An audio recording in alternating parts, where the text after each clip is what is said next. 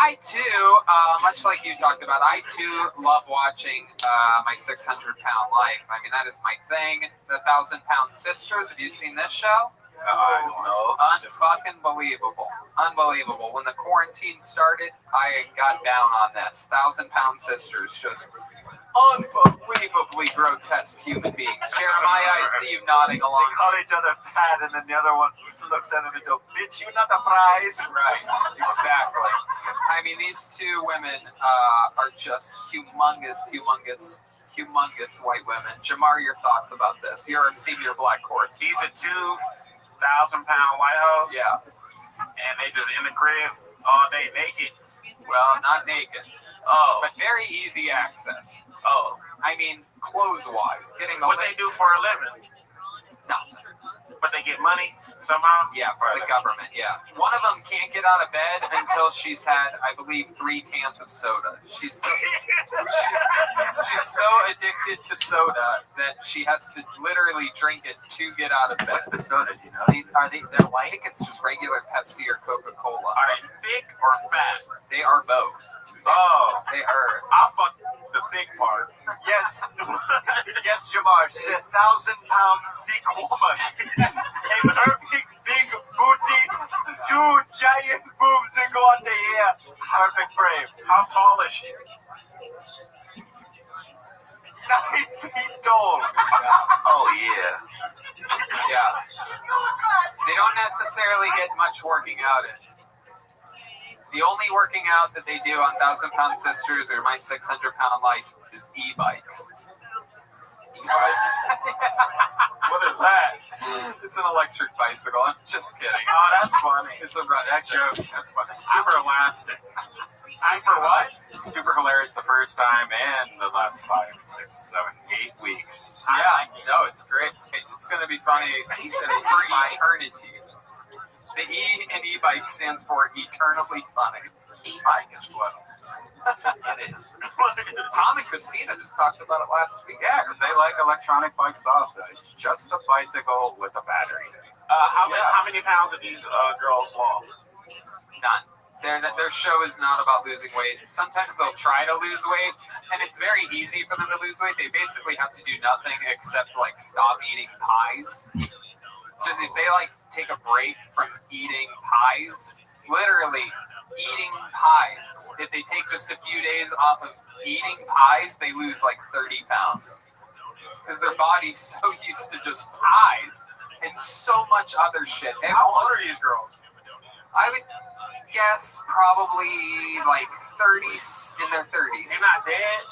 No, they're close. They got diabetes? One of them's closer than the other. The one that's the one has a forehead that protrudes out, and the other one has 2 eyes that look opposite directions. Which one would you fuck? If you had to choose. Forehead, baby. Well, I mean, that forehead is pretty intriguing.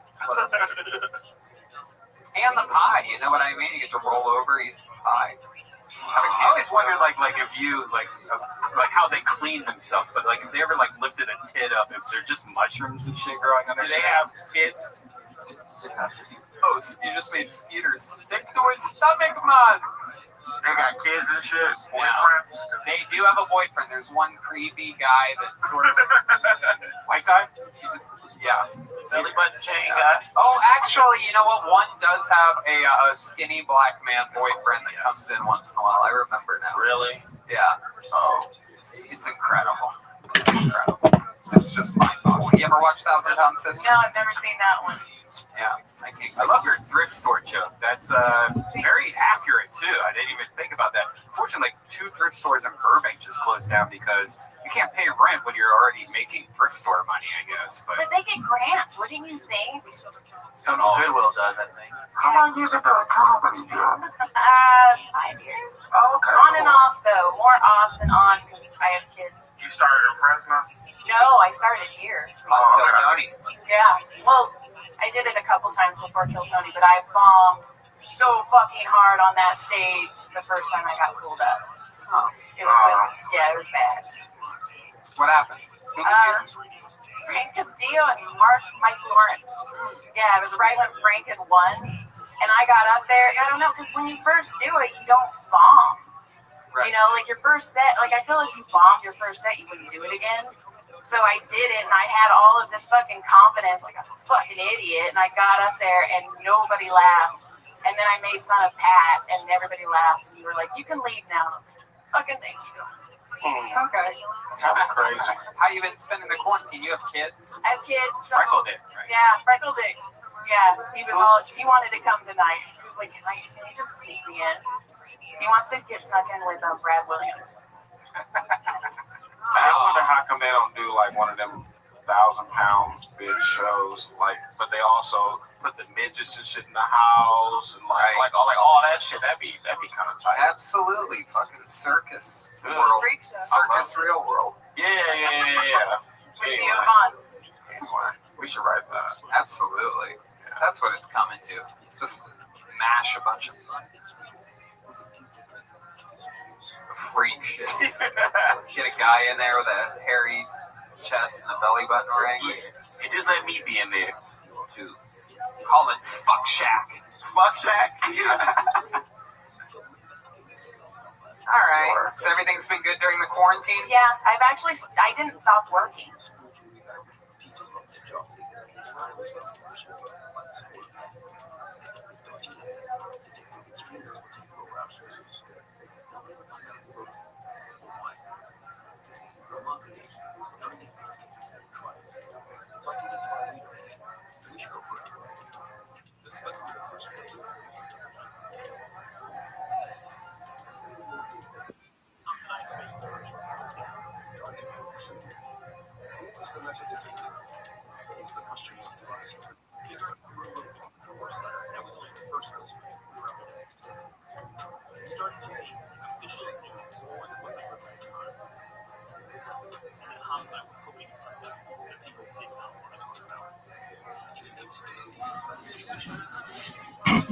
Miss Aquarius. The chiropractor didn't close, so I actually haven't stopped working. Yeah. Oh, so you're still giving massages? Yeah. Oh, God. I mean, I had to stop the massage podcast. Right. So John and I started one, and apparently John's funnier than me, so fuck that. There you go. Everybody who listens to it, they're like, man, John's funny. That's great. Yeah. That's awesome. Fun. So, I love it. Well, there you go. Well, thank you so much for coming on this evening. Fun times. Joy Eileen, everybody. There she goes.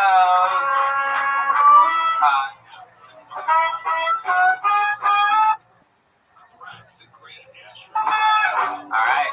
Back to the bucket. Step back from that ledge. All right. Pull another name out of the bucket. Ladies and gentlemen, make some noise. For Spencer O'Neill. Here we go. Oh, yeah. Spencer O'Neill. He is coming to the stage. S-P-E-N-C-E-R.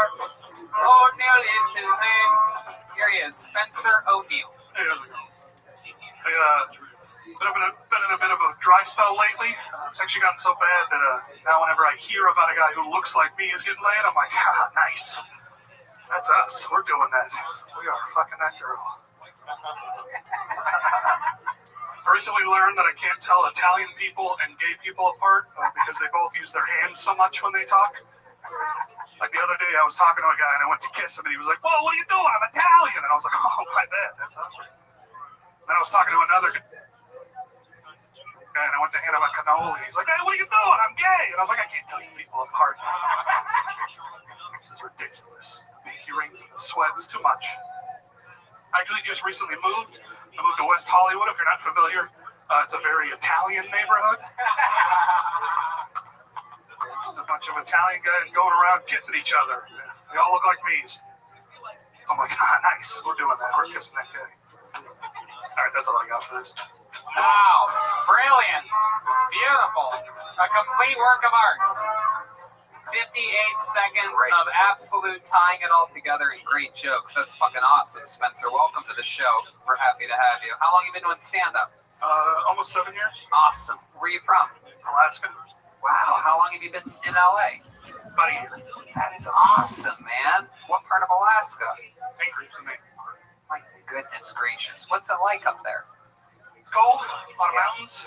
Yeah. You ever go to the Charlie's or whatever it's called? The one. Should be Charlie. Yeah, I did comedy up there. The underwear Yeah, they got like a bunch of. I moved a little bit after I was like 21, so I didn't go there a lot. But it's kind of shitty. Oh yeah, I mean, that was the only It's like place to go. it's like a dirt bar. Tell us more about Alaska. Ice fishing, like what were you into? Fishing, normal shit. I used to go to a small native village with my uncle. What was that like? They hated white people, so it was fun.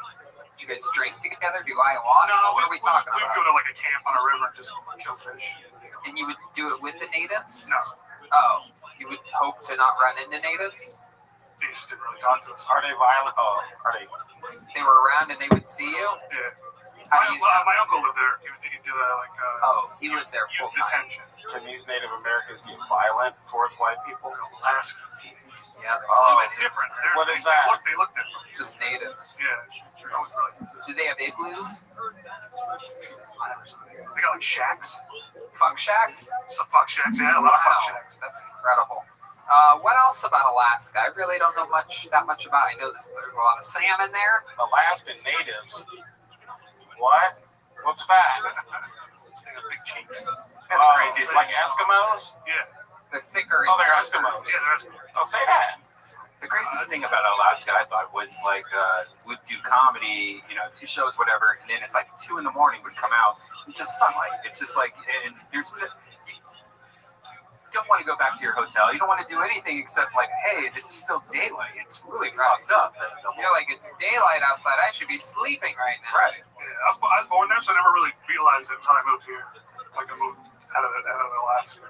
But I realized like people can't drink outside of Alaska because they're like getting shit faced at like 11:30. Yeah, they all have drinking problems. What's the name brand of those coats that those Parkas. Yeah, oh, that those Eskimo people I don't think so. wear. Yeah, I think Starter jacket. Starter jacket? It's a bubble jacket. I think they're made out of like seal and shit. Oh, for real? Oh, they skin them themselves? Did you ever club a seal? No, we're not allowed to. Like Only they are? Only natives can kill seals. Have you ever seen a native kill a seal? No, not in like person. On video. Watch a lot of that. Oh, there we go. We have some actual audio coming in from Alaska right now. Oh, Are Jesus. I've never seen an Eskimo. Are they huge people? No. Oh. Look. Did you ever see a bear up there? Yeah. You've seen bears? Oh yeah, tons of bears. What was that like? Did they ever attack you?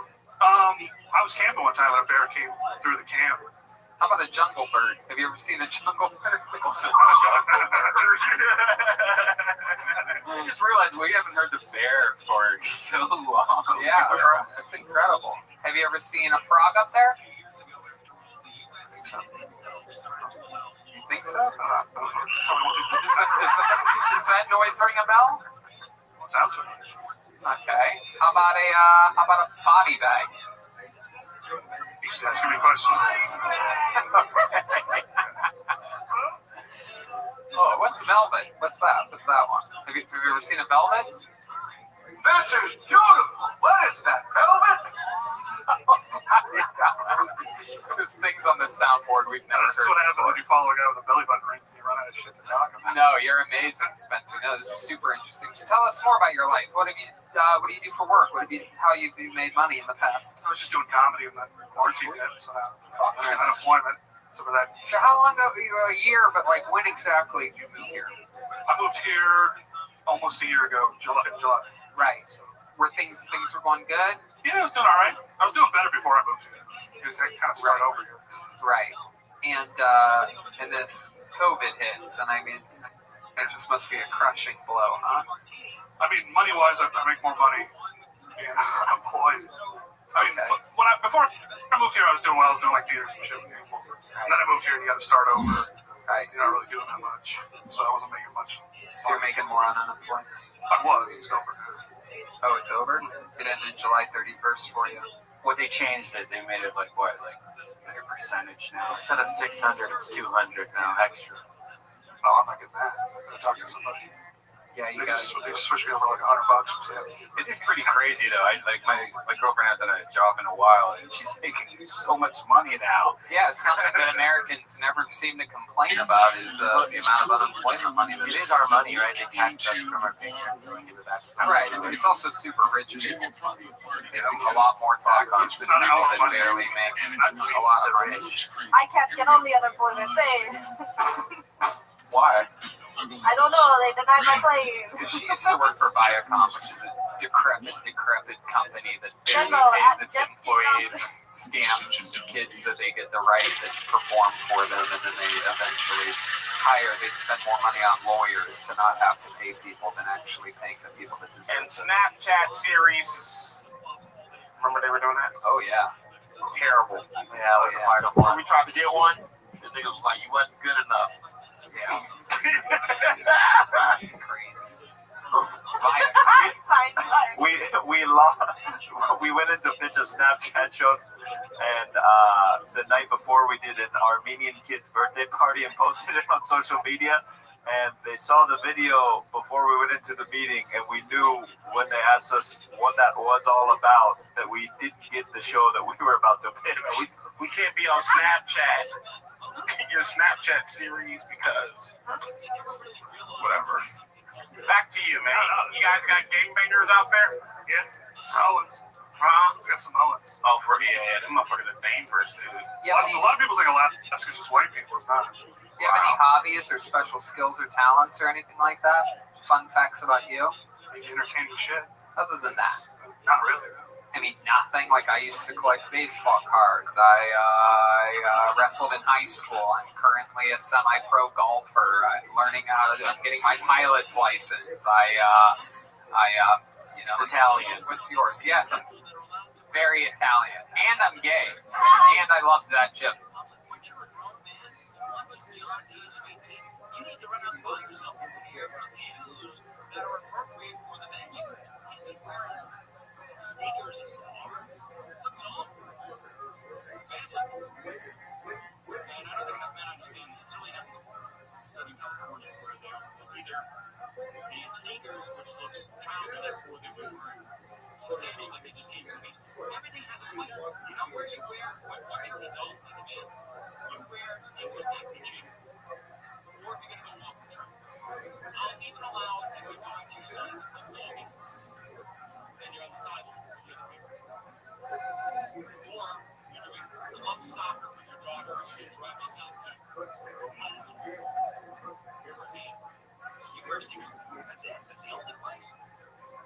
Because it made complete sense to it.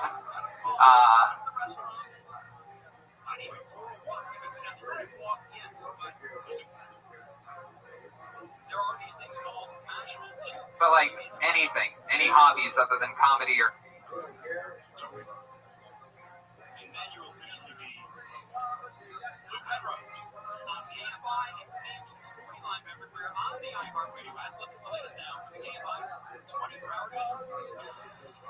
Here's the latest. The second year, down to the Rothschild city after a higher use of risky emissions cybersecurity. President Trump signs an executive order to limit mail-in votes, giving without evidence that leads to cheating. And the UCLA Bruins women's basketball team is one of making very entertaining stuff. Do you edit? No, that's not what I'm asking. Anything out of the entertainment industry. Fucking not since I moved here because you gotta fucking work it. How about in the past? No, I guess I golf. You know, you golf. Have you ever Yeah. played Tiddlywinks? I did some airsofting. That was fun. Say that again? Airsofting, you ever done that? Yeah, like paintball? Yeah, it's kind of like my little BBs. Okay. I was going to do a fight with some Mexican kids. Tell us about that. I was hanging out when we were with the Venezuelan guy. He started cussing and everything. Oh, shit. Spanish. Yeah. It was fun. I never hang out with my Venezuelan friends when there's Mexicans around. I know. Is there anything in your refrigerator that you're excited to go home? That's a great question. No, because fucking quarantine. I got sick of quarantine. I got nothing. I'm boring. I'm boring right now. I don't do shit. Do you have a refrigerator? I do. It's empty? It's got like some chicken and spinach. When was the last time you had French toast crunch? Years ago. I know a guy. I think Mitch wants you to look at your phone. Oh, wow. Thank you for that heads up. Boy, really letting the outside in. Oh, is there any? Do you know anything about collecting jugs of piss? I figured he was going to talk about it. So Thank you, Mitch. Wow, that's a good that study. seems to be the saving this.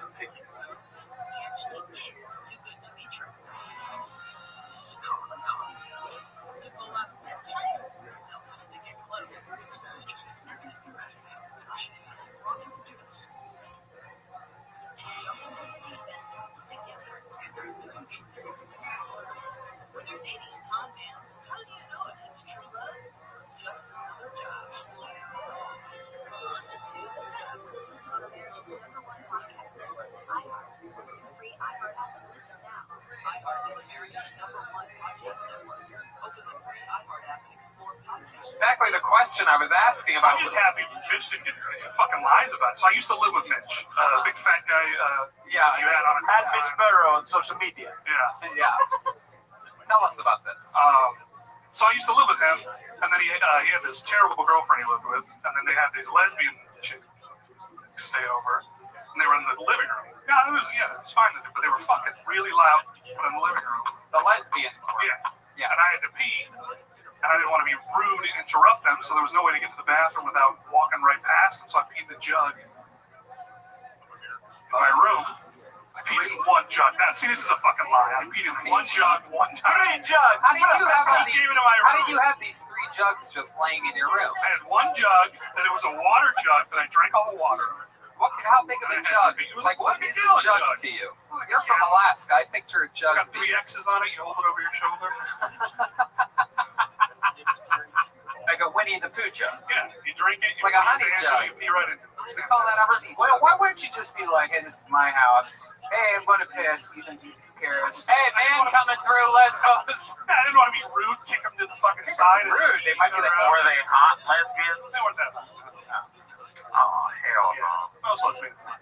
God, so like, how they were having? You said they were having loud sex. It was. I don't think they knew I was home. It was loud. Wait, do you think they had like strap-ons on or something? Like, how does lesbians get that loud? I always picture lesbian sex being quite quiet. I'm trying to think of if I heard 1 or 2 voices. Like Did the you sound. Did you like spy? Because I was I didn't want to. Oh, we know you would spy. Of course. I was kind of a guest. You'd be in the middle of the living room, just fucking stroke. Buying and stroking. I don't want to be rude coming out there jerking off to Rude, my it's your friends, fucking lesbians, having sex. When you said loud, like give us an example, like how loud, like do it in the mic. I'm not going to do it in the mic, but it was loud enough to know. Was it like a motorcycle or was it like an e-bike? I'm auditory. What the fuck is that? Stop that, whatever that is. It was like that. Jesus fucking That Christ. made me want to pee. I know what's there.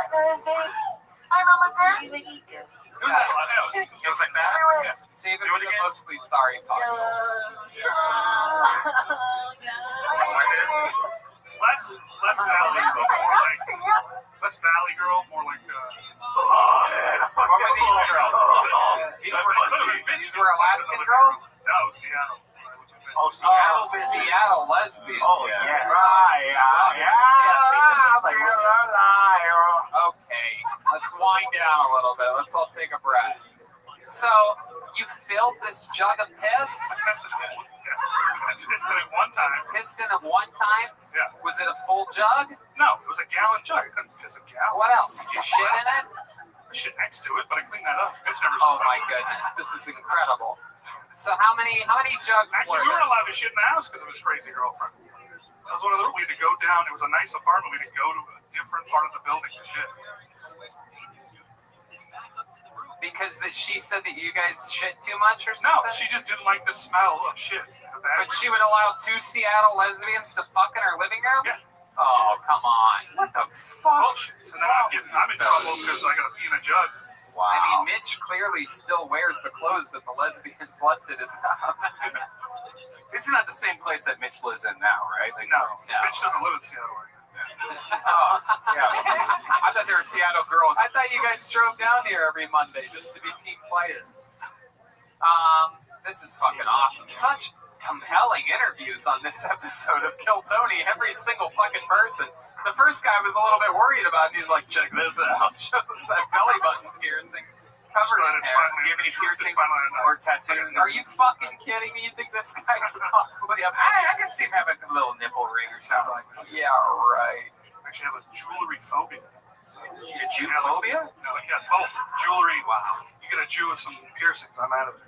Good Lord, that is incredible. So what do you end up doing with this jug of piss? Well, I forgot about it, and then Mitch stormed into my room when I wasn't home, and he comes up to me and he goes, hey, what's in this jug? Oh, shit. I tried to lie. I go, it's apple cider, I think. He told me, I immediately called my bluff. Mitch said that he told him to He goes, drink some of it. I go, it's piss. I'm not drinking that. Wow. And then he's like, why the fuck do you have a jug of piss? And then I tried to explain the Latvians, and then... How long do you think the jug was there until Mitch found it? Okay, guys, that has nothing to do with this. I mean, how long? Christ. It was It's like a day. Could have been more than a day? Jesus, Howard Hughes over here. Probably like Fucking went to just work. throwing jugs of piss I everywhere. probably went to work, and then I came home, and fucking Detective Mitchell, what do you have piss in your room? Why was he in your room, by the way? That's a Yeah, great what the question, fuck were you Mitch. doing in his room? That's creepy. He said he had to take a piss. Unbelievable. So much fun, Spencer.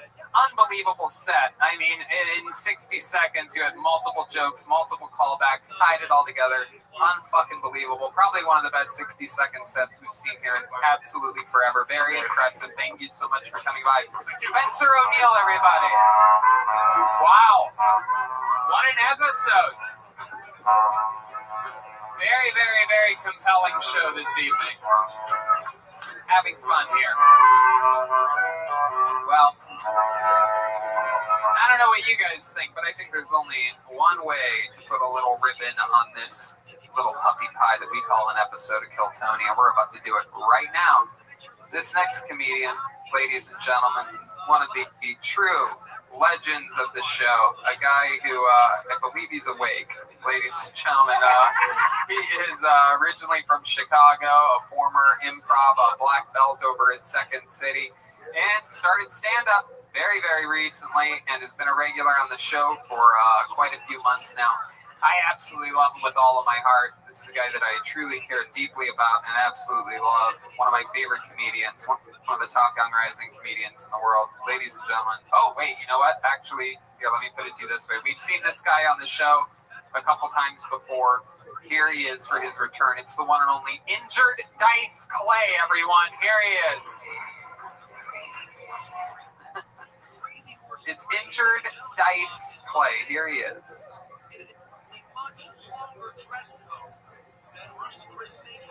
Little boy flew at 2.8 into the breathalyzer after breaking into the liquor cabinet. Now he has permanent brain damage. Oh! Jack be nimble, Jack be quick. Jack's quit showing off. Oh! Oh, Mother Hubbard went to a cupboard to hide from an armed intruder. He stole her wheelchair and her meds. This dude could not be ruder. Oh! Little Miss Mother, I have like 6 more. Keep going. That's fine. You can go forever.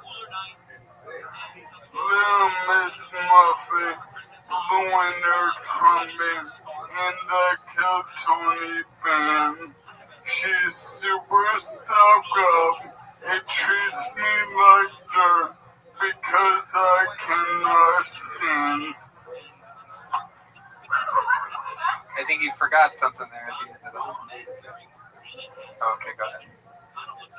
Humpty Dumpty son of the war.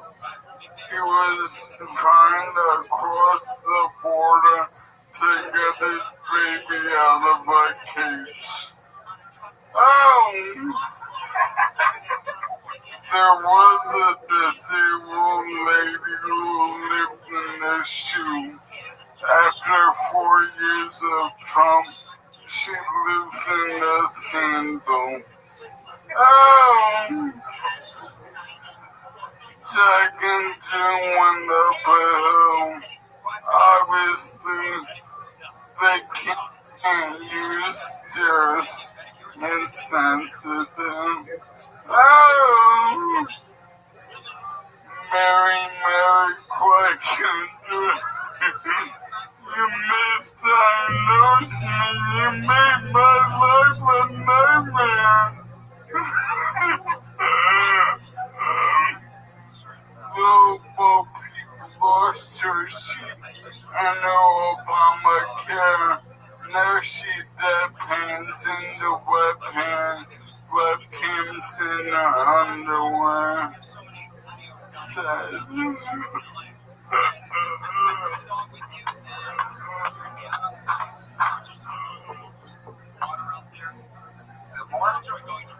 No. Injured Dice Clay. Hey, it's what I've got. Yes, injured. So good to have you back on the show. Glad to be alive. You are Injured Dice Clay. You are Andrew Dice Clay's half-brother. Half-brother. Half-brother, second cousin. Oh, wow. Have you ever talked with your half-brother and second cousin, twice removed, Andrew Dice Clay, before? I am messages asking for money, and he does not return my calls. Oh! Wow. That's incredible. I'm wondering if maybe, he would help you if you needed it, maybe with, a medical procedure. What type of, what's your blood type? It's called... There's only a couple types. I'm really setting you up for one here if you think about it. We have different senses. Tony, so really, I have no idea where you're leading me. Jeremiah, where is he going with this one? I think he wanted you to say your blood type is O. Alright, let's go back to one. Okay, back to one. Your half-brother could probably help you with some type of medical transplant or procedure if you ever need. What type of blood type do you have? Well, At this point, you should just say A positive and we can move on. I have AIDS. Oh, there you go. Nailed it. He really talked like that? Dice? Me? Yeah. Oh, okay. I thought he was. Oh. No, Tony. Yeah. You gave so much exposition about me, but you didn't tell him my feelings. So he's like, oh, look at this insensitive motherfucker. So Blank Man. What? You see the movie Blank Man? Oh, yeah. Is Blank Man ALS? He's on the spectrum, Yeah. Spectrum has the worst Wi-Fi right now. It's It's the worst. Spectrum's horrible. I hate being on the Spectrum. Yeah, it's weird, they have my monopoly.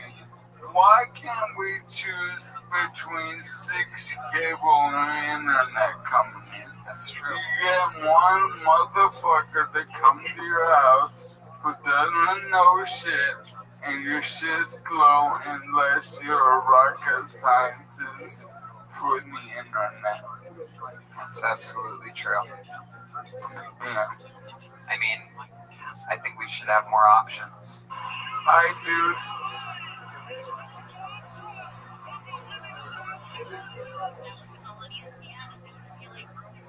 Basketball team was their first national title, pushing South Carolina 79-51 in Phoenix. Ariella Hawkins led the 21 points, Lauren Bishop 16, and the UCLA captain dominated the season with just one loss.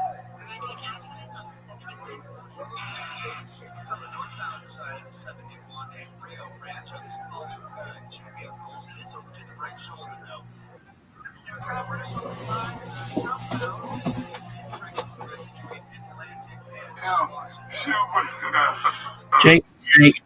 Pimp. Jake the Snake. How you living, pimp? Absolutely. Just do everything. Yeah. What'd you say? Amazon should make our water. Things. They should Dog, I can't hear you. Hold on. What'd you say? Nobody knows what the fuck that guy's talking about. Mess, you put the thing out. It's called progress. The condition was mentioned before. The steam engine, the computer chip, and now Amazon. Yeah. Sure, people get super rich, but you know what? When you can't walk, you can order 3 pair of sneakers or heavy socks off of Amazon and get money to do 2 days. That's cool as fuck. Now, Andrew Dice Clay famously was the first comedian to sell out Madison Square Garden in New York, New York. You are injured, Dice Clay. What's your favorite performance that you've ever given? Without a doubt, my favorite is at the Mayo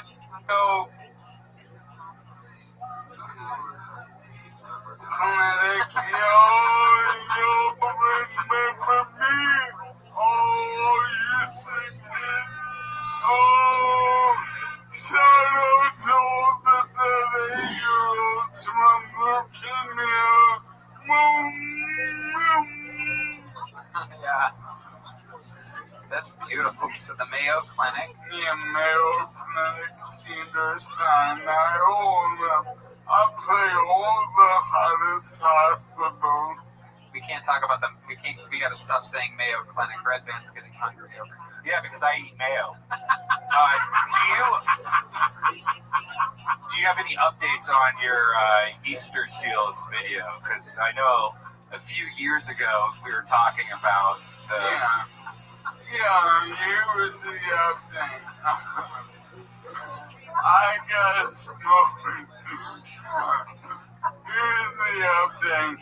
I get smoking. Let him talk, man. Why do you I'm not stopping him. Pardon me, sir. We've just spent. Is it Jamar? Yes. Yeah. I am. Jamar's trying to figure out what's wrong with you still. He doesn't know what No, well, Tony, try filling your guests. I mean, do you need the glasses? Yeah, me too, Dice Clay. All right. He's playing a character of a Dice Clay-like character that's injured, and the actual man playing the character has a debilitating, uncurable, untreatable disease. Layered than a motherfucker. Oh, yeah. Dude, I get more diversity jobs than you. I'm on free shows that start with black. Wow. Dude, networks are designing themselves around people who are all fucked up because they're What? What was the last one? He doing that shit on it's called PPA. I'm laughing, crying disease. Yeah, it's like what the Joker had in the movie where you can't stop laughing. Dude, I'm a... Oh, shit. Oh my god, it's Michael Lair, everybody! Is he about the wall? Jamar, where you from? Compton. I'm from Queens, motherfucker. Oh my god. Okay, I believe you. You fucked up. But you said, he's doing this shit on purpose. No, Michael. Tony, one, I am the oldest person in this building. You are? I like it. But two, I am.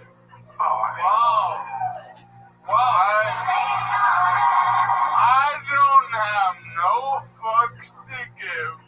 So if anyone says I be faking it, oh shit. Take his chair. I stood up, so I'm not proving my point. Yeah, I was gonna say, I like I told you that you were faking it, and then you It's stood great up. posture, by the way. I don't think I've ever seen anyone have sex. I mean, It's Can you incredible. get one of those back brace things off Instagram? And they've been advertising. my girlfriend just got that today, and it has like her tits like cut out. It's just like, Does it really work? no, it's just ridiculous. No, my copper farm. What? Benedict Copper Cumberbatch? farm. Copper farm. Brett farm Oh yeah. sponsors my copper. Thing I just don't know why you guys so confused. Jeremiah, you need to translate. Everything got the Irish, you don't. Listen, Michael just talking the talk, walking the walk, alright? He just said something, he flexed on the mark, because Jamal question with disability, he's really disabled, what's going on here? He's going to sit down momentarily because his legs are about to give out. But he's happy he did the introduce payment, but he's also upset that Jamal didn't understand that he was doing a character, that this real person had ALS, so it was a very complex problem he was facing. Is that pretty much sum up how you feel right now, Michael?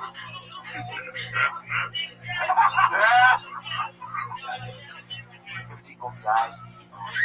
Lord have mercy. Lord have mercy. Oh, murder, she wrote. Hey, I have a reggae joke. Can I see if it works? absolutely. So what's the deal with reggae? It's the only genre where they never have to make new songs. Murder, she wrote. Hey, murder, she wrote. I've been dancing to that shit since 8th grade. Jamal, that was definitely a joke targeted towards black people more than white. So what did you think? What? Fair play. You hate me because of my disease. I don't hate you, man. That ain't fair, is it? You're doing white voice on me. No. He's always had a white voice. That's like I went to college and I fuck a lot of white women. That's true. He does. Lower your pitch and respect me. Lower your pitch and respect Michael Lara. Boom, boom. Oh, and I grew up watching Def Jam, so I speak at a certain pitch. I feel you sound like the Def Jam guy who What's? Oh, that's a headband on the ground. I think that you're hilarious. I think you are too, and it's a pleasure meeting you. And this show tonight was straight bananas awesome. I No agree. doubt. I agree. And No there's doubt. no better way to fucking end it than with you. You're the baddest ass of them all. You can sit down. I feel like No, I need to air out my eyes. the great Michael Lair, everybody. Everything he does is at michaellaircomedy.com and on social media at Michael Lair Comedy. Here comes tonight's drawing from the great Ryan J. But I think the other generation has been all their furniture and it's in the garage. And it's like a 3-car garage. And every time I drive by the garage doors open, I see the same. It's like this linear furniture and disassembled bedroom set. E-belt. There it is. Oh, this looks like a watercolor. Look at that. There's a big snake there. There's a grassy knoll. There's a cat. That's Red Band.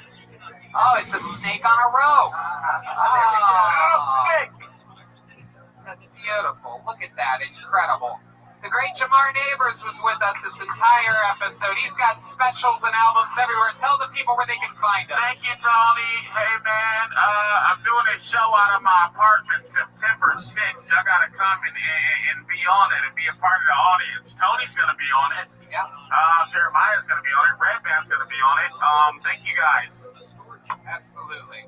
And if you can see Jamar live, please check it out, man. It's one of the most unique live shows you'll ever see. Without a doubt. This is another one of those guys that's going to be one of the biggest in the world one day, and you're going to say that you know him from Kill Tony because you're a real fucking comedy fan. I guarantee you that. This guy will be recognized as one of the best in the world by everyone one day.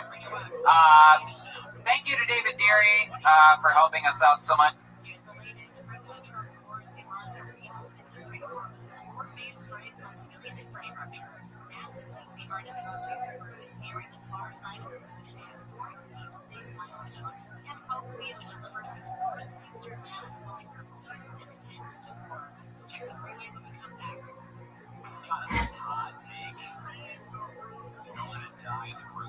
Tap the red talk back like on the iHeartRadio app and join the show.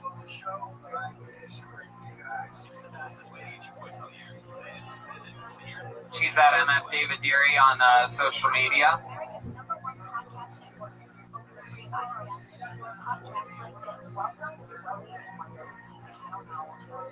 Hey, look at Skeeter over there. Believe it or not, people, it was Jeremiah Watkins the whole time.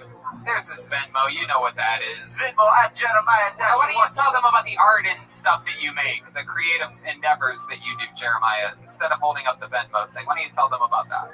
Your podcast, your social media. I put out a new Jeremiah Wonders weekly, and I feel like I'm doing something unique and creative there. And I would really appreciate if you go over to youtube.com/Jeremiah Watkins and check it out. If you have never seen it, or maybe you haven't seen it in a long time, doing a lot of different new stuff, please check it out. A lot of fun stuff going on over there. If you like characters and silly shit and a bunch of fun laughs and great character work and improvisation, that's all happening over there. Yeah, check out the show.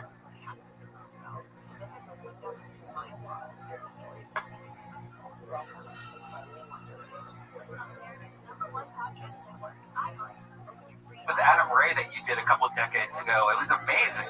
Yeah.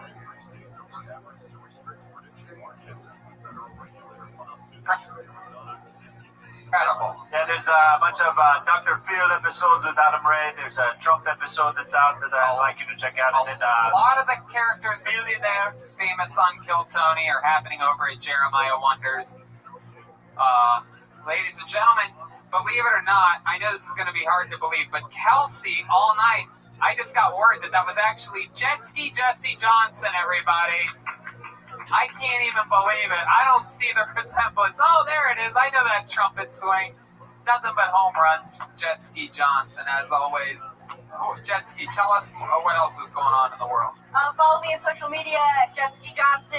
See me on Jeremiah Wonders. Absolutely doodly. Isn't that the truth? Oh my goodness, wait a second. Hold on. That's not Rocco. That's Chroma Chris. Wow, that's incredible. What do you think about tonight's episode? You made a classic one tonight, Tony. Sorry that these puns are a little dreadful, Tony. Oh! He's Chroma Chris on everything social media. He's part of the Baby Boys. He makes music. He does fun things. He's everywhere. We love him.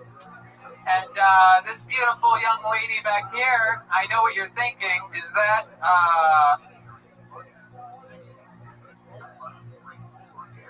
that Amy Winehouse's corpse? No, it was actually Joelberg the whole time. Spoiler alert, it was Joel Jimenez of the Mostly Sorry podcast and Mostly Sorry on social media. What else, Joel? That's it. Love you guys. Peace. There's a bunch of new Tony Hinchcliffe merch over at TonyHinchcliffe.com. There's a bunch of stuff. Shower curtains, t-shirts, skateboards. It's all happening over at TonyHinchcliffe.com. It's unbelievable. Why not look at my face while in your shower, scrubbing up? I would love to see that. And check out DeathSquad.tv. Also a lot of new merch there.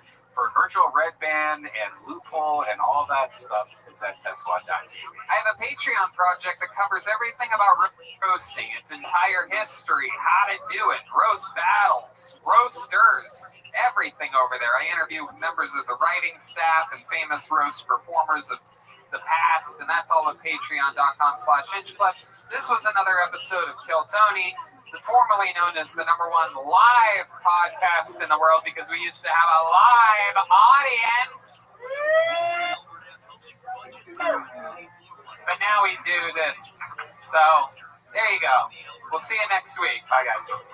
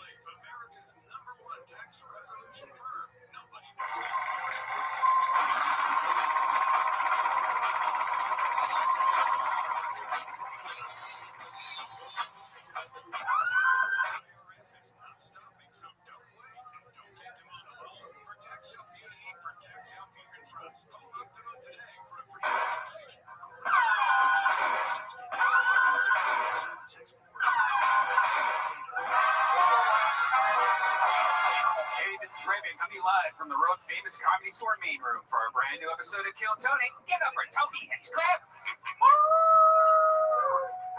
Yeah, I'm crazy like a wolf today.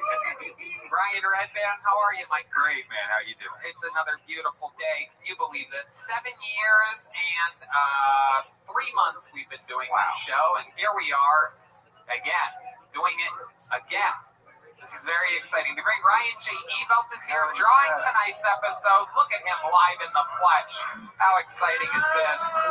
We have a scattered 12 people in a room built for 470 people. This is just as exciting as it gets, everyone. There's a lot of energy here today, and I am excited about tonight's episode. A lot of fun things coming up ahead, including a guest. We have a guest on tonight's show. This guy, one of my favorite human beings, one of my favorite comedians.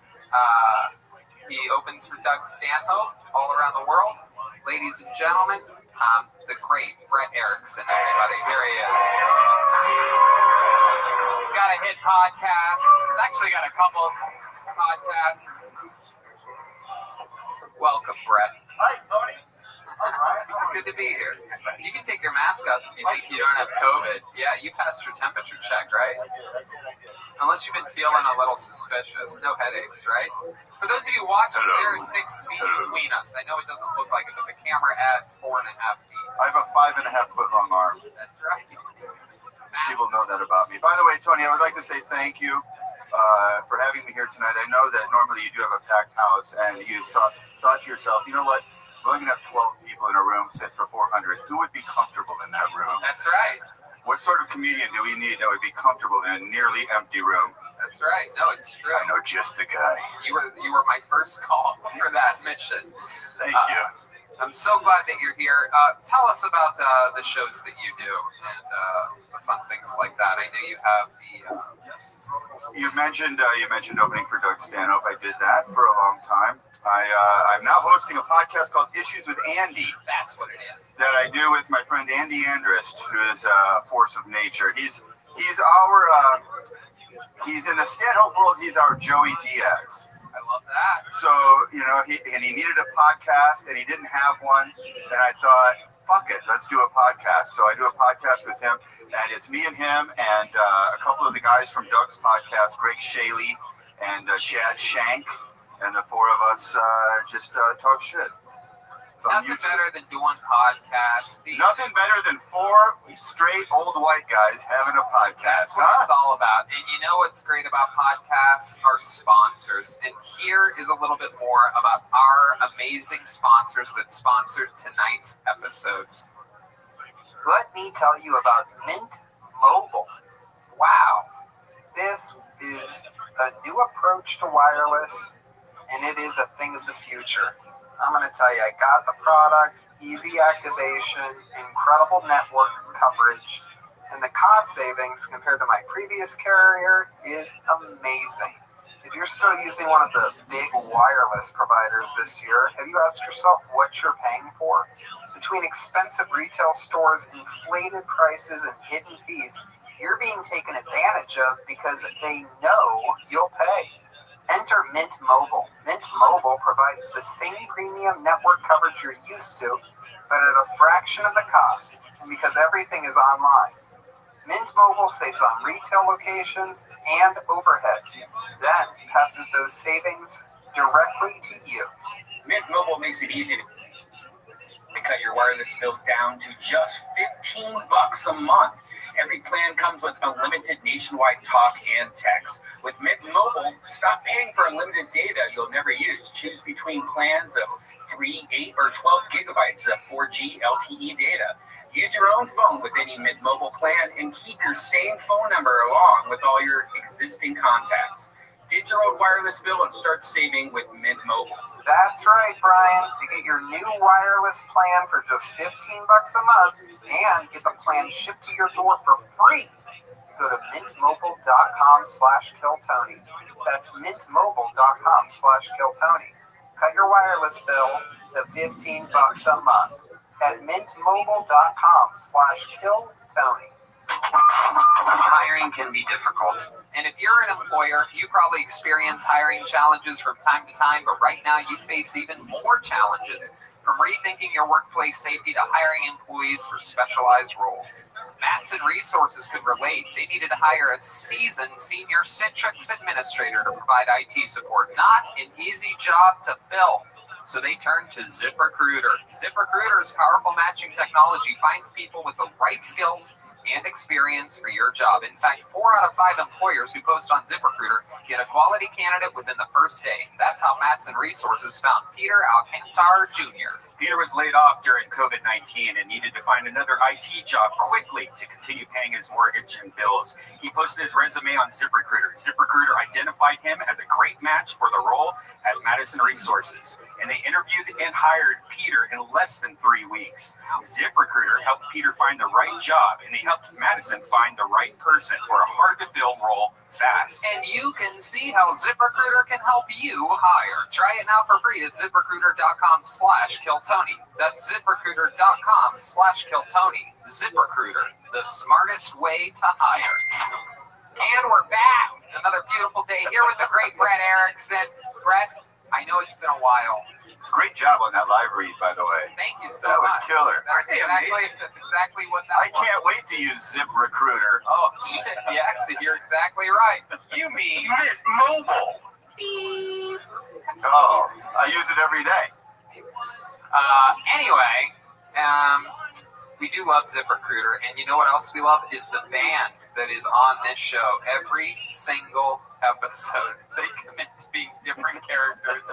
We never know what they're going to be or how they're going to behave. And this week is no different. We're all going to find out what they are tonight together as I present to you the best damn band in the land. It's the Killtony Band. Jeremiah Watkins, Joelberg Joel Jimenez, Jetski Johnson, and Chroma Chris. Here we go. Whoa! Oh, shit! Whoa! goodness. Is this? Holy shit! It's Green Days. Is it? Is this Reagan and Watkins? What's going on here? I really thought it was Pat Reagan when he walked out. Or something. Who are you? Yeah, this one Hey, band I'm and Chester Bennington from this Lincoln Park. person, Whoa! Well, Wow! I All really- right, Chester. the younger person, Okay. kept writing. I don't really the know that line, much about Lincoln Park, so it's going to be a pleasure to Like, meet you had guys really good today. handwriting. Yeah. Not really, All right. I'm dead. They kept Yeah, no, I the know. banner incorrectly. Uh, And I remember I over the just, comedy I'm oh, actually interested in hearing I just about did the like that. Really, yeah. documentary you've been working on about child sex abuse with Anthony Bourdain. I heard all about it on Sam Tripoli's podcast. I heard they all got murdered too. Like there's like 3 people. Chris Cornell.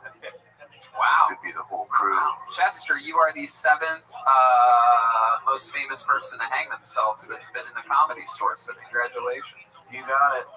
Hey, there you go. Yeah, you have your references. And then clearly back here we have what appears to be a Pokemon busboy at an Italian restaurant. What's your name? Hey, what's up? I'm Mike Shinoda from Lincoln Park. Oh, okay, Mike. I'm gonna write that down. Mike Shinoda. I'm just gonna call you Mike. And over here clearly we have what appears to be a young Chewbacca. Chroma, who are you? Star, what's up? You guys are really like all Lincoln Park tonight? Yeah, name's Brad Delson from Lincoln Park, the guitarist. Okay. All right. Learning a lot tonight already about Lincoln Park. How about you back there, the drummer? Oh, that's cool, man. My name's Rob. I guess you don't have to turn around to see me because I'm in that little screen over there. So, Yep, I see you. Yeah. yeah, I'm the drummer for Lincoln Park, Rob. Okay, Rob. You know, This is great. shut up when I'm talking to you. So Lincoln Park, everybody, will be the band tonight. By the way, Lincoln Park wouldn't put this much effort into doing a show. This is very exciting. Out of all the bands in the world, Lincoln Park's one of the ones. I'm like, any day now, any day we're gonna get Lincoln Park. All of you were. So they did Sum 41 last week?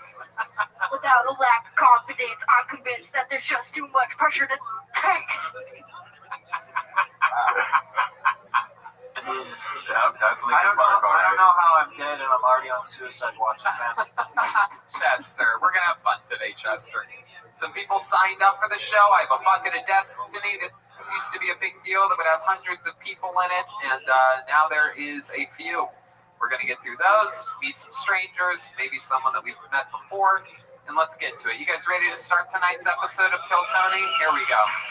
We're going to ignore the bucket to start things. Ladies and gentlemen, one of my favorite human beings on the planet, an absolute destroyer, an improvisational guru out of the great state of Illinois, Chicago, originally from New York, now lives in Los Angeles, originally from Queens. Everybody, it's the great Michael Ware. Here we go. Disneyland is coming back as ours. Who cares? Stop calling your employees cast members, alright? Call them for what they are. They are the profound vacation of the American dream gone wrong. Underneath that Mickey Mouse head is the tears of my man who owes $50,000 to Juilliard.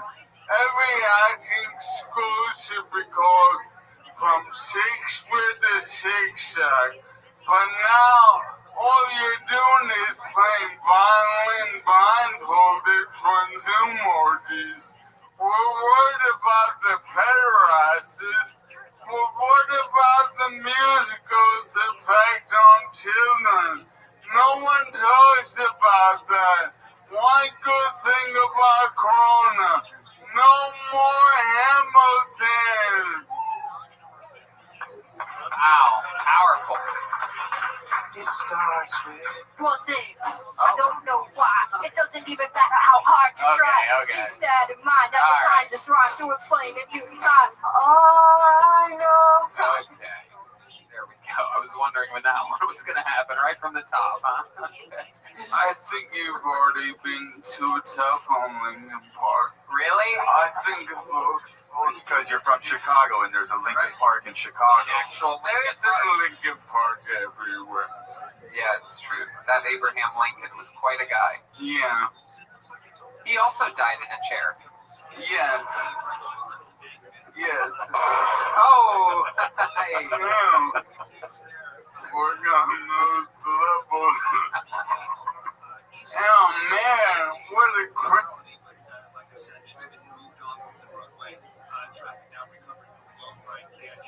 With Southern California's most accurate traffic reports, Trey Alexander.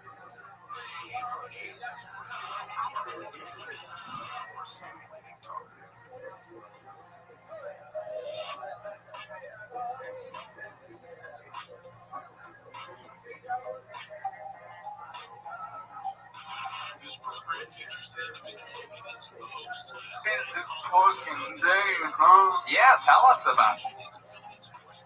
No, man, just reacting all day. I'm not even an actor anymore. I'm a reactor. Just reacting this shit all day. Wow, I remember. I mean, you were one of my favorite actors ever. I've seen you in the Easter Seals film. I've seen you pull off an amazing. Now let's talk about Rocky Balboa. I got shut out of the Easter Seals. Video directing competition. Shut out. 12 nominees. I thought I'd win it all. I was so proud. But you get 13th? There were 80 submissions. I think they got wind of all the horrible things we were saying. I think maybe they did. Did you look at the other people that made it? Like, were they legit, or were you like, what the fuck? I didn't look because it's hard for me to look. You know what? Maybe the judges were also handicapped as well. That's why they didn't pick you. Maybe it was just like they're watching videos like, no! They're like, man, this guy still fucks. Yeah. Those are some no nominees who still fuck. That wasn't the rules. I didn't read close enough. Yeah, Easter Seals, fuck them. Easter is like not that great of a holiday. Seals aren't that great of animals. Not as good as penguins. No. It should be the Easter jungle birds, if you ask me. That's what there it is. That's what I think it should be. Yeah, like a parakeet or a iguana. Yeah. Michael, all you got to do with this whole thing is just spin it. Banned from the Easter Seals Film Festival. Right. Absolutely. I think too fucking much. Yeah, I think they made that clear when they banned you from any prizes. You would think they would give everybody a prize at that fucking you spend time doing it. At least a dime. Yeah, exactly. Where does the name even come from? It's weird. Easter Seals. Yeah. Yeah, it's very bizarre. Very bizarre. I think it's because the seals make the same noises as a lot of the people that are in that organization. Yeah. Yes, exactly. And this is exactly why they wouldn't give me any cash or prizes. Yeah, they read about this. It was originally founded in 1919. It was called the National Society for Crippled Children. That's not a joke, everybody. That is. Are you ready, Miss Aquarius?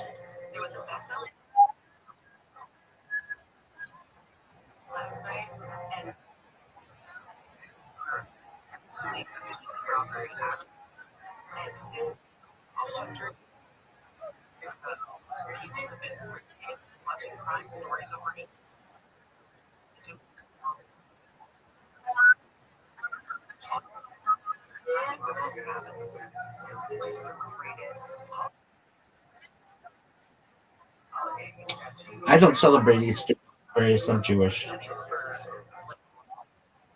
first line it says,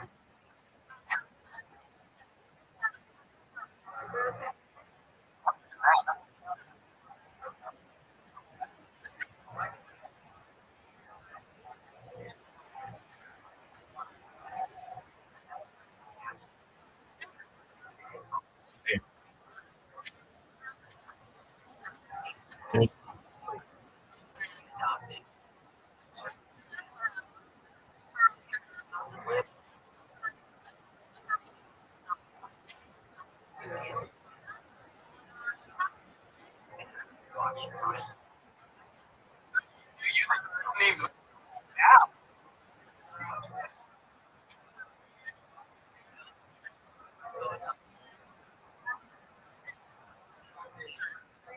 Libraries and bookstores that feature crime novels.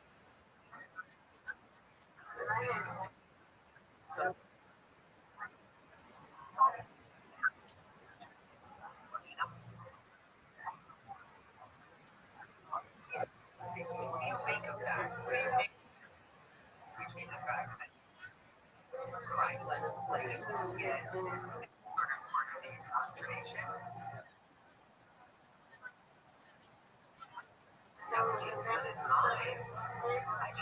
I adore the fact that they have taken and made it a ritual, something that happened over such 20 years ago. So, it's also. Yes, ma'am. I'm on a podcast tomorrow. Big time. Well, thank you. We're not there yet, but we got it scheduled. It's the first of 5, so that's good.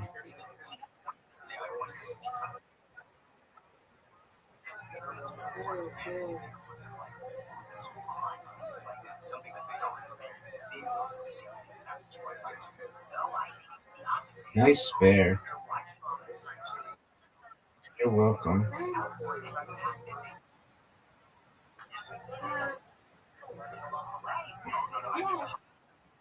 Thank you, ma'am. Another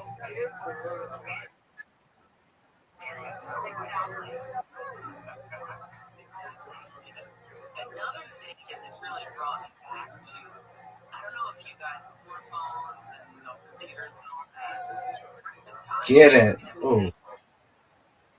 No doubt.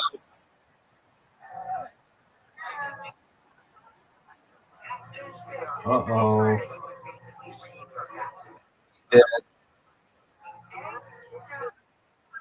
Give me it.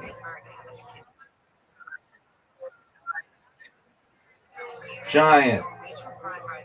I'll take it. Win. You win, I win. Reload. And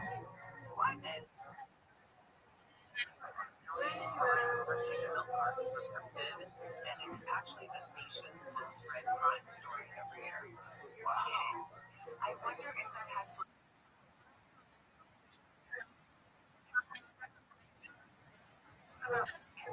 Yes, ma'am.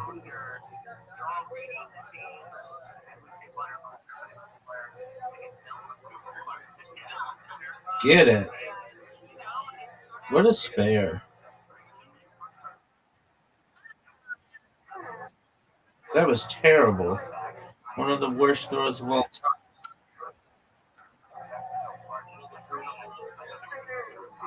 Give me this. That was terrible as well. this year's crime writer is a butcher at the Gunner Dallas. It's my family just sitting around the table solve my story. I'll be watching them. It's not that hard to solve, and the children will probably get it first, which I think is true. It's funny things that kitchen. What a spare. We all take that very seriously.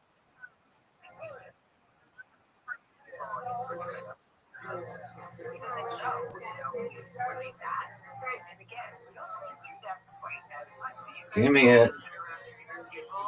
There we go. I should be embarrassed. I'm not. We just don't. And rituals are always, on top of each other.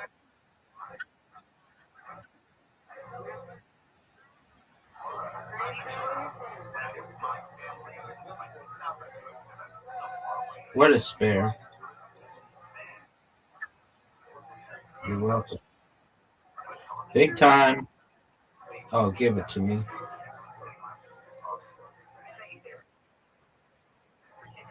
No doubt.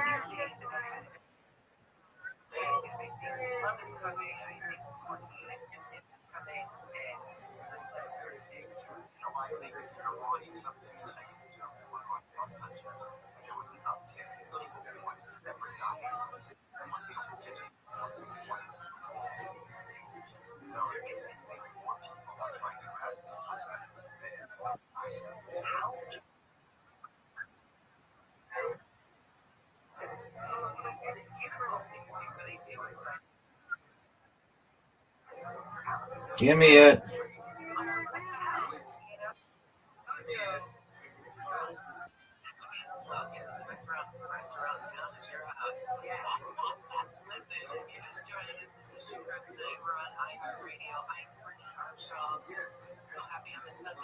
Get those two.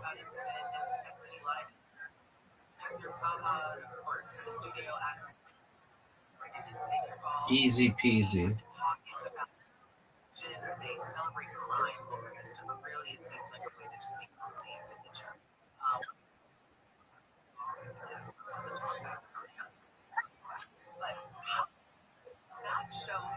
Give me this.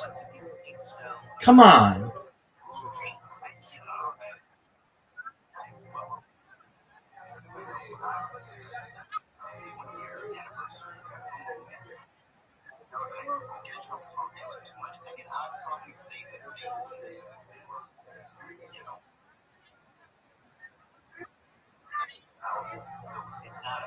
I win, you win, you win, I win.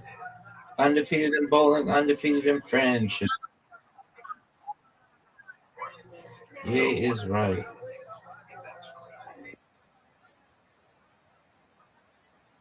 Yes, ma'am. Sweet dreams, God willing.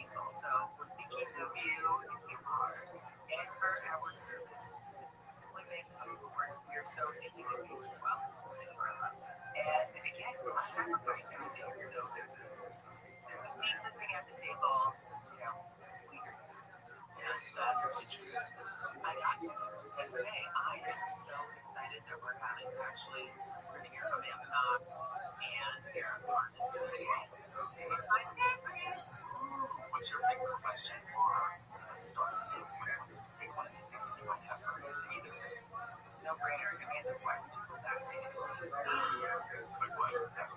that's a great one.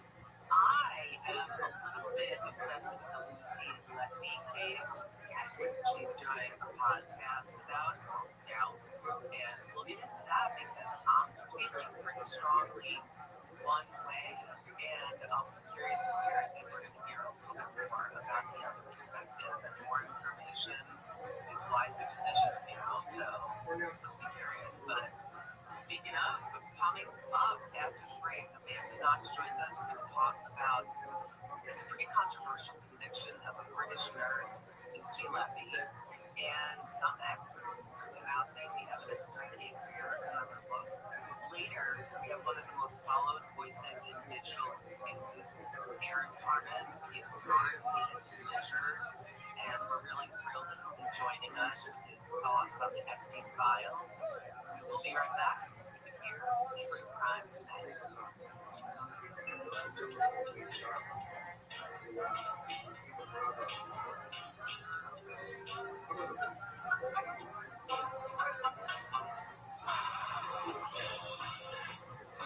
Ohio Congressman Mike Turner tells ABC News he doesn't think credit groups are needed to reopen the Strait of Hormuz. With the president beginning to, in conjunction with Israel, significantly diminish Iran's military capability. This morning, President Trump threatened to seek out Iran's critical infrastructure, saying Tuesday will be power plant today and the bridge save the Strait of Hormuz. California Democrats are pushing back on making voting limits for President Trump. November late mail ballots tied to Governor Newsom's redistricting measure were rejected at 4 times the rate of the 2024 election. June primary ahead, voters are urged to mail ballots early. Democratic governor candidate in San Jose Mayor Matt Gaetz tells KFI's Munson Merrill he's confident his campaign will vote in the June primary. And most of those voters are voters who I think will resonate with my message of getting back to this government accountable. I think when people hear that message, it's going to resonate. They just need to hear it. And says his rivals want more revenue to grow government unemployment.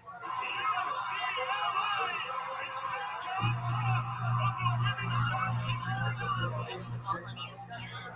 UCLA has put its first NCAA women's national championship, crushing South Carolina 79-51.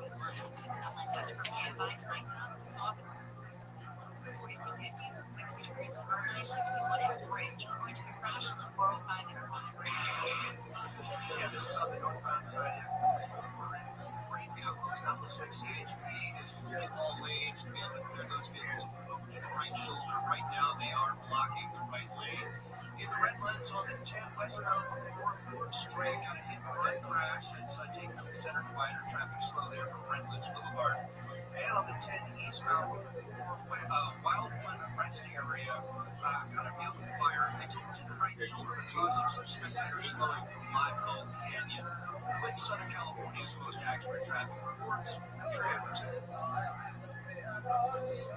We find that life-changing travel is back for season 2. Join us as we explore breathtaking enjoyment and millennial street destinations of season 3.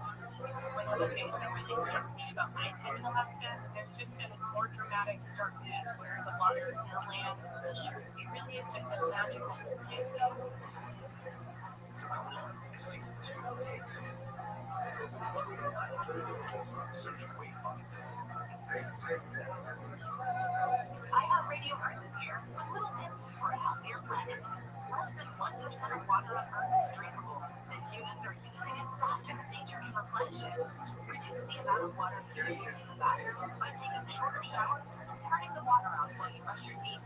Brought to you by iHeartRadio Earth and the National Environmental Education Foundation. To find more tips for smarter, sustainable living, or to take action in your own community, go to iHeartRadio.com/learn. The free iHeartRadio app is number 1 for music, radio, and podcasts, all in one.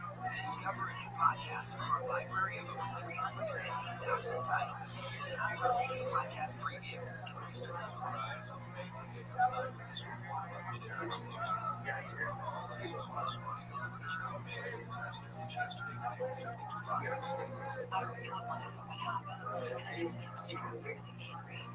From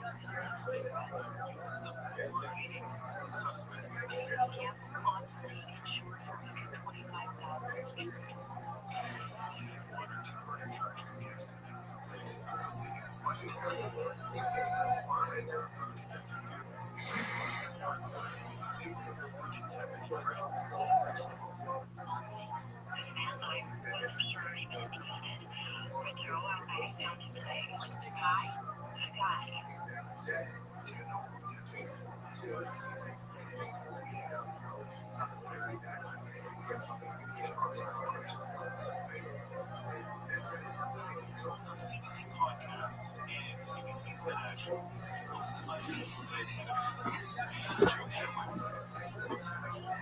Investigating the largest unsolved mass murder in Canada. Canadian Pacific Flight 21.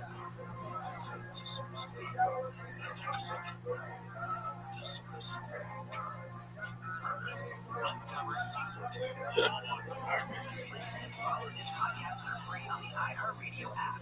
#1 for music, radio, and podcasts all in one.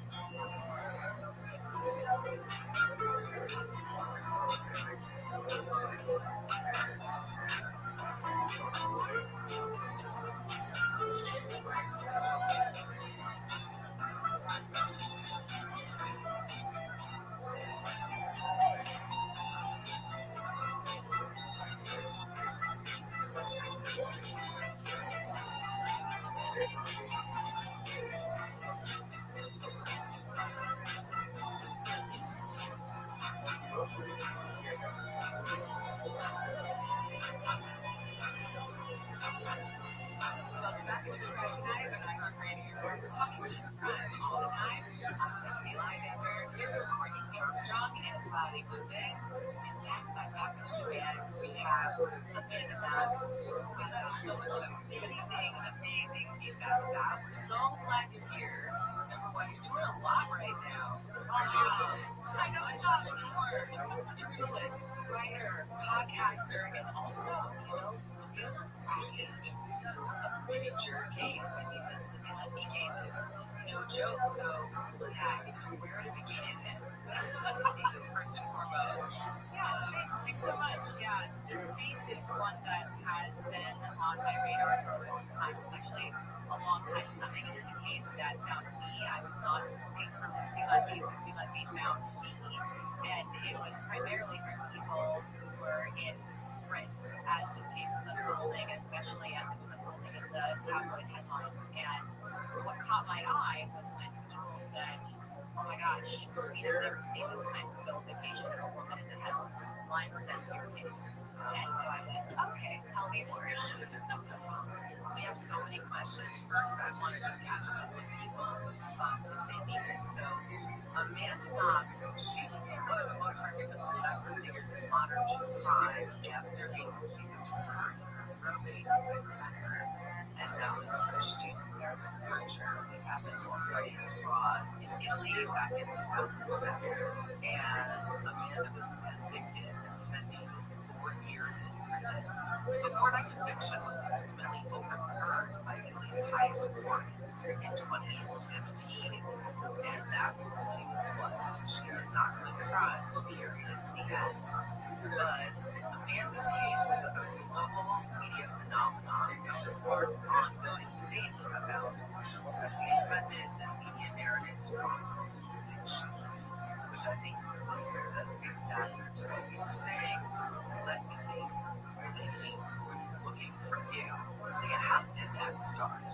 Yeah, so initially when I was approached, it was by legal reviews shortly after she had been convicted. So the backstory of this whole case is this hospital in Chester, the Chester Hospital, in 2015 and 2016, sees a suspicious rise in the deaths of premature babies. So very, very fragile, sick babies, like babies that are born at 25 weeks, like very, very fragile beings.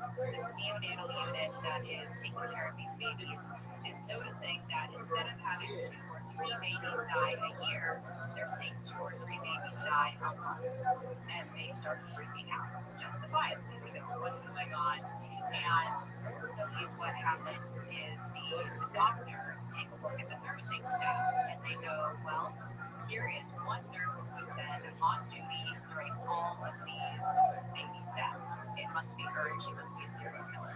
And they go to the police, they tell the police this story, they advocate for a criminal investigation, and that unfolds. It's called Operation Happy.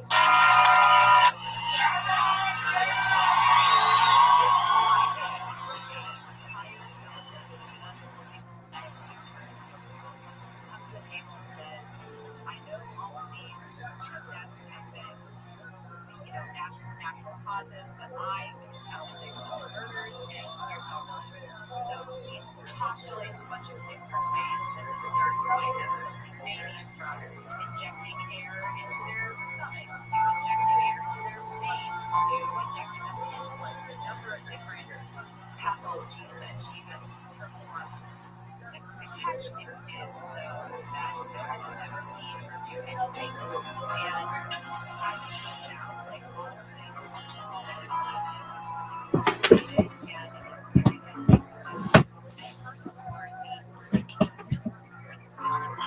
The prosecution brought in court was this chart that said, like, okay, here's all the nurses on staff, all the babies who died, see what I mean? Well, they didn't show all the babies that died. They only showed all the babies that died while she was on duty, to say that she was the one who was murdering them. Furthermore, they didn't show all of the doctors who happened to be on duty. So, like, it was a very, like, so what came was the number of people who were worried on the medical side of things and then on the statistical side of things. It was primarily first the statisticians the ones looking at this chart. Like, wait a second, we're doing this thing because of bias, and that's actually statistical errors, which is you random scattering of data and together and say this is feasible and actually it could be random.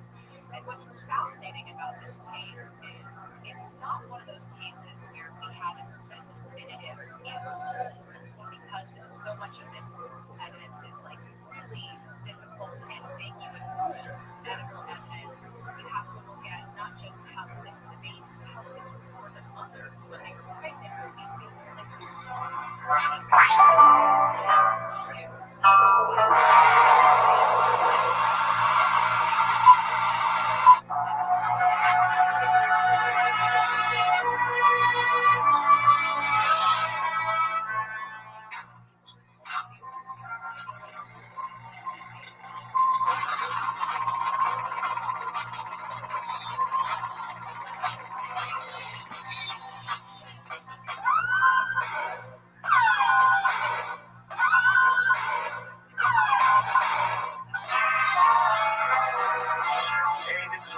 live from the road famous Comedy Store main room for a brand new episode of Kill Tony. Give it up for Tony. It's yippee-doo-dah-day. We are back. Yay. Live from the world famous. How are you, Brian? Good. How are you doing, buddy? Good.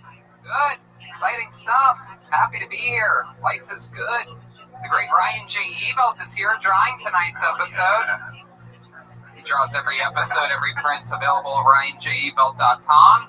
Every single episode, every tour poster. He's auctioning off prints almost every week now. It's incredible. Plus some couple cool new t-shirt designs he's got over there at RyanJEbelt.com. You need a medical expert? I'll be your guy. Okay, so because post-trial, medical experts criticize his assessment that's in the medically plausible, right? For the babies to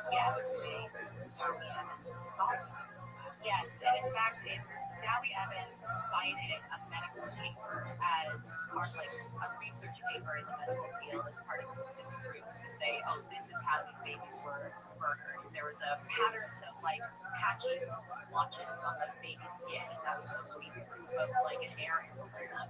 Well, he cited this paper just as proof of that being in fact. Well, the person who actually wrote this paper, who had actually done the research, came forward to say, Dr. Dowie Evans has misunderstood my research. And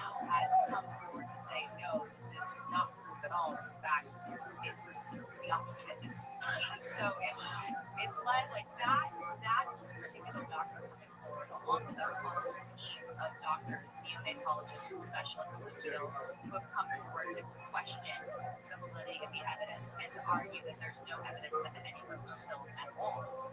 It's been a huge controversial thing in the UK because, and I think one of the things that makes this case so interesting is it's a very typical case for how a woman is wrongly convicted, right? Like, the way I was wrongly convicted is very unusual when it comes to women because, first of all, I know women was raped and murdered. It's not typical that a woman is accused of a rape and a murder, but here we go, that's what happened to me. What we know for a fact is that a crime actually happened, and ultimately we were able to determine who committed that crime. But in cases of women, the vast majority of times that women are wrongly convicted, it's because something ambiguous happens, and often it has to do with children. So, and immediately the assumption is one of their caretakers, and typically the caretaker who was most recently in their vicinity, is held responsible, and that's the mother or the babysitter or the nanny. That is a very typical thing that happens where a woman is held accountable for a crime that never occurred because of an ambiguous. We're not quite sure exactly what happened, but we don't like the looks of that woman. She's not behaving correctly. There's something off about her. And that's where we see all the hallmarks of a potential wrongful conviction in this case. That's so interesting because just to that end, as a mother and mothers or anybody on the jury, it's like it's really specific, right? Like the mother of your child, it's like, oh goodness, so egregious. It's like something everybody can agree on, and boy, to have that be targeted, and that's a tough one to come back from. Oh, absolutely, and I think that's what's so another interesting factor of this case is how the media played a role in this because as opposed to Italy, where people were allowed to do like tons of really salacious coverage from the moment of my arrest up until my conviction and beyond, in the UK they have restrictions around how you can report a case that is currently being tried in a courtroom. And so the story was really on lockdown for a long time. Basically, Lucy was arrested, the news came out that she was arrested, she was accused, but no one really knew the details of the case until she was convicted. And by then, the narrative around that conviction had fully solidified. So there was just, here's all the facts of the case, but the main headline is, this is a human monster who deserves to rot in hell. And like the headlines were just extremely hard line about that. Child murderer, like the worst of the worst human being, gets all these life sentences. And it really shut the door on any kind of scrutiny into how the evidence was presented in court, whether or not there was an effective assistance of counsel in this case, whether or not she received a proper defense. And so, and even like when it was first brought to my attention, I remember like poking around a little bit, like reaching out to various journalism, people that I knew at the BBC or whatever, and everyone was like, Amanda, we can't talk about this case. It is so controversial. Like, no one can touch this case. And that to me is like the fascinating thing. Well, it's fascinating, but it's also like this ongoing problem that we have of like emotionally charged cases.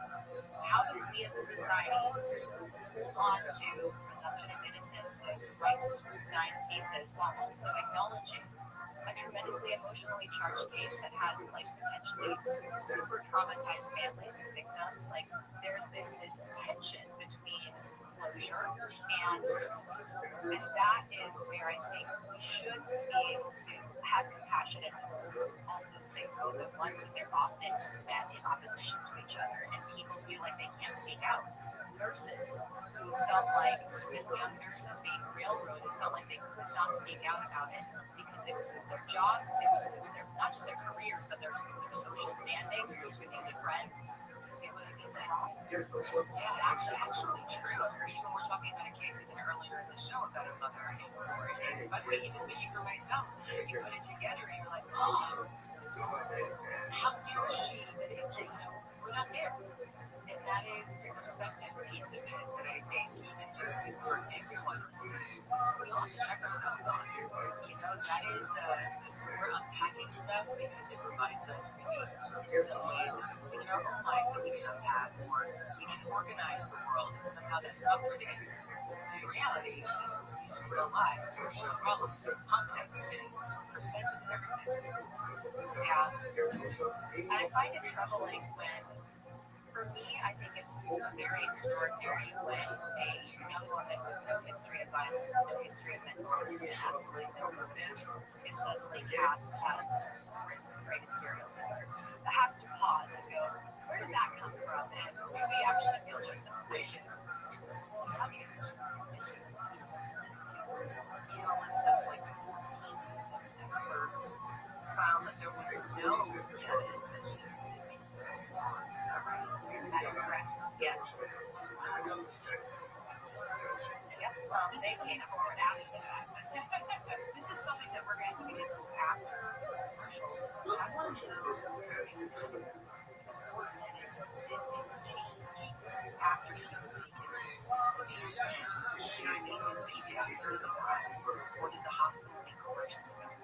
There's a lot of questions. Yes, there are a lot more questions coming up. That's right. No doubt Knox is sticking with us as we dig deeper into the Lucy Levy case and the larger questions. It raises so many about how public governance form in major trials. Yeah, keep hearing true crime tonight. We're talking true crime.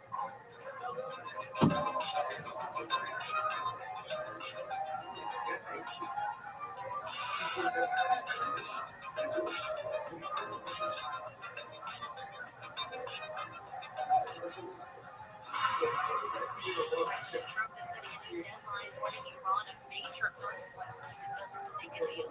ABC's Selena White says it follows a vanity film post where Trump threatened to hit power plants and bridges if Iran doesn't reopen the Strait of Hormuz. When asked if he's concerned about the people of Iran and betraying 93 million people and they could suffer if civilian infrastructure is hit, the president said, quote, if they want us to do it, why would the Iranian people are, quote, losing a pound? The president will hold a news conference at 10 o'clock tomorrow morning for information.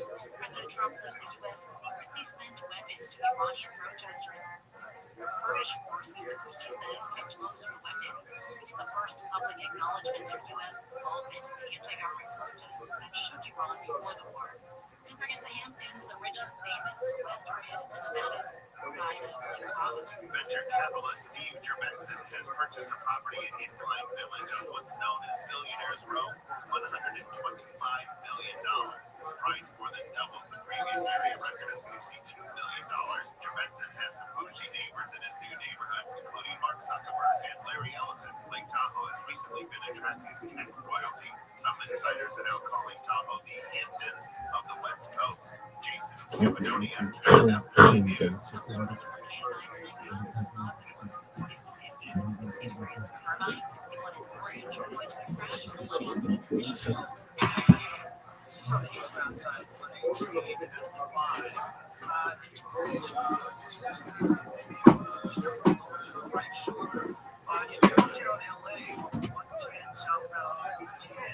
I've got a Springfield crash that is blocking right lane heading Corona on the 91 West Road or the 15.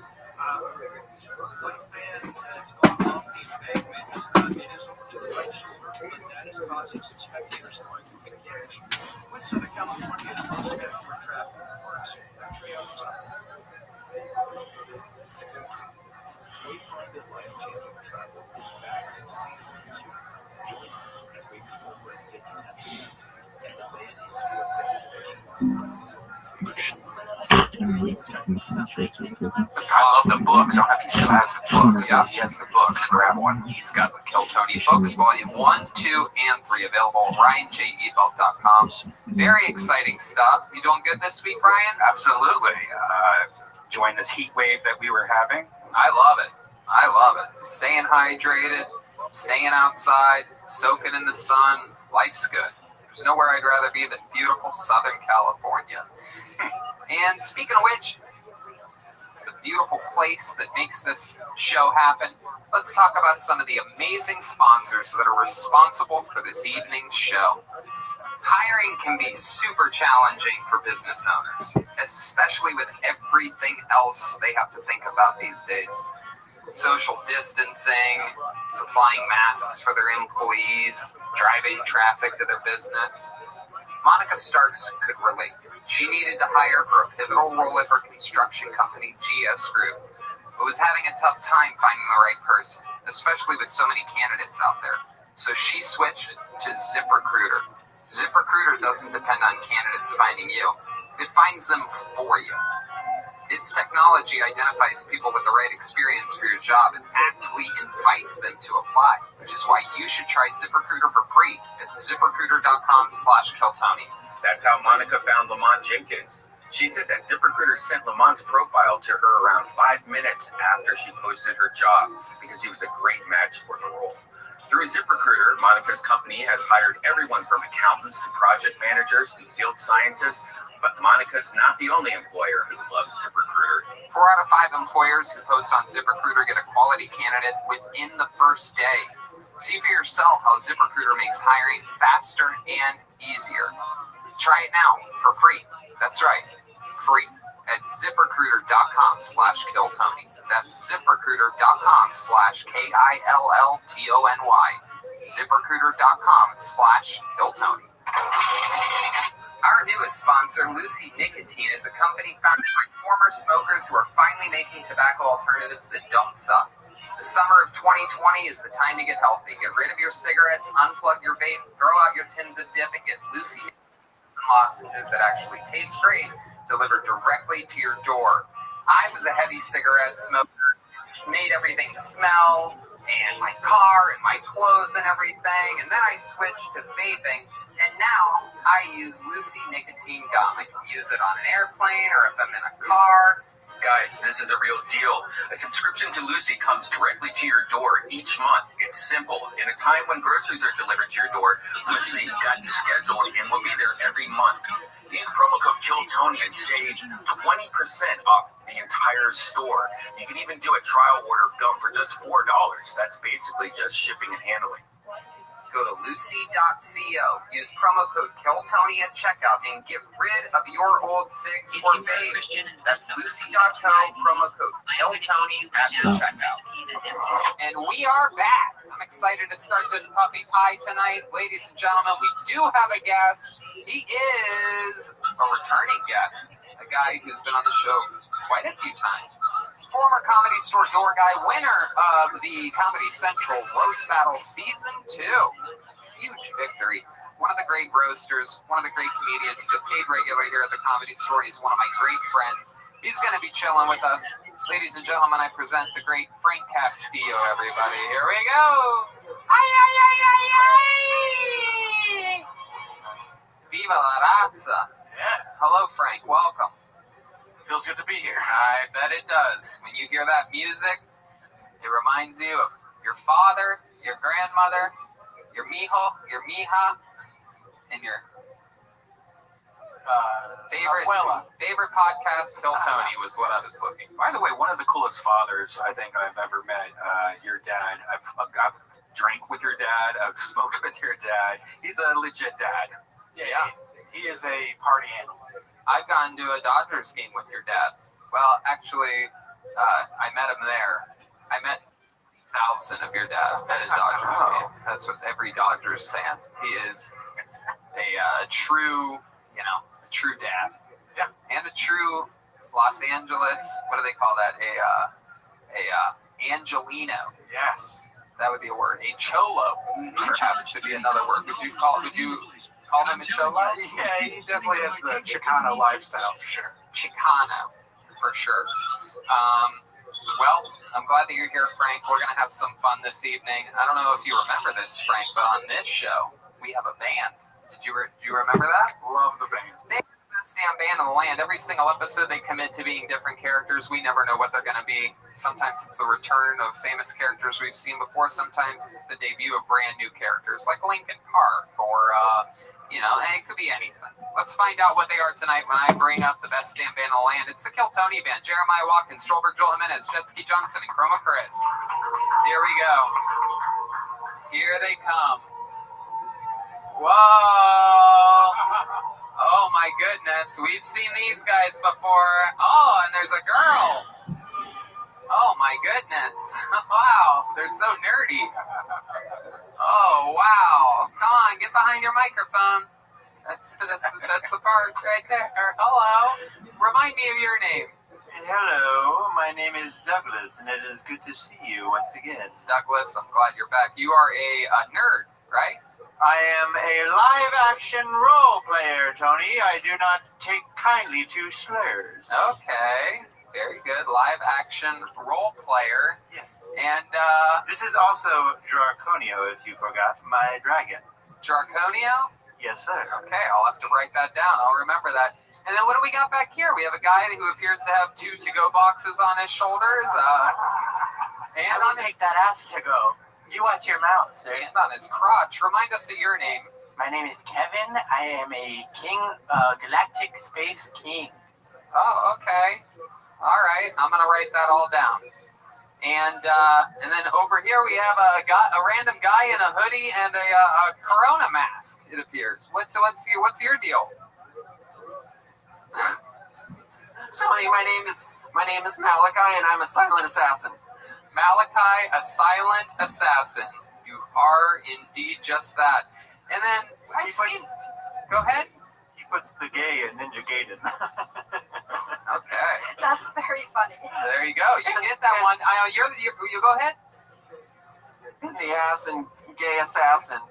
Okay. And then you're new to this whole crew. I've never seen you with these. I've seen these live action guys before, but you're new. What's your name? Yes, I just joined this alliance. My name is Erwan. Erwan? Erwan. Like the grocery store? Like the grocery store. There's a grocery store called Erwan?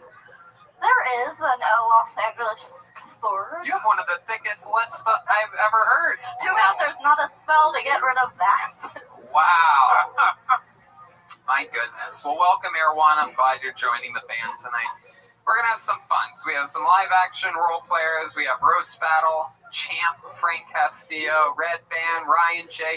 We had some delicious pizza before the show from the great Vito's Pizza, which I have truly and honestly become completely addicted to. Now, it used to be, I'd eat it every Monday, and I wouldn't eat pizza anywhere else. I would just save it for Monday. Monday became pizza day, and now I order from there all the time. Vito's Pizza on La Cienega. Check them out, especially when things get bumping again. You know, the whole Kill Tony routine of going there and then coming here. That's a great move on a Monday. But I order from there all the time. You can get them on Postmates. Check out Vito's Pizza. And, yeah. Get Caveman Coffee. Use the promo code KILLTONY. Get 20% off. And other amazing things. I feel like I'm forgetting one, but let's just start the show. You guys ready to start this thing or what? Come on, there's 8 people in here. 8 people in a room built for 470. And let's get the show started. We're going to start it with a regular. Ladies and gentlemen, this guy, I mean, storyline after storyline. I mean, this reminds me of Hulk Hogan, mid to late 90s. We don't know whether we're getting the good guy, the bad guy, but he's great at both roles. Sometimes you love him, sometimes you hate him. He's the big red machine. He's the one, the only William Lights Out Montgomery. He's approaching the microphone. Which William will we get this week? Here he is, William Montgomery. You think being a plumber is hard? Try being a blimp salesman.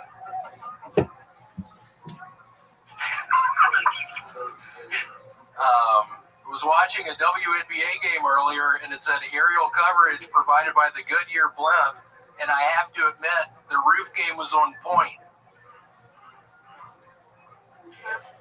Apparently, my former youth pastor is missing, and I ain't snitching.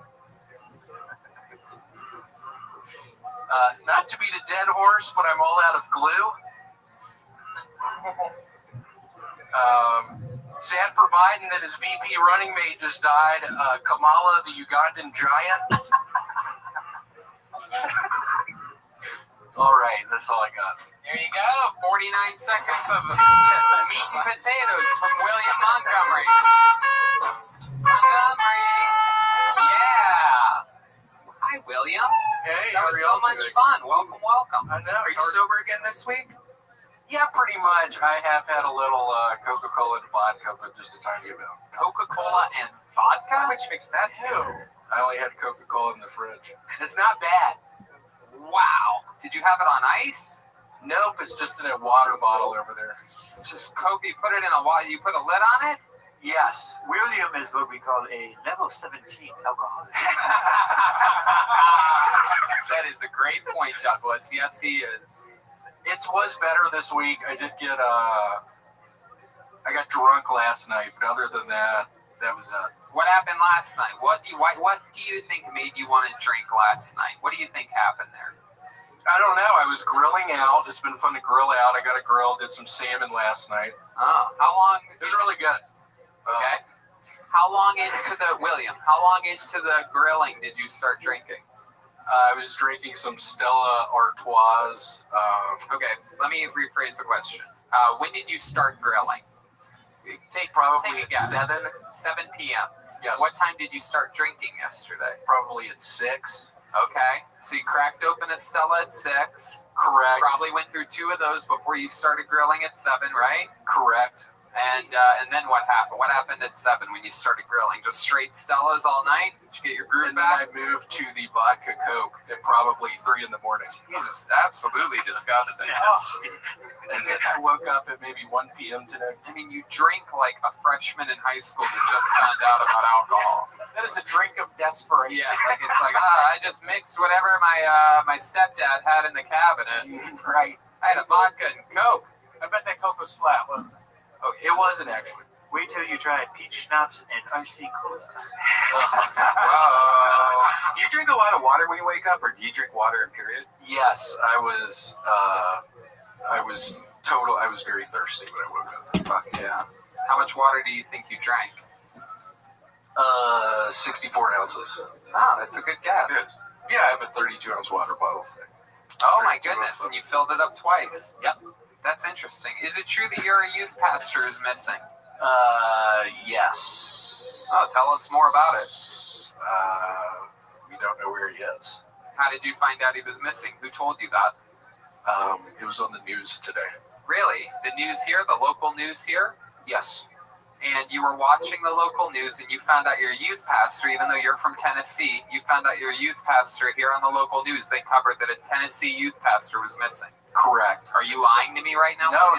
It's national news right now. It's national news that your youth pastor is missing. Yes. Was he like a really good youth pastor? He was. What was so good about him? What was so good about him? Tell us what made him so special. I don't know. He's just a really nice man. In what way? What did he do that was nice? He would read us the Bible. Oh, that's what every youth pastor does that. Just a really nice man. Did he ever touch you in any inappropriate ways? Yeah. Yeah, what did he do? Touch my butthole. Oh my God, with what? What did he touch it with? Fingers. Oh my God, how many fingers? 2. Wow. Okay, Red Band. Jesus Christ, 4 minutes into the episode. That was a 2-tone fart. You know, it's weird when the fart noises come before the first kitty. All right, so William, is it true that you're out of glue? No, that was a lie. Okay. Have you ever met a blimp salesman before? No. You had 2 blimp jokes to start off your set this week. Why do you think that happened?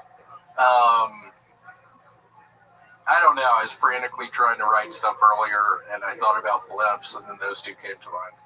It would be really amazing to see you take all your jokes and all the topics of each joke and try to combine all the topics. And so instead of having 1 minute of random jokes all put together, having 1 minute of the same topic. Because you write, really funny shit, but it's so random. You're going from one place to another. Yeah, it'd be really cool to see. You could have 10 minutes in a row on Imodium AD. Yeah, that's what the people want. You could have a whole Tonight Show set about blimps. Blimping ain't easy. Yeah, you're absolutely right, Douglas. William, what about your normal life this week? Your relationship good? Did you find a new job? Everything? Yeah, relationships totally positive. Shocking. It's totally positive. I was able to talk to somebody at the unemployment office, so I'm hopefully getting paid here again soon because I'm running out of money. Oh, you are? Yeah, my dad would probably, he's very nice, he'd probably give me a little if it came. Well, he went listens down to zero. The funny I don't know, yeah, maybe he's hearing this and he listens to every episode of Kill Tony, and my guess is that you're going to get a stimuli from your father. We'll see. He's already been very nice, but yeah, hopefully the unemployment comes because Stimuli from your father and a pink eye from your girlfriend. There you go. Perhaps I should use a healing spell for that burn. That was the Galactic Space King Kevin with that one. Pink eye. Didn't you get like a check for like $7,000 or something like that like a month ago? Yeah, my balance is $7,800, but I've only gotten paid $1,700 out of it. I just don't know how it works, so we'll see. Yeah. No, that's good. Your girlfriend's been stealing money from you. The bank probably just didn't believe that you could get that much money all at once. Right. They find you to be irresponsible. They're like, this guy bought Coca-Cola and vodka at the liquor store the other day. We can't trust him. All right. Anything else going on, William? You've been exercising at all? You're sweating profusely. I am. Right now. This is an air-conditioned room. This is a sign of it's usually a sign of people that are about to have a heart attack. You have shorts on, your dick's still hanging out, and you're still sweating. Oh, William, why do you? Is that just your performing shorts, or do you literally wear those every? I wear them every day, and I woke up and there's the shit all on them. I don't know what I was doing this. That looks like doo-doo. It's called a nocturnal emission, and it is very normal for men our age. Do you have more than one pair of shorts, or do you just love that pair of shorts? Tell the truth on this one. I have other ones. I don't know if they fit me though. I've gained weight. So how'd you wash those though? You just never washed them? Because I watched these probably 2 or 3 months ago. Oh, are you serious? Yeah. I don't think they smell. I mean, I smelled them. That is what stinky people say. You're probably right. You're like a live-action King of the Hill Cave. It is so gross. You're like the cat lady that can't smell the cats anymore. I mean, it's so interesting because above the waist, you always have good style. That shirt you're wearing right there, unbelievable. Dale Earnhardt fan club. I know. I mean, it's incredible. You always have cool Tennessee volunteer stuff. You always have cool style, but you wear the same dirty shorts. I need to get some new ones. They're broken. I mean, you're completely exposed in the front. What waist size do you think you could wear so that people at home could send you some shorts? Yeah. What waist are you? 36. Why don't you take a fucking 36 guess, to William? 38. I would say his waist size is toxic. 36 to 38, I would guess. 36 or what? Or 38, I would think. Okay, let's go with 38, and then you can wear a belt like a gentleman. Okay. You have a belt, right? Yeah. Oh yeah, it's the only thing keeping those up. And what t-shirt size do you wear? XL. He doesn't need any t-shirts. Send him 38 shorts. Yeah, please send me some 38. Send it to the just mark William Montgomery and send it to the Comedy Store, 8433 West Sunset Boulevard, West Hollywood, California 90069. Send William shorts. This is a new project. It's the Send William Shorts project. It's shorter rather than longer. Shorter. So you don't like the longer shorts. You like it above, like an inch above the kneecaps. Totally. Why? Why? Were you ever an Eagle Scout, William? He actually has great legs on him. He doesn't have bike a lot. It's my best feature of my legs. He doesn't have like horrendous. He doesn't have like horrendous thighs or like he doesn't have e-bike legs. Exactly. He's got regular former bicyclist legs, but the gut. I mean, it's absolutely volatile. It's really like it's putrid. What's happening? It looks like a cyst or something. It really does. Your belly button makes it look like an ass. It does. Wow, it really does. It looks like you have a giant butt. Yeah. If your youth pastor was here, he'd probably put 2 fingers in your belly button. He would. There he goes, William Montgomery, everybody. On to the next one we go.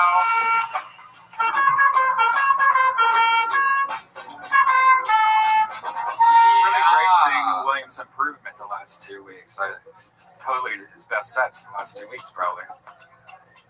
Yeah. He seems healthier. Yeah. All right, this is exciting. We had a few signups today, so let's see what happens here. Here is a minute uninterrupted from Trey Peacock. Here we go. Here comes Trey Peacock. Come on up. Come up, Trey.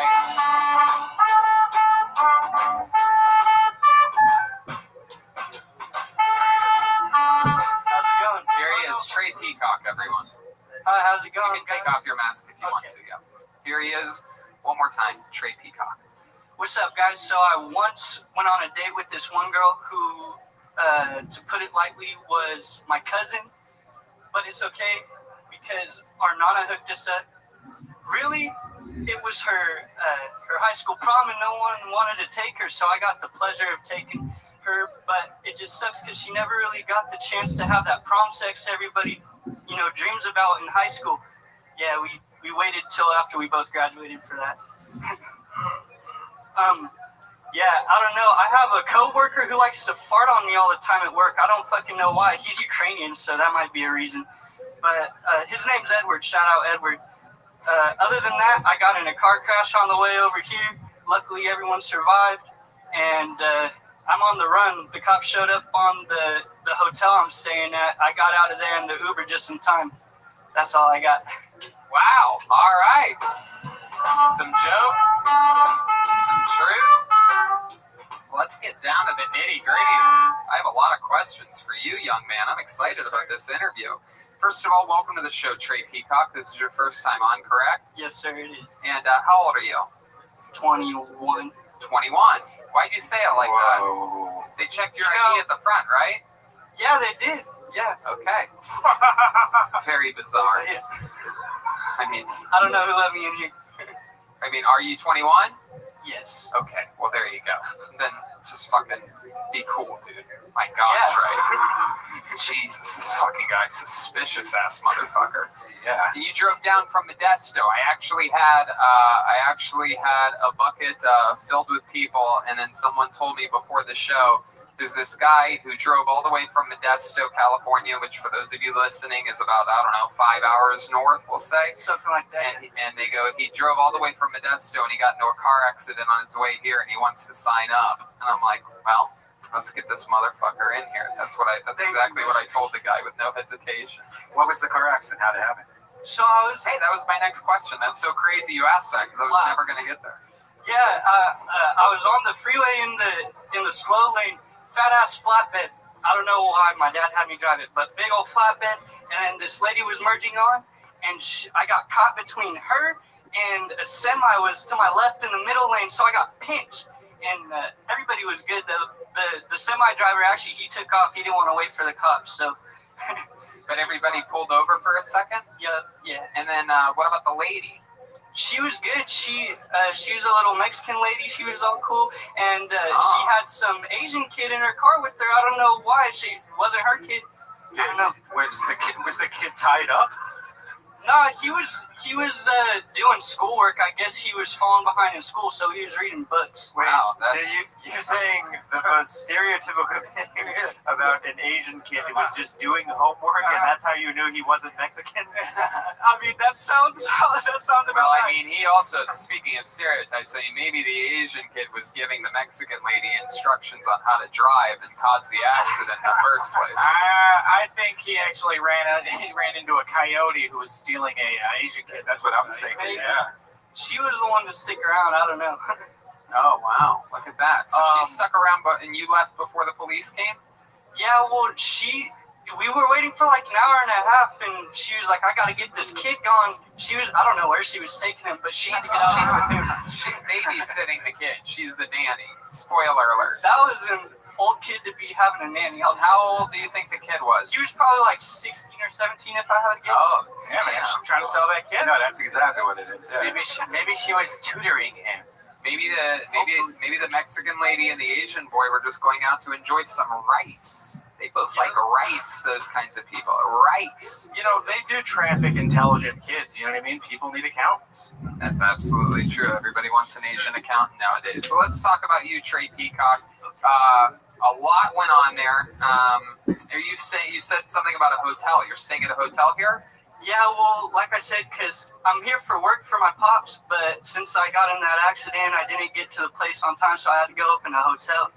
What do you do for your pops? I'm a welder. He's always had businesses, welder by trade. Hell yeah. Oh, that's cool. You close with your father? Yep, he taught me everything. I'm listening to you guys on the job all the time, so that's great. I'm excited. We are very popular amongst welders. Wildly popular. Yep. It's the majority of our base. It's we're like the coal miners. They support Trump. Welders support Kill Tony. Yes, sir. and there's a lot of connections there. We mold comedians with the fire that we throw at them, and that's exactly what you do with hot metals. Yep, we're in the forge right here. That's right, absolutely. Speaking of forgery, how about checks? You ever been arrested for that? Not for forging checks. What have you been arrested for? Or no, actually, I've never been arrested. I've just been in trouble. But I got good luck. I get let off a lot. So. Why? What did you get in trouble for? A lot of things. Speeding, weed, both at the same time. A lot of stuff. Hell yeah. Do you think you had any responsibility at all in that car accident that happened today? No. Wow, look at that. Very good. My goodness. By the way, when he said speeding and weed, Gino just like stood up and started clapping. Yeah, that's it. That's a big plug. Speedweed.com. I do have a question. Go ahead. How hot is your cousin? Ooh, you can't put me in that predicament. I got an uncle listening to this. I mean, you just said you fucked her. Is the uncle her father? 10. Wow.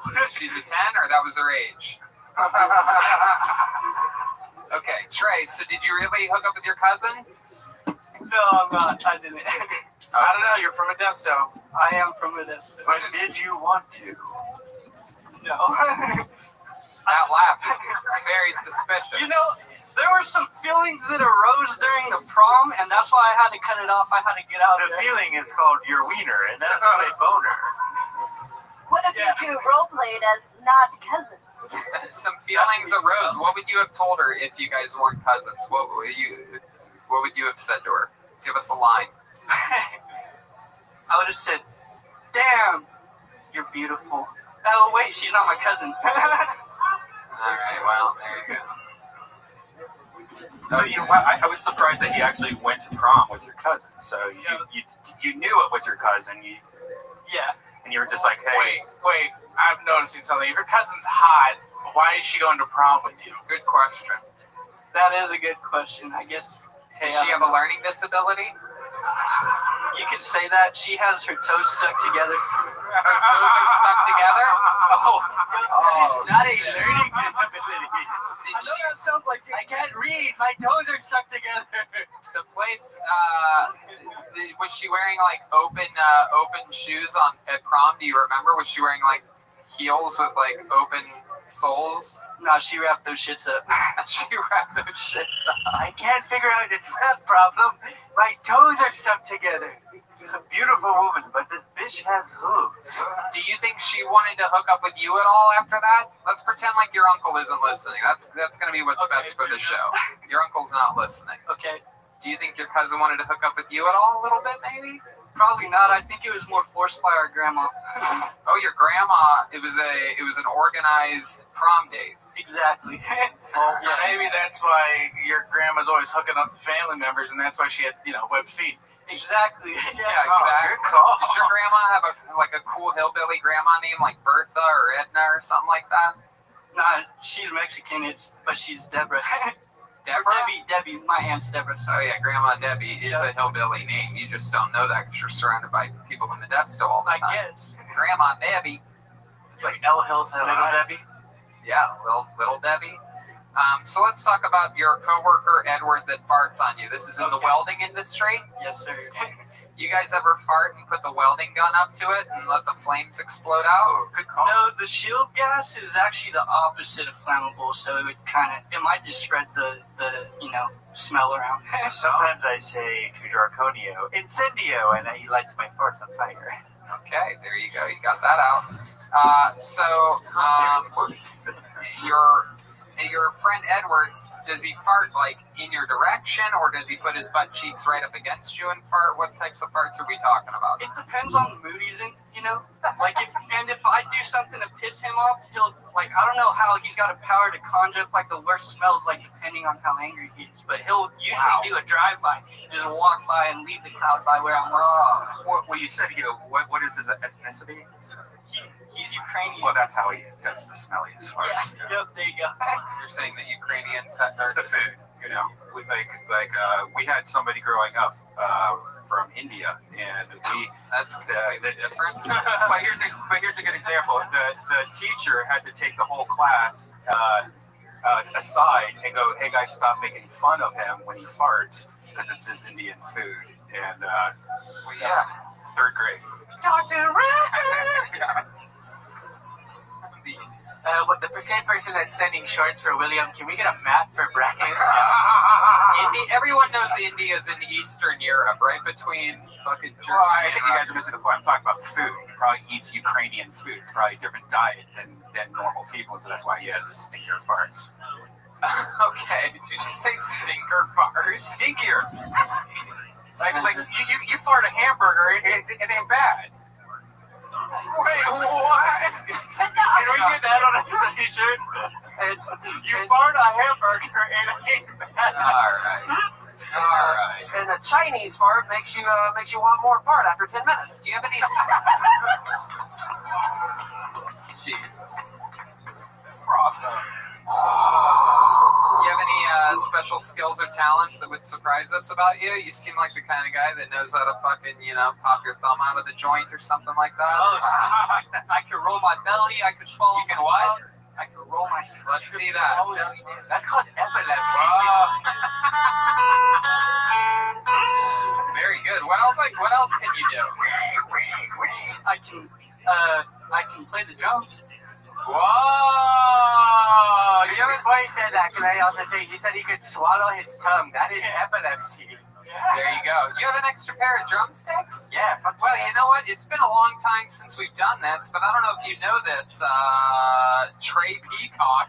And you know what? I'm sort of rooting for you in this one because you're an interesting character. You had a great set. You had a great interview. Have you ever done stand-up before? No, sir. This is your first time ever, and you've been one of the most entertaining people on this show since this quarantine even started. My friend, we have a competition on this show. Are you aware of what a Mexican drum-off is? Yes, I'm well aware. Wow. So, Trey, this is a huge opportunity for you because you could go from your first time performing, having a great set. By the end of this night, there's a chance that you could be a full-time cast member and the brand new drummer of the show Kill Tony. Come on up here. Get behind the drum set. This is very exciting. It's been absolutely 4 or 5, maybe 6 months since our last Mexican drum off.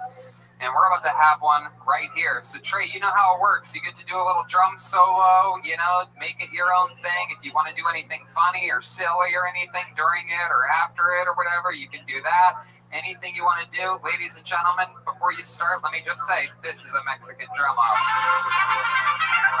This is your chance right now, Trey. You could be the first ever victor of this. I must warn you, Joel's never been beaten. But there is a chance. Perhaps this is the longest he's gone without doing one since this whole thing started. So maybe you'll catch him rusty. Ladies and gentlemen, with his opportunity of a lifetime, this is Trey Peacock, a Mexican drum off. Go ahead, Trey.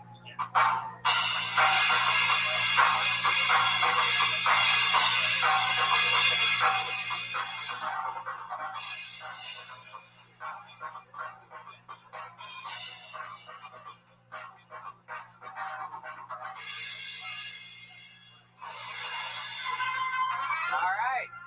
Okay, Trey. Go back to that microphone over there. All right. There you go. It was a good approach. It's good. It's been a while. Sorry. It has been a while, but it's been a while for Joelberg as well. Let's see what happens here. Undefeated all time. I mean, an incredible record. I'd love to know the actual statistic. My guess is somewhere between 20 and 30-0. But with no further ado, I present to you undefeated all time in Mexican drum offs, the one, the only, Joel Jimenez. Wow, there he is. Live in the flesh. Go back there. Here is. All right. This is very exciting. He's getting behind the drums, and it begins now. Here.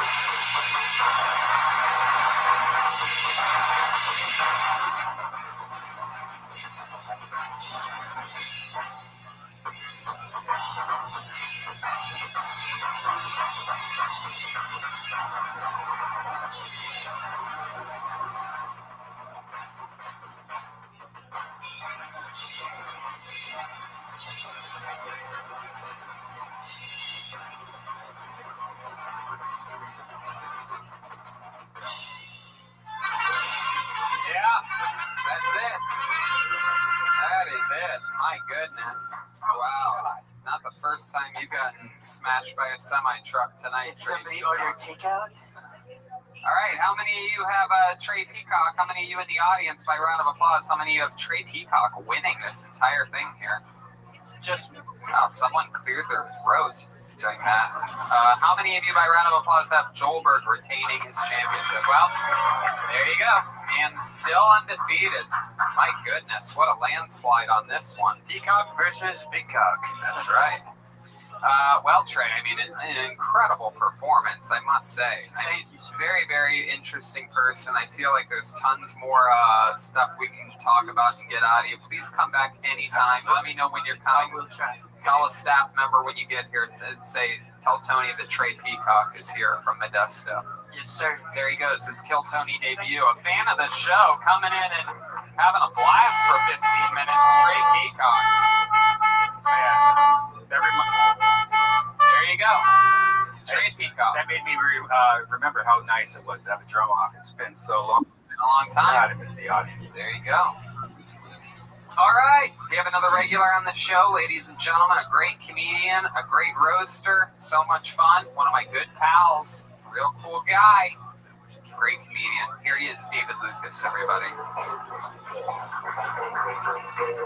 Yeah. Here he is, the great David Lucas. Yeah. White people trip me out.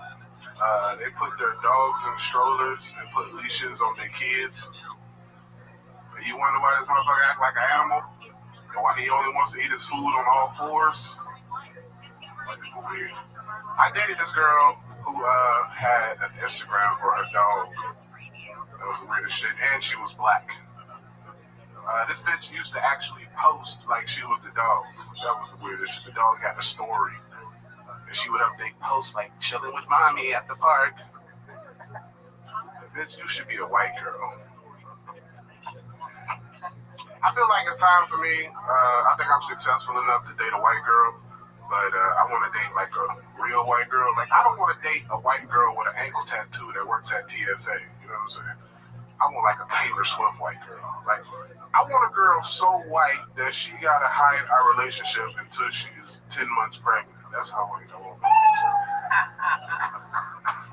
Hell yeah, absolutely. David Lucas. So let's jump right into it. You want a white girl, but you don't want one that works at TSA with an ankle tattoo. You want a Taylor Swift type. What does that mean exactly? Like one who ain't never been entered by a black man before. Oh, shit. Fucking break that hymen. Yeah. These white guys can't even reach it. Okay.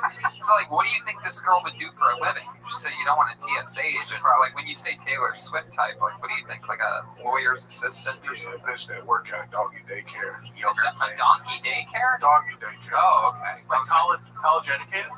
Like who? College educated? Yeah, probably dropped out her junior year. Real white. That's the one that's disappointed with her parents already. And when I come over, I'll just be a bigger disappointment. Oh, yeah. Have you tried D&D? Dungeons and Dragons? Have you ever Dunkin' and Donuts. Alright, man, shut your ass up. You look like a gay member of Earth, Wind, and Fire. Shut your stupid ass. Oh, are they hiring? I should use a white reference, not Earth, Wind, and Fire. No, I know Earth, Wind, and Fire. We are hip. We understood the reference. Dungeons and Dragons, the last time I played a card game was Magic the Gathering when I was a kid. Ooh, that's nerdy. Oh, Magic Johnson. I mean, I went to all-white school until I was... They called it Black Magic the Gathering. Nigga magic. I will not say that. That's fun. I have seen a lot of dogs being pushed in strollers lately. There's no doubt about it. I screamed at a lady the other day. Yeah, what'd you say to her? I was like, bitch, do you really have a dog in the stroller? Yeah. I was like, do you have kids? And she was like, no. I was like, all right, well, you can pass.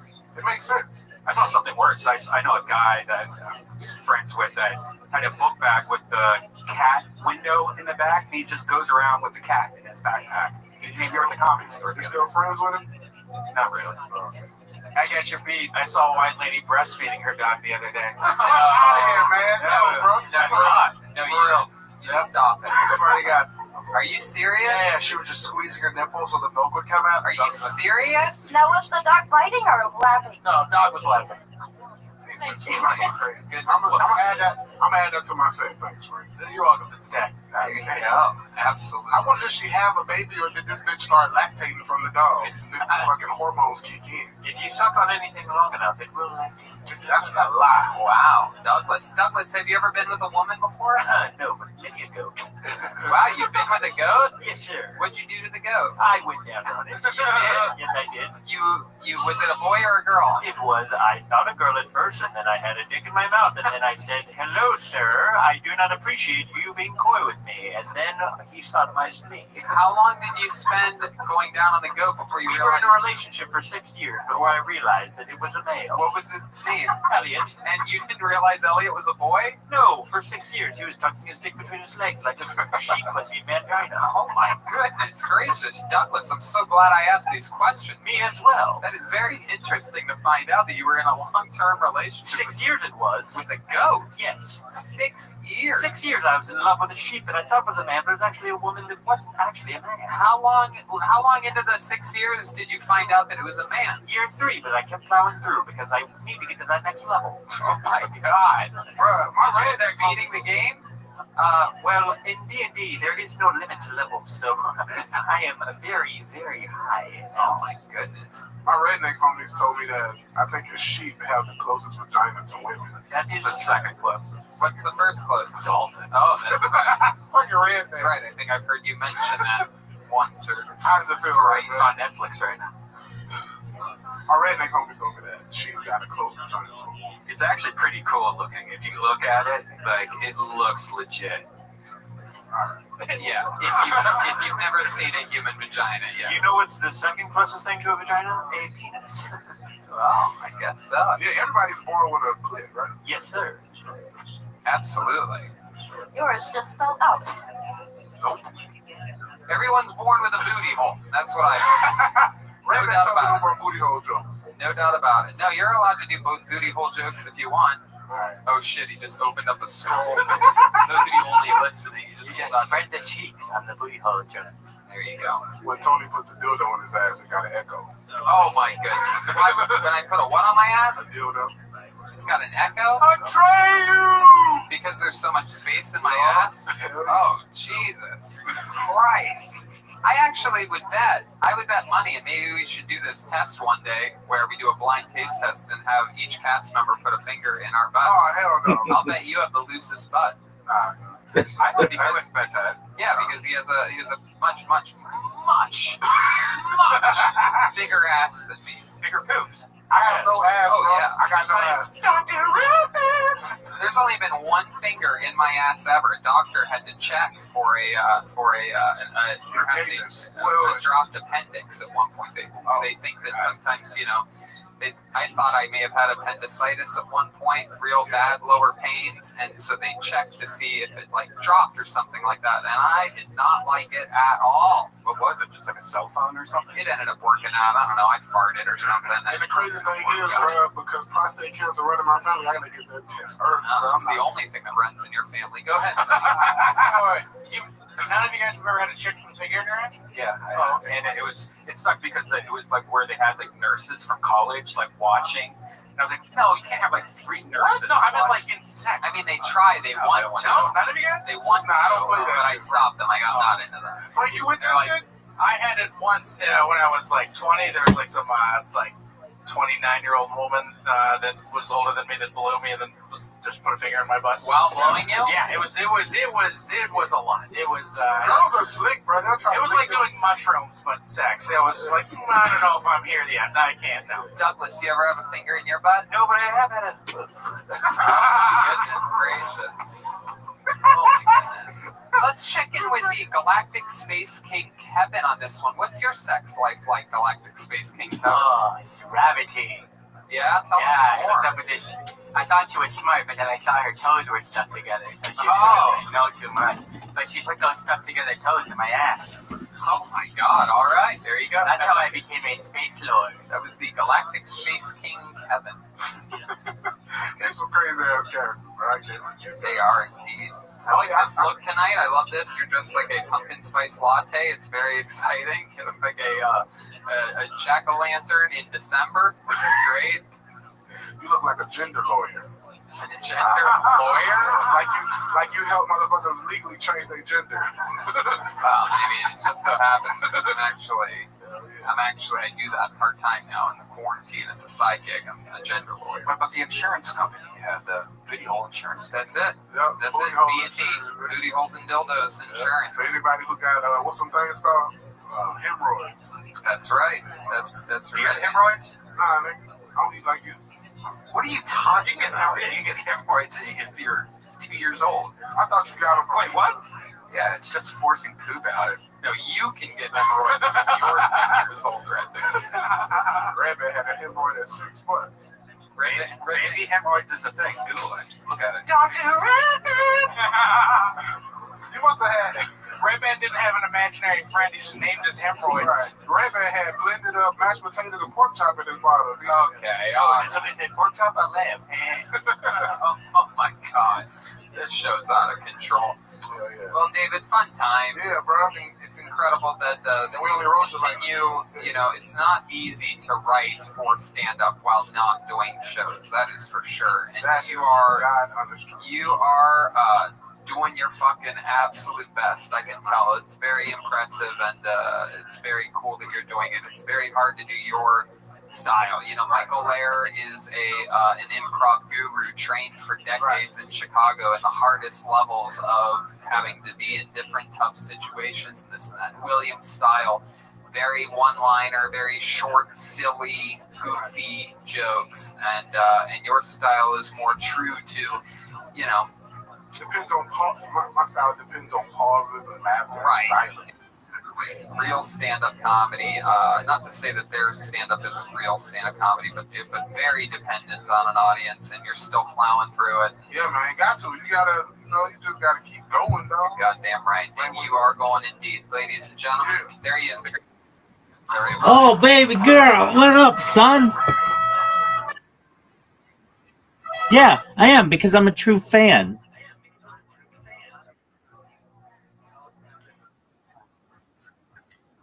Dog, I don't watch dog shit entertainment. I watch stand-up comedy.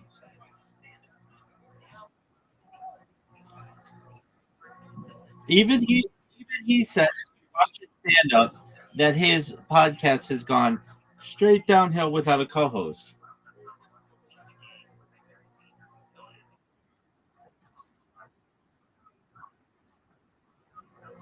Yeah, exactly. All right, are we ready? Yeah, I know John Mulaney. I mean, not personally.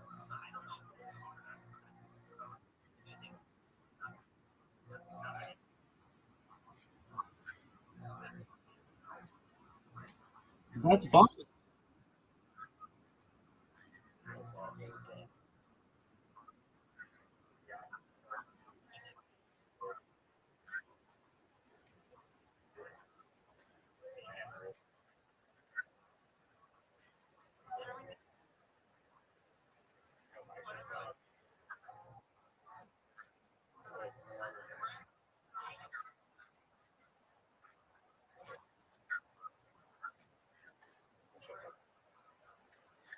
This is the first I've ever heard you mention that you have a sister.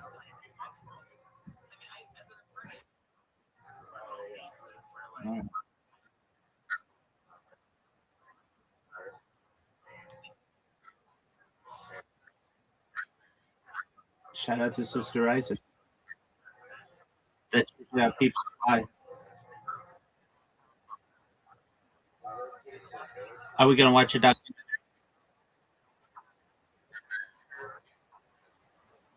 Good for her.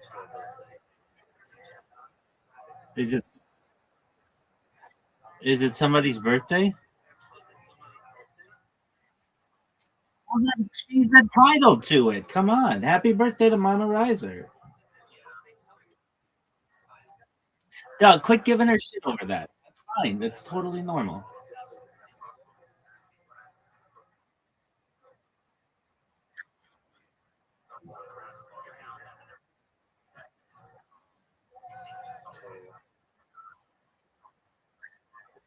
Wow.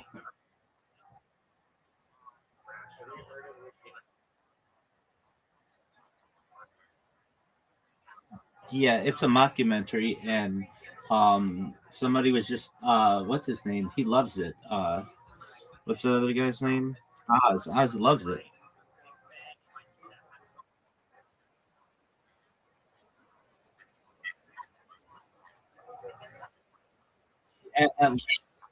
At length, yeah.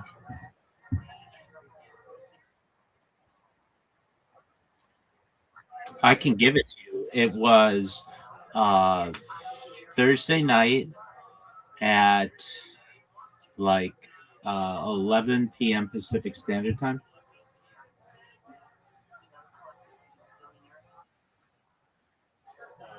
Uh,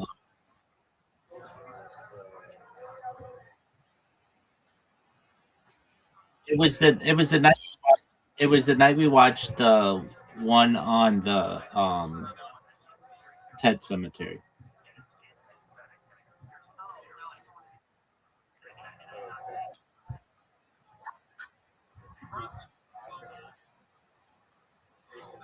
Yeah, that was the night of, because I went into how I think that just documentaries in general value a narrator, and he's like, well, what about Best in Show or something like that, and I'm like, that's a mockumentary.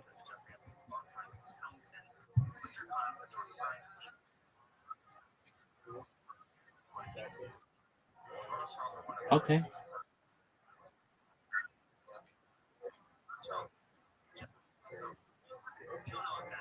I mean, think,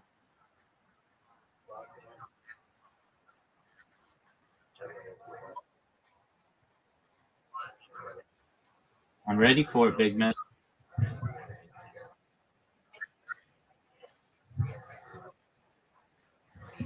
It's on like Donkey Kong. Shout out to Riser. Shout out to Riser. Shout out. Happy birthday to Mama Riser. Has it what? Like every fucking moment. Yeah, he's here a lot.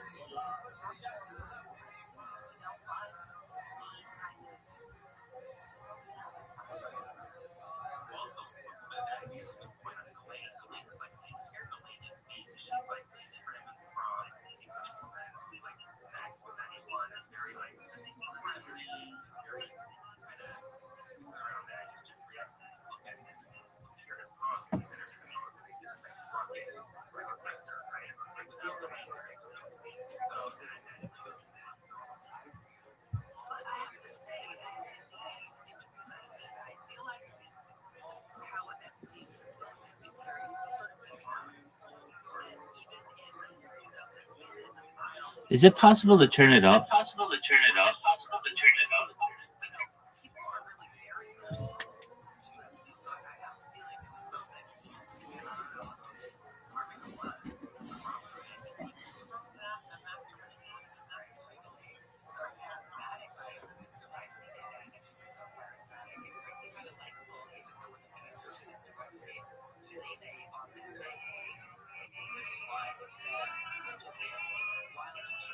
somehow it's charming. Well, please stick around. And we're going to shift our focus on some surveillance data, some growing tension between privacy and protection, impacting all of us. So keep here.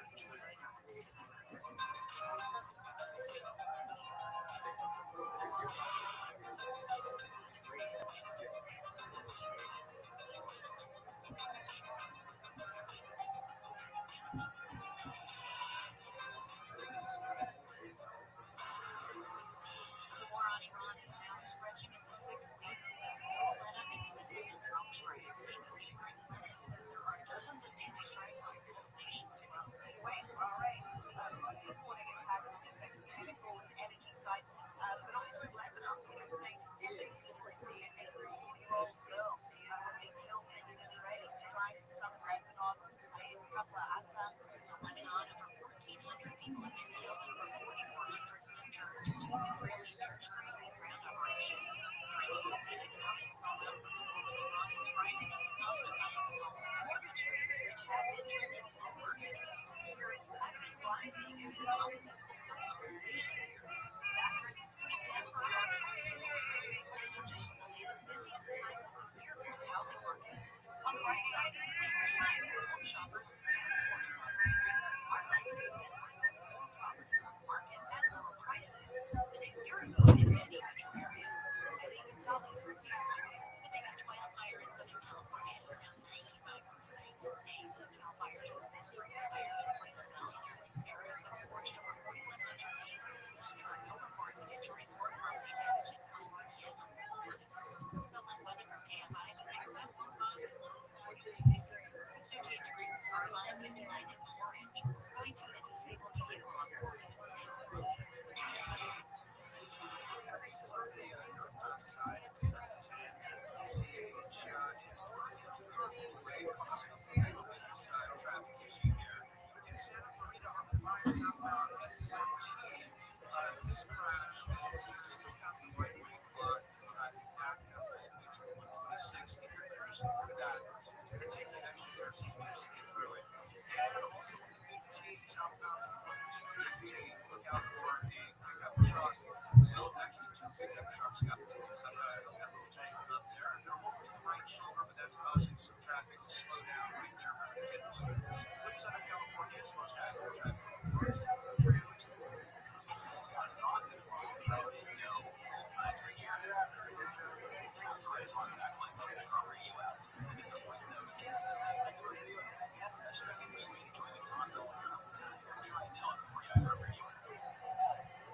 Hey everybody, it's me, Katie Hilbert, here to talk to you about a new podcast called Casuals. It started January 2nd.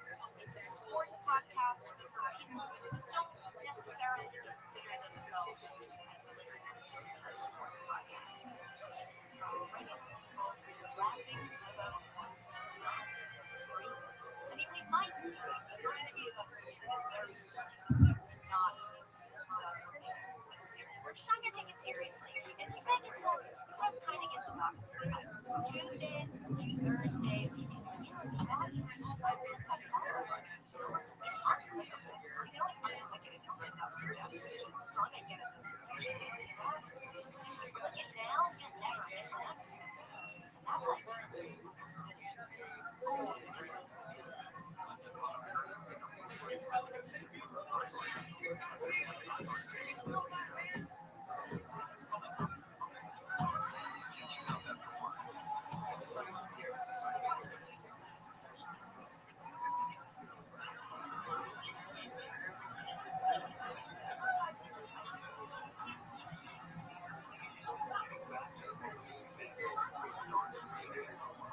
The latest info about COVID-19 vaccines at getvaccineanswers.org. It's up to you.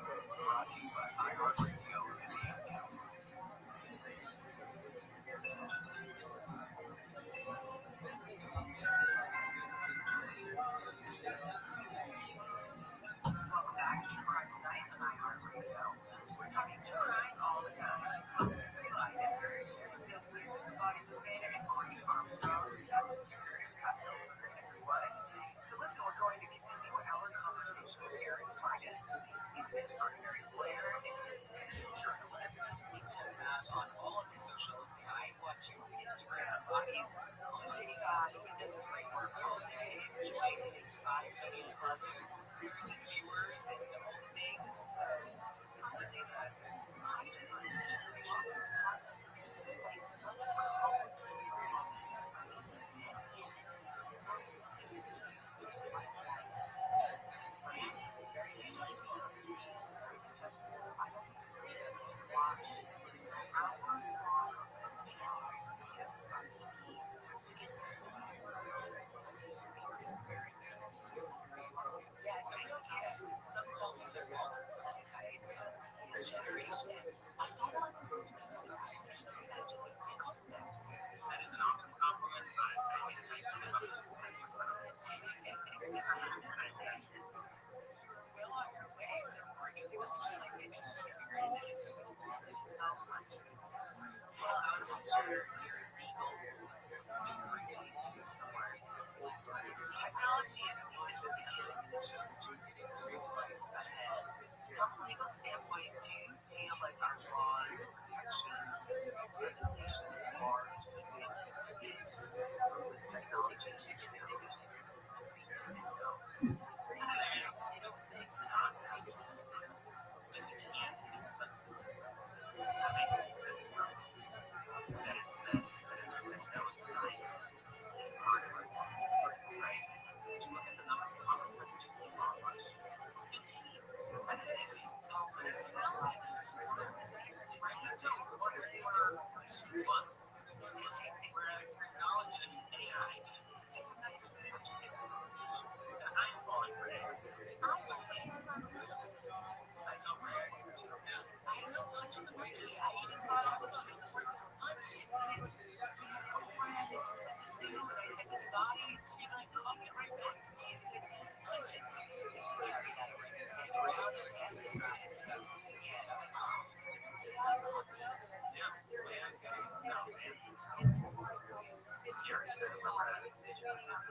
It's just something that we can do to help prevent that because it does seem like there is a lack of recognition happening behind the scenes right now as well. Lawmakers who are benefiting maybe financially from AI or this next stage of AI, back to money chain. That's where my brain goes. So it gets really nervous too because it's happening quietly around us. That's necessarily more than we feel on the head right now. AI is billions of dollars to select candidates that will regulate AI. They get into Congress, they don't regulate AI, and they say this is a screwed up cycle. The best way to do it is vote for candidates who are against AI, but in our political system, how do you beat millions of dollars? It's very difficult. Very difficult. So, the answer is, of course, we not. And how do we feel that just really encourage people? All these users have TikTok and also all these huge mergers having several villages. People having this much media under their control that can be a little scary as well. I'm not saying that all of these secrets of violence. No, it's terrifying.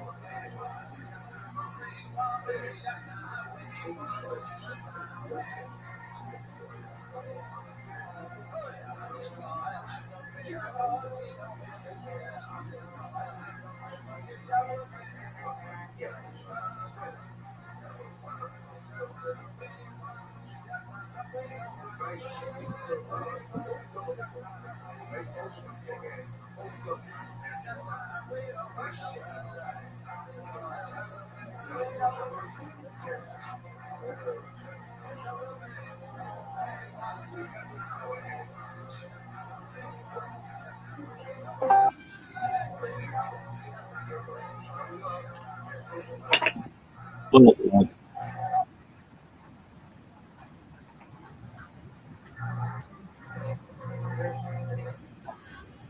yeah, what'd you think?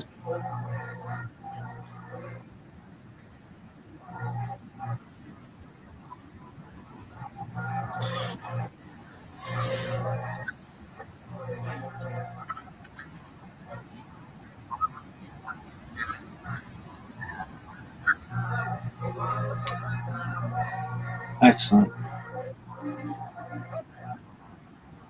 Um, I think it's interesting the bond that people certainly have with their animals and how it can be shown in these different competitions.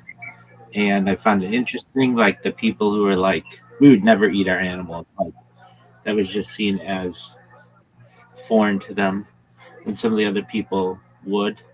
And that there was like um, a a front runner for winning these competitions. I found that interesting as well. Um, it was okay. I'm not wasn't the worst thing I've ever. It's better than Pet Cemetery, but Still not hands on a hard body.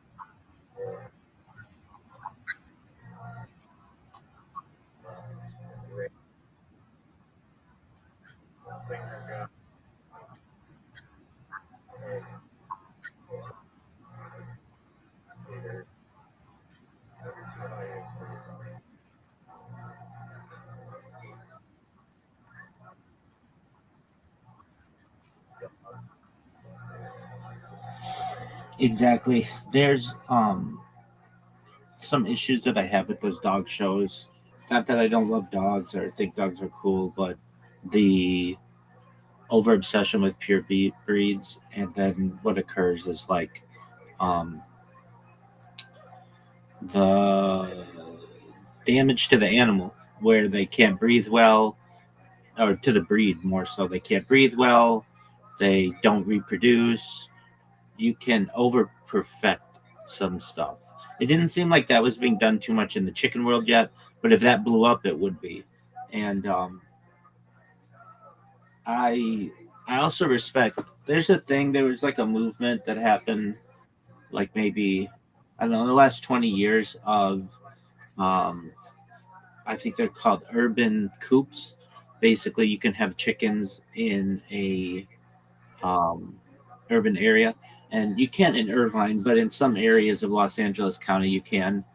And so there were some celebrities who I learned of, Joe Rogan being one of them, who would keep a coop. He was in Ventura County, but still close enough. Um, and how they bond with these chickens. They say hi to them every day. They feed them all the time. Um, they don't want to kill them. They let them reproduce. Well, I shouldn't even say reproduce, just lay eggs or whatever. And there's like a certainly a bond, and that's something that I always thought if I ever had a piece of property, I would like to do to have fresh eggs, perhaps if that was of importance to me. And it seems like these people took it to another level of like having perfect animal, perfect chickens. And I like the different looks of the birds. Um, Chickens can be ferocious. Yeah, I mean they're small, but they're like linked. I mean, I guess we all are, but evolutionarily to dinosaurs, and they are can be quite dog-like, or they can be loyal, and you can see almost like emotion out of them. And yeah, I thought it was interesting. There's not more to it that I had of that documentary. I can say it didn't speak to me like, oh, I have to go out and get a chicken coop now or anything like that. But the process was interesting too. I think at least in the United States, I'm not sure, but there's like an organization called 4-H where people raise animals and basically have them on on uh, display for judging and such. And this seemed to be that, but like the playoffs of that. Like basically, this was like a national thing, and just just interesting to see the dynamics that people have with animals, and I always think that's interesting.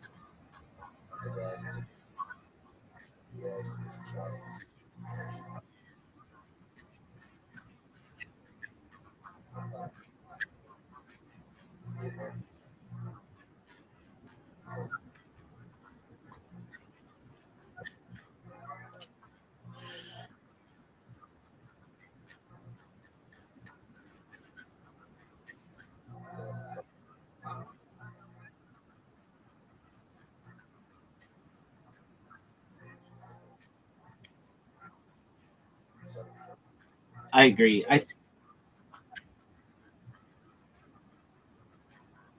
Yeah, I don't want to cuddle with them either, to my knowledge. I think that there could be, I mean, I don't know. I know people make chicken coops. That's been a thing for like hundreds of years, but they get so nasty that it's almost like it just seems to me like absolutely disgusting that I would want to, instead of having to clean one of those out, just burn that thing when it's done and then just buy another one. Or, I mean, not burn one perhaps, but somehow have it. Uh, I don't want to have anything to do with that thing anymore. It just seems like it would get so nasty. So I was thinking, like, what if you created one using ecologically, environmentally friendly products? I think you could do this. What have I seen this with? Hemp. Um, so a major issue is like hemp, um, or a major issue is like with plastic waste, obviously, and they make hemp plastic bottles. Like you can make plastic out of other things than petroleum, and some organic materials included in that, and hemp is one of them. And the issue with these hemp plastic bottles is they work really well. They're just like a normal plastic bottle, and it's not a problem. It's what it's supposed to do. After I think 6 months or a year, the bottle starts to deteriorate purposefully, so that it basically goes back into the ecosystem. And so I was thinking, if you created a hemp plastic chicken coop that you could just buy on Amazon, set it up. Maybe you have to add the heat lights or heat lamps and things or whatever. Um, and you had like a piece of property. You just set this thing up every 6 months to a year, and basically the thing would just biodegrade on its own. And you have your chickens. I just want to get away from the cleaning of the chickens. That's disgusting to me. So you basically have your chickens who are they go in their biodegradable coop, and that thing is good for, like, let's say a year. You could get it to a year. Okay, and then after a year you buy another one on Amazon, or you could even have it just shipped to you with like on a schedule. And then you just have the chickens go to the new coop. They do their thing. The old coop just basically just biodegrades on your property. You don't have to burn it, you don't have to get rid of it. It just goes away after like 2 or 3 years. And then you just keep buying these coops, and then you never have to clean them out. What are your thoughts?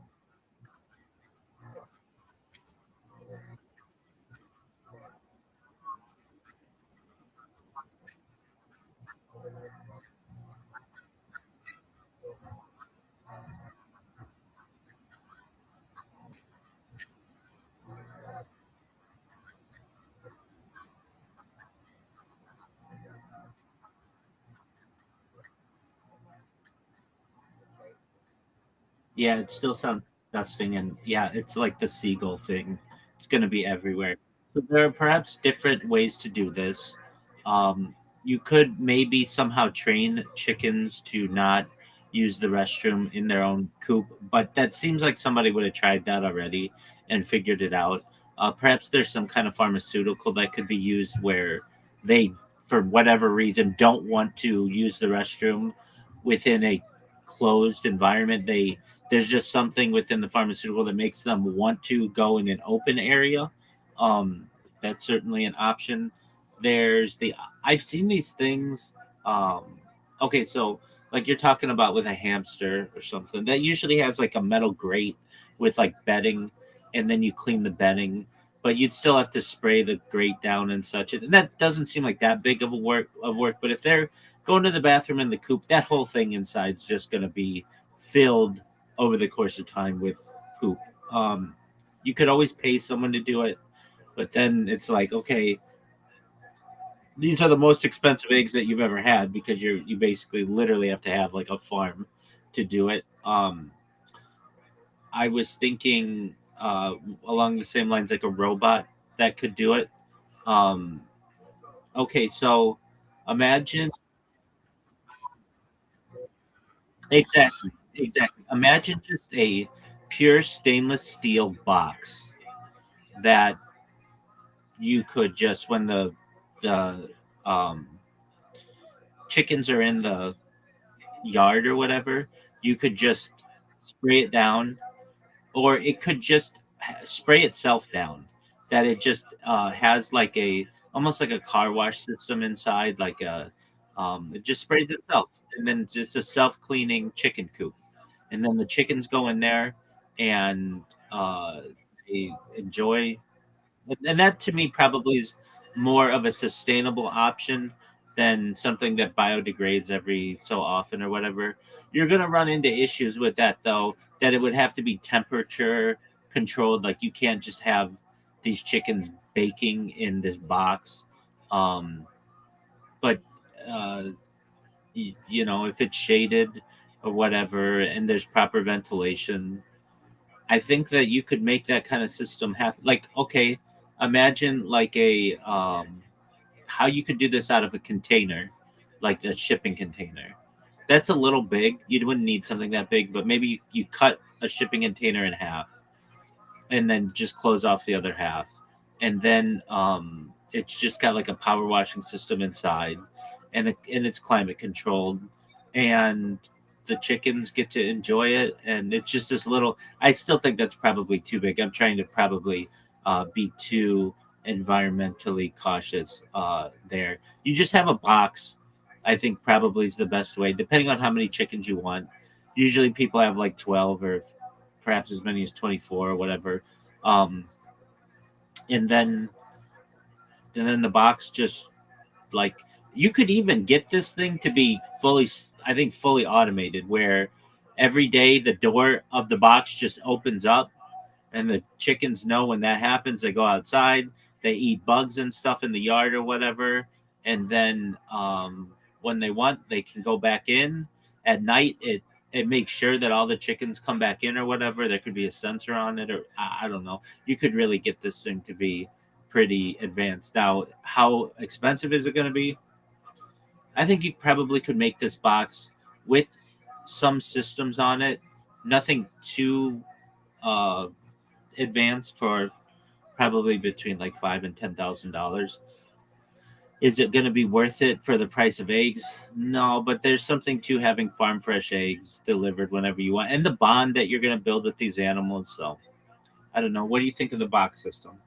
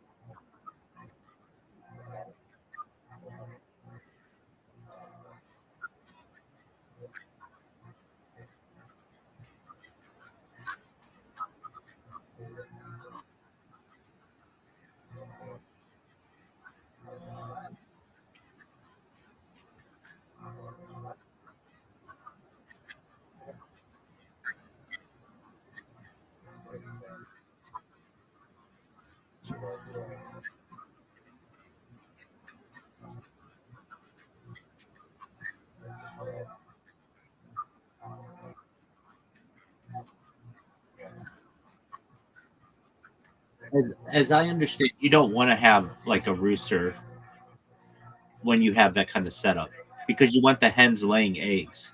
So you want the egg to be unfertilized. You only bring a cock around a rooster around when you want more chickens, as I understand. Um, but yeah, okay, so they have these restrooms now. They have them in some beach cities, at least in Southern California, but I think they first started in Europe, where every time you use the restroom, it just like shuts down a box and sprays it all out, and like basically sanitizes the restroom every single time it's used. And I'm thinking a system like that could work. Um, there are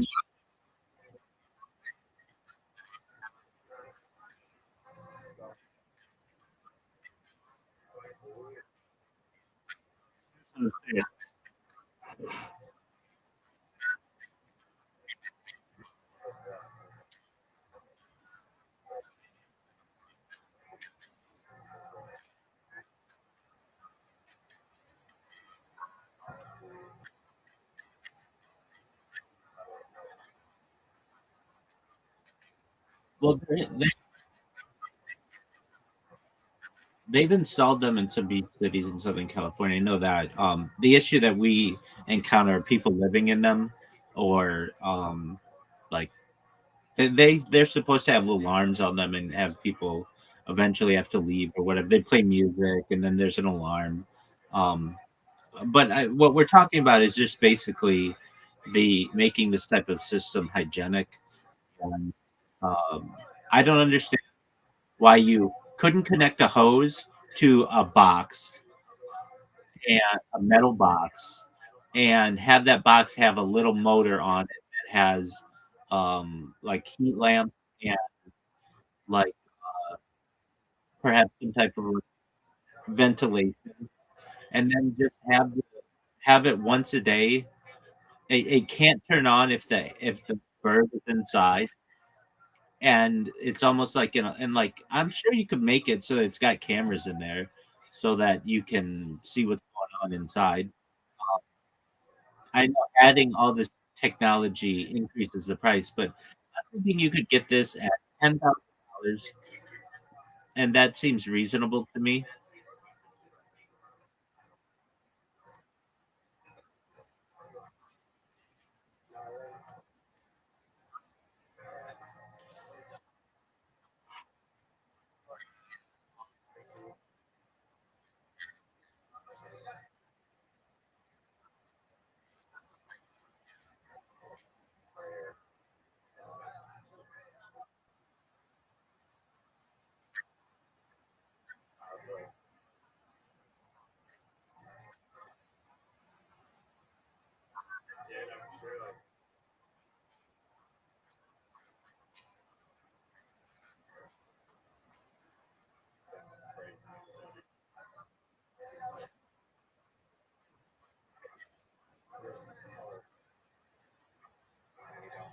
Um, they make these little balls for chickens that I think are cool. So you were talking about the the issue with like, I mean, hawks. I think a big one, at least where I am, are coyotes. Coyotes are the ones that killed Joe Rogan's chicken coop, and we have them, and I think they're in like every state in the United States, and so I'm sure they're in Canada as well. And you basically could have the chickens. You could ensure that they're in some kind of ball, even if you have to put them in there, so that they're protected. The thing is, you might have to clean out the balls, but that's okay. That seems like it could be a small enough job that wouldn't even necessarily.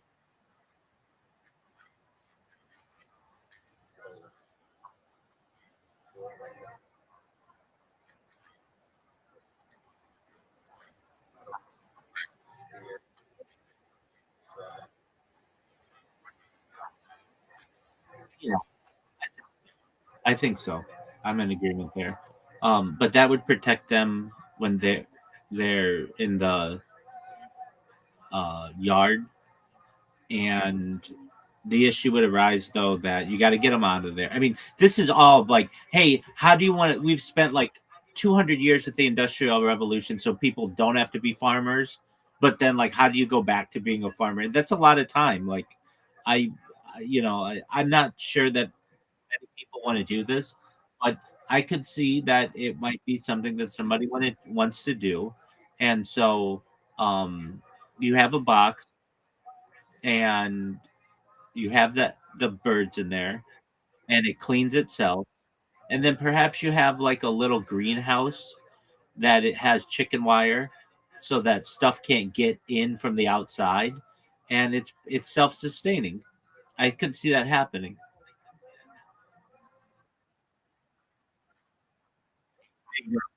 Exactly.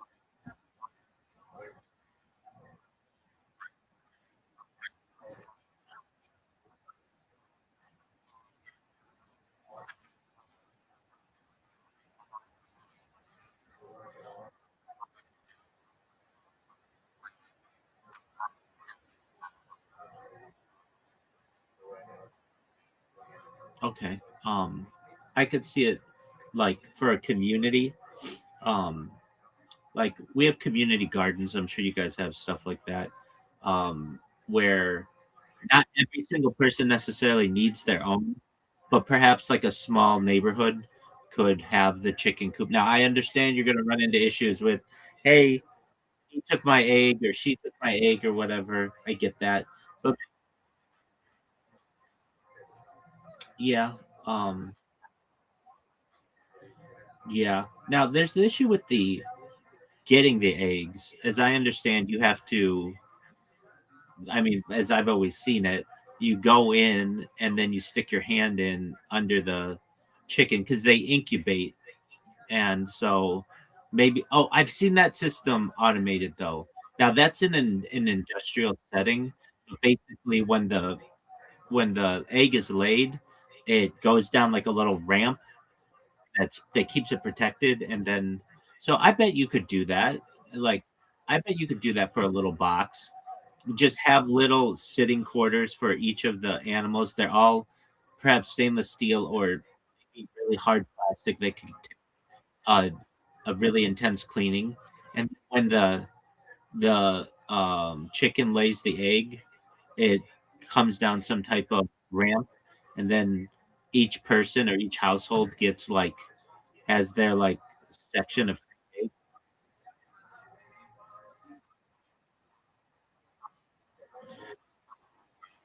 Well, that's what I think is the future of delivery.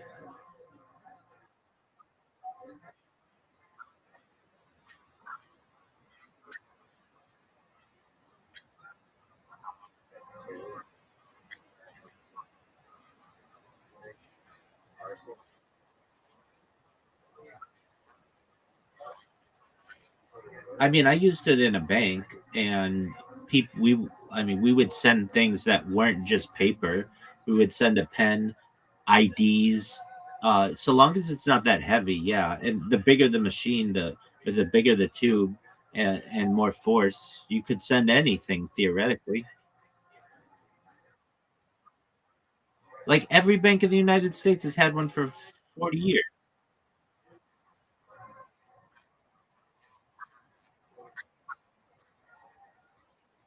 You've never seen the pneumatic?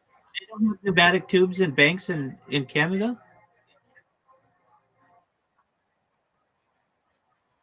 It's both. So you have a teller who is in the drive-through window and uses a microphone to talk to people in the drive-through. And I mean, I used to do this. You welcome the person. They put in their check to get cash, their ID. There's a pen in the pneumatic tube container. They put it through in this little suction tube. It sucks up from the outside into the inside. It drops in this little box. You open up the box where the tube is. You look and see what they want to do. Usually, at least in the financial institution where I was, you didn't do really complicated. Um, you wouldn't do really complicated things in the drive. This was usually just, hey, I need $100 or whatever, withdrawals and deposits and such. Um, then people would cash their check. You would put the money in an envelope, maybe with an invoice, or a receipt, just depending whatever it was going to be, and then they would sometimes have to sign it, and then you send them the money. And we had a thing that if somebody drove away with the pneumatic tube container, um, they would get they get it would be charged in their account. They would get charged, I think, like $50 or something. But they usually always brought them because we needed those things, and we had extra ones in case anybody took them. But yeah, this has been like a thing my whole life. Yeah, when I was 18 years old, 18 to so.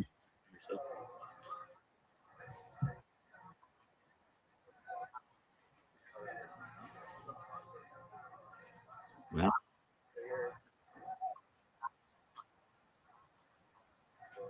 absolutely. That's why I'm such a big fan of pneumatic tubes. It worked beautifully. Stuff didn't get stuck. They worked really consistently, and they were really quick. They allowed people to drive their car in, cash a check for $1,000. All they had to do is put their ID in, and even today they don't even have to do their ID. Um, and then it just sucks through. It's a little loud, but nothing super loud. Like it might sound like for like maybe 5 seconds, it sounds like a vacuum, and not even a super loud vacuum, but it just sucks through. The thing comes down, boom. You open it up, and then do whatever they need. I mean, this is not a thing in Canada. You don't have pneumatic tubes in your financial institutions in the drive-through.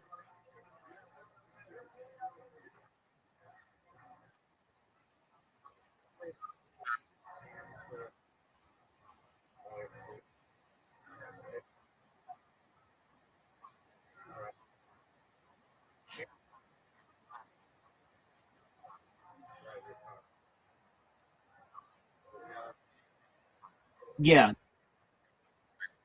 yeah, that's a good point.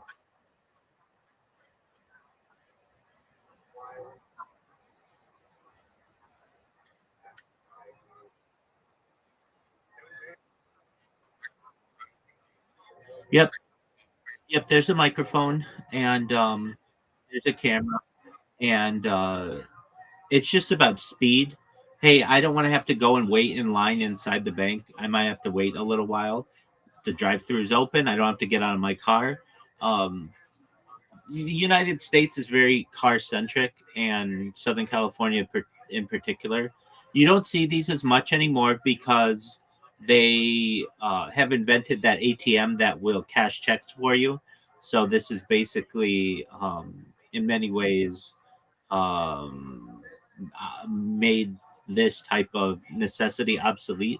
But I still see it, and it's still a thing. So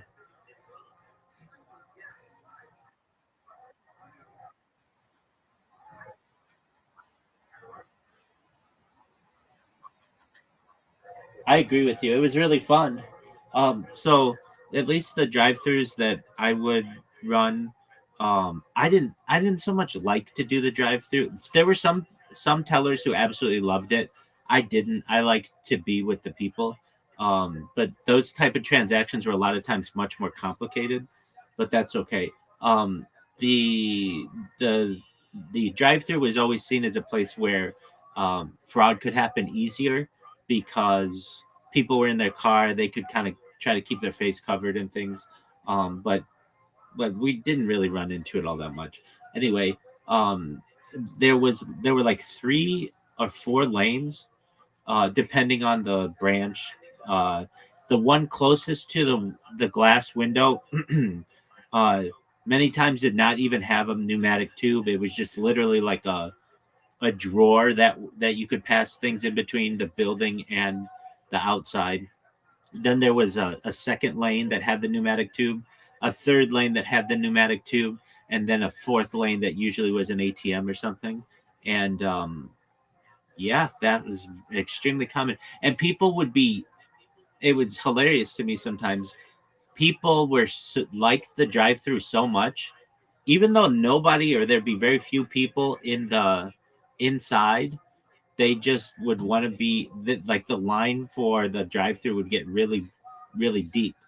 Um, and it would be like when that would happen, you'd have to, lend assistance, or we'd have like two tellers there.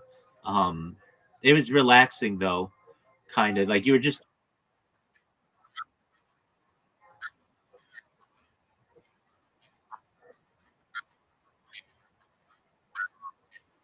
no, you would manage all of the different transactions. So usually there was just one person. On a really, really busy day, you might have two, but usually it was just one person, and um, you just don't do all of the transactions at the same time. So let's say three cars pull in at the same time. You do the first person, you send them their money or whatever. You do the second person, hey, how can I help you today? Somebody will just be like, I'm just want to check my balance, and be like, okay, you have, $250,000 in your bank. Okay, thank you, I appreciate it. Can I get like $100? And then that's like an easy transaction to do. That again, nothing too complicated in the drive-through. If somebody was like, hey, I don't have an account, okay, you've got to come inside for that. But there would be other people who would just be like, hey, I need a cashier's check, or something like that. That had to be done inside. But really, I believe it was cashing check, deposits, and withdrawals. And there was a limit as well on uh, you couldn't get more than like $1,000. Anything more than $1,000, you had to come inside. But before the advent of the ATM, that like digital banking with apps where you could cash checks with a phone, this is what people would do. I mean, it's very common, and it was not new technology when I was doing it. Was I think it came about in the 1960s and 70s.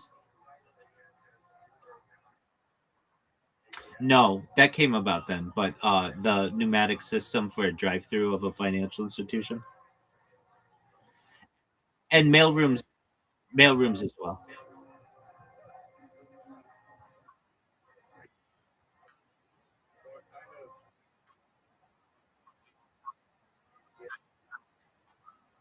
Oh, sure. So people who were uh, like they might want to apply for an auto loan or a home mortgage. We had a section that would do that. So generally, I wouldn't do that. But I would get them settled, so I get a loan officer for them and such. Um, Usually, like some people would make like they pay off their vehicle, and that was a little complicated because of the interest. You had to do some calculations. Uh, there were so those were opening a new account was always complicated. Uh, you needed like two forms of ID, and it just took a long time. And whenever somebody would come in right before the bank would close or the financial institution would be like, please don't be opening a new account. Please don't open it. And they'd be like, yeah, I don't, but I'd like to open one up. And we were always like, shoot, because it could take like 30 minutes to do that. Um, what else were there? Money transfers or money orders and things that was a little different. Cashier's checks, a little different. Nothing too wild there, but wire transfers that would be pretty complicated. So someone would want to send money internationally, and that's complicated, especially back then because there wasn't like a system to like you could just FaceTime and be like, yeah, I got the money or whatever. And you didn't have like Venmo and Cash App and stuff like that. So that's how that kind of stuff was done. Um I've got to say I worked uh at this financial institution at many of its different locations. I was very careful. I may not have been the fastest, but I was very careful. And at the end of my time there, they, I remember talking with the people, the vault, the people who had all the money, and they went through my accuracy, and they were like, okay, so we've checked this about 6 different times, and your net offage over the course of the time that you've been here is plus $100, meaning you made money for the financial institution. That has never happened. Everybody always loses money. They always sometimes bills stick together accidentally. These are things that happen. It's usually not too big of a deal. You might be off by, I think you could be off at the end of the day by 5 cents or something like that. Like you might get, a Canadian coin that might come in an American coin, or just weird stuff happens like that. But they were shocked. They were like, we've never had any teller who had a net gain. Everybody leaves with they were off by, $125, but it was always under. They had always given away too much money. And I was the one person that they had ever had in a financial institution that's been around for at least since mergers and stuff, or now like almost 100 years. Not that long, but getting around to it. They're like, we've never had somebody who actually had a net positive. And I thought that was so cool.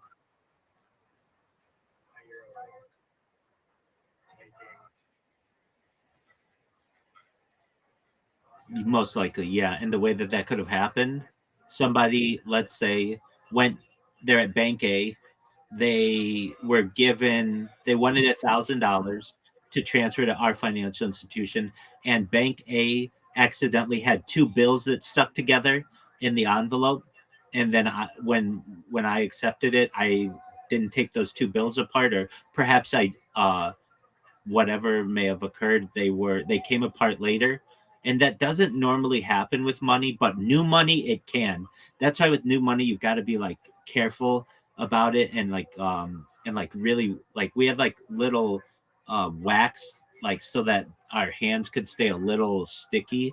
And yeah, I mean, that's exactly right. Like, I took too much money, and again, they were like, it's on the mark exactly $100 plus. So whenever I've talked to big bankers since then, they're like, well, if you ever want to work for our bank, you certainly can. We never have tellers who actually have a net positive offage. It's never, it's like no one's ever heard of this.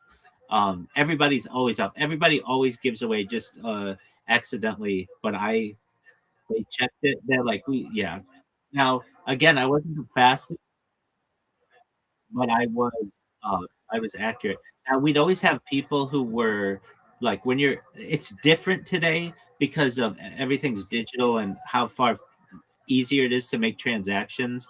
But like when I was working there, like online banking was still relatively new, and a lot of people didn't trust it. And this is 20 years ago. And so they would do their banking in person. And I remember we would have people, I would just think it was so funny. They had the names of very famous people.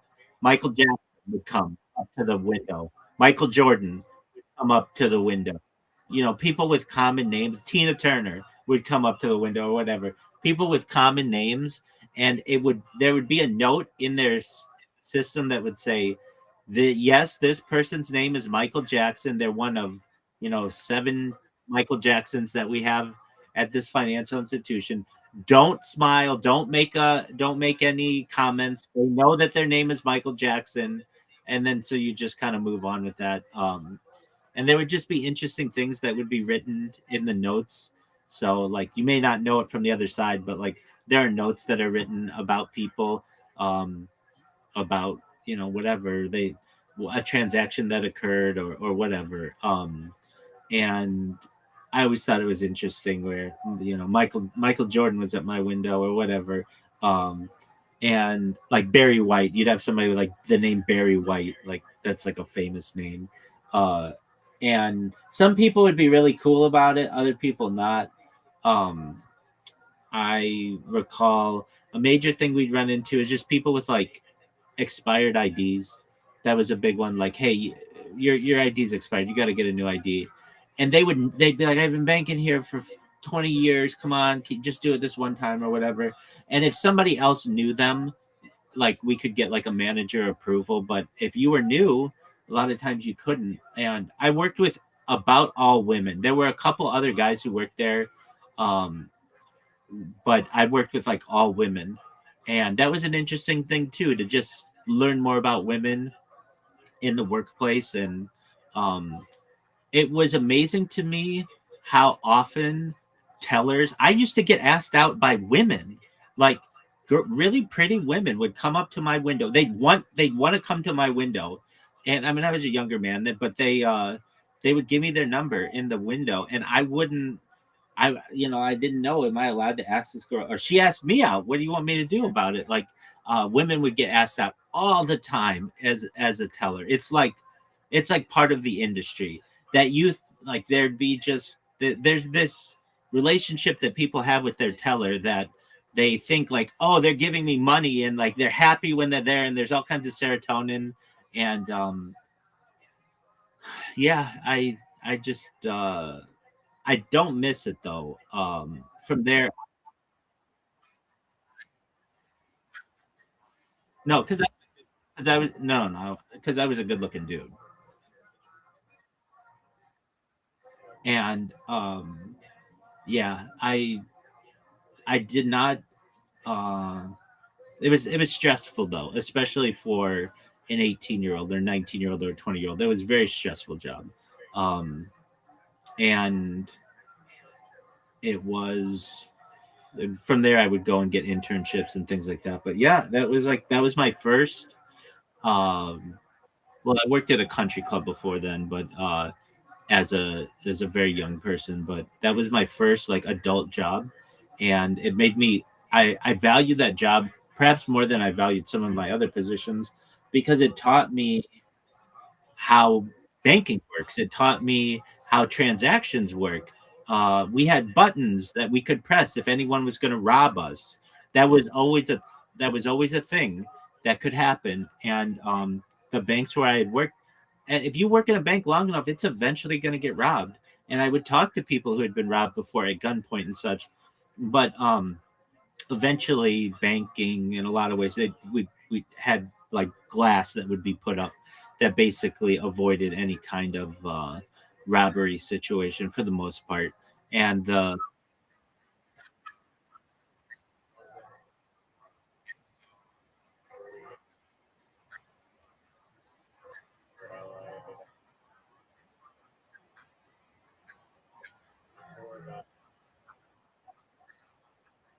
that's the North Hollywood shootout. Yeah, like everybody who like remembers kind of where they were when that occurred, if they're of a certain age, and that was in the late '90s.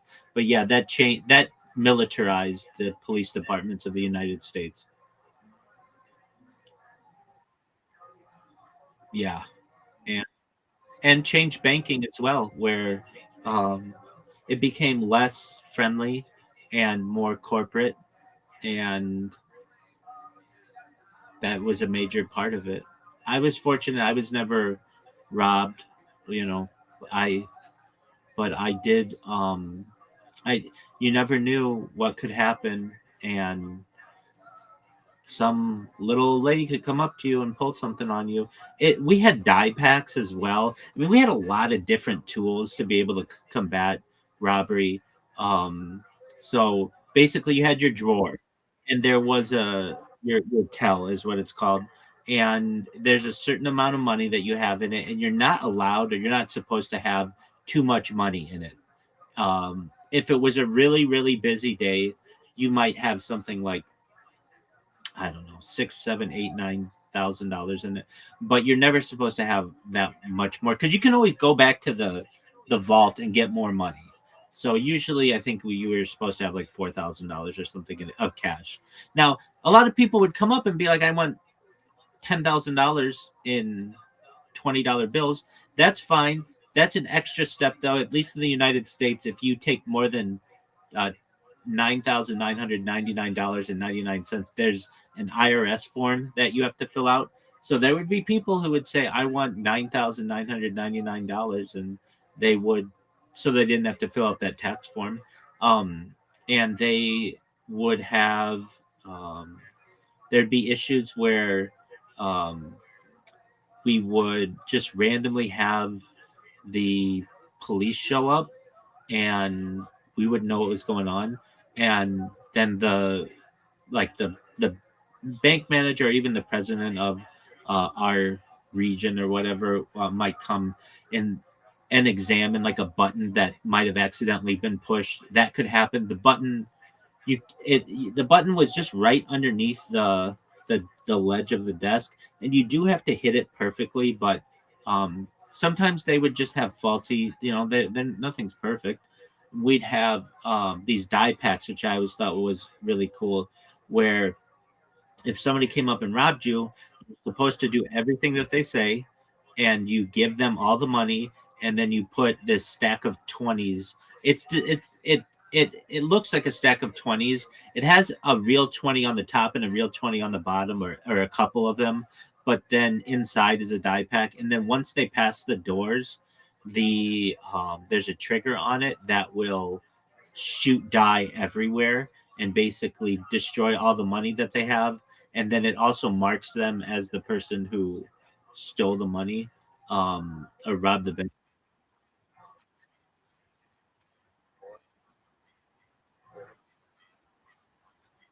Yeah, but a lot of times they, I mean, 20 years ago it wasn't as well known. 25 years ago or so, it was more. The world was different too.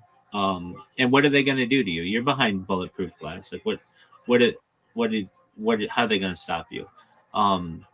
And like that was more outdated technology, I would say too. There were trackers that could be put in.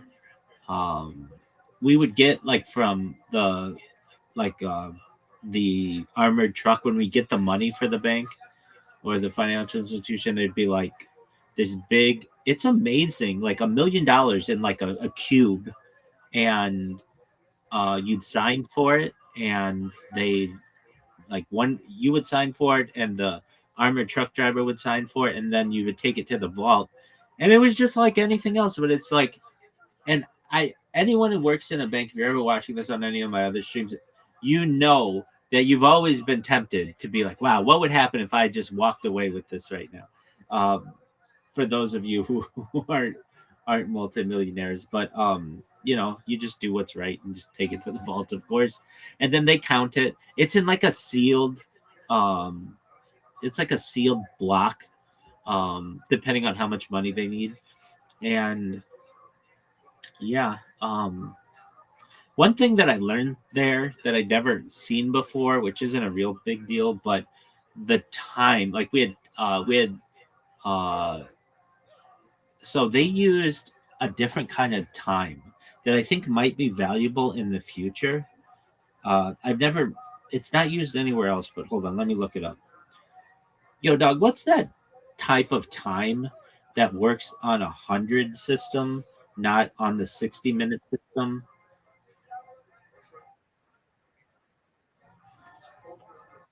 It's it's decimal time or metrics time.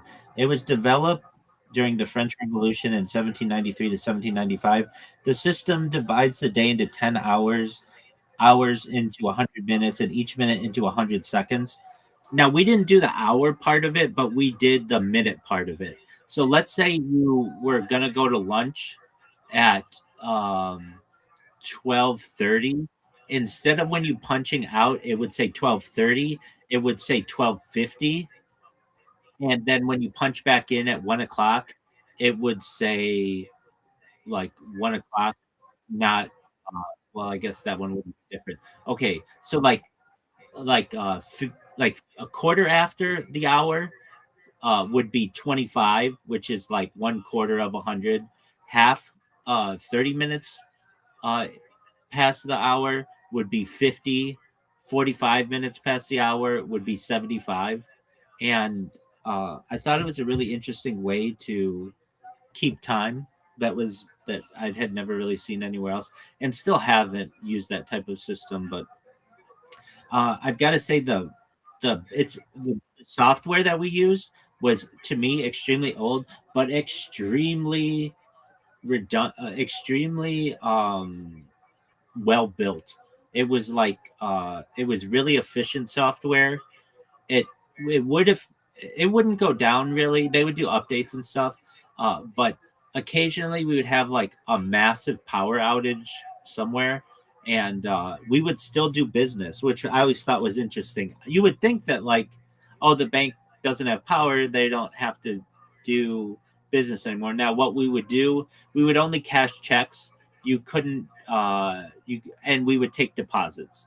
Those are the two things we would do because we couldn't check someone's balance to see what they had in their bank account. But that only happened a couple times. It was not common.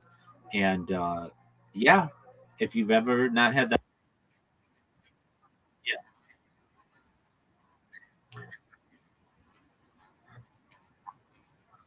yeah. Yeah. So it's a very like it's good to keep systems consistent. So like Canada uses some metric, but also some imperial. The United States generally uses imperial with some metric. There are only three countries, I believe, that use the imperial system fully. That's the United States, the United Kingdom, and Burma or Myanmar. It's just very strange that we do that. Everybody else is on the metric system, and it doesn't matter what the system entails, so long as it keeps a consistent base is important. So the metric system keeps base 10, which is great. The imperial system is complicated and uh, can be inconsistent at times. So the reason why the financial institution kept the uh, base 10 for hours is it makes it a lot easier to um, calculate people's how many hours someone worked um, because you're not calculating on a system of 60. It's out of 100. So like if you're like how do I recall, it would be like let's say you worked 8 hours plus a little bit. You worked 8 hours and uh, 15 minutes. Well, under the imperial system, then you have to figure out 15 into 60 point two that's 0.25 and then whatever their hourly rate is when the decimal time already did that for you. You knew that it was 0.25 extra and then it's just 0.25 whatever the person would get paid. So it removed one step, and I think that's why they did it.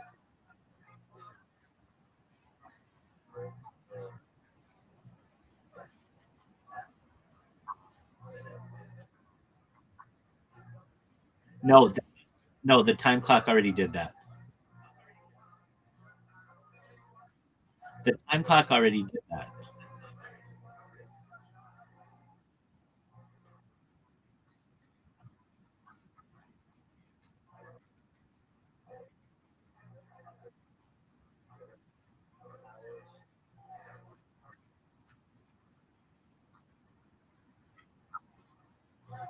No, that's not.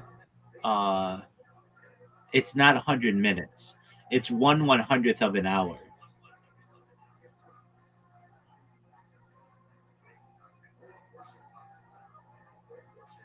If I'm not explaining this clearly, let me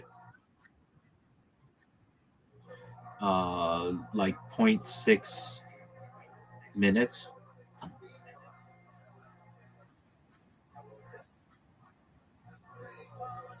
Uh,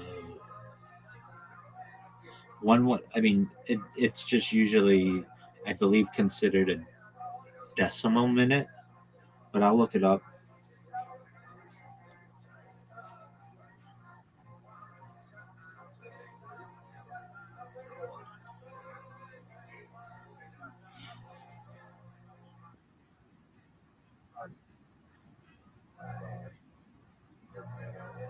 No, no, it doesn't. And let me get the like a better summarization.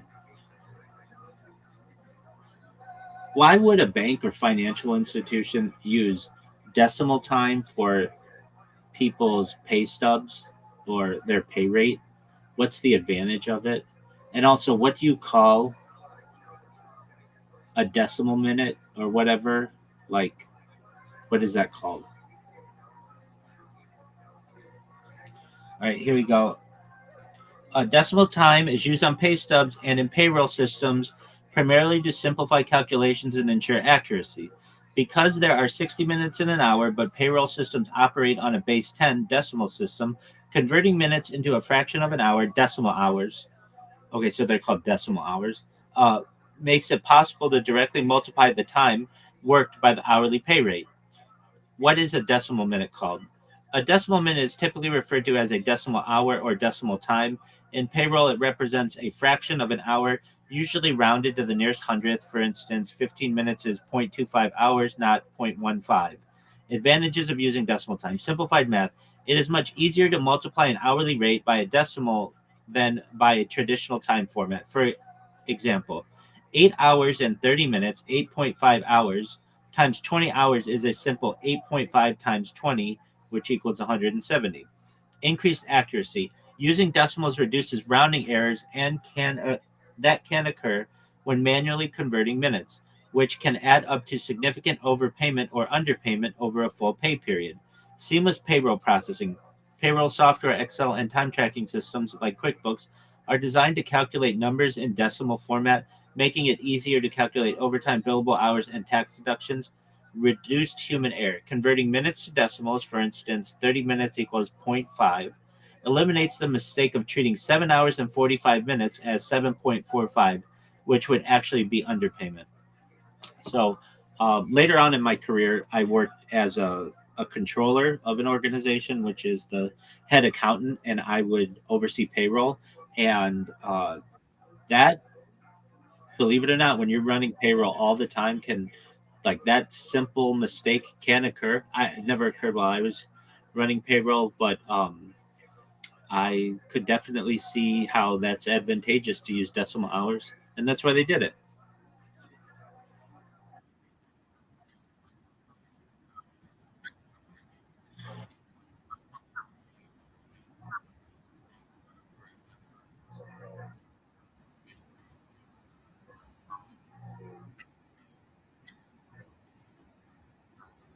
It many times people are working like these round numbers. They'll punch out, let's say, after working 8 hours and 3 minutes. So now you have to do a calculation. How much is 3 minutes of what they're making? As opposed to with decimal time, if they're working on your decimal clock 8.03 hours, it's really simple. You just have to multiply their hourly rate by zero point 0.03, and then that's the extra that they're going to get paid.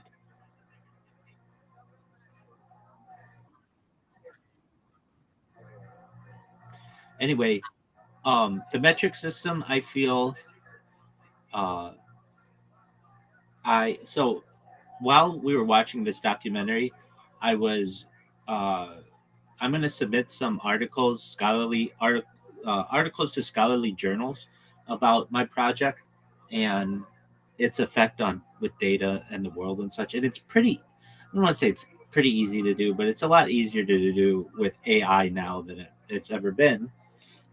It's just hard to get that many words on, like, for these systems. Usually, if you don't have the robust version, the premium version, or whatever, they'll limit the word counts. But um, I say this because I think that I'll have like a big effect on society. I may be wrong, but if I am correct, one of the things that for which I want to advocate is the entire world getting on the metric system. This this initially was attempted, at least in the United States, in the early 1980s, and was basically nationwide rejected.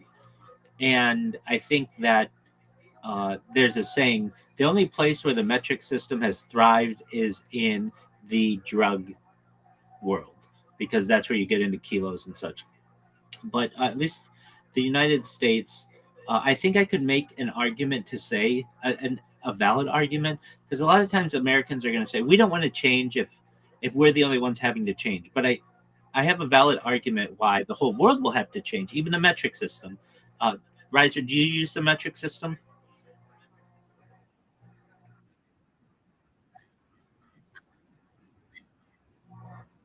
Okay.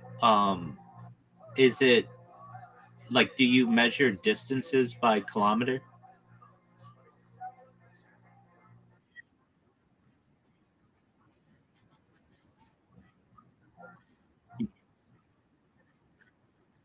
Okay, excellent.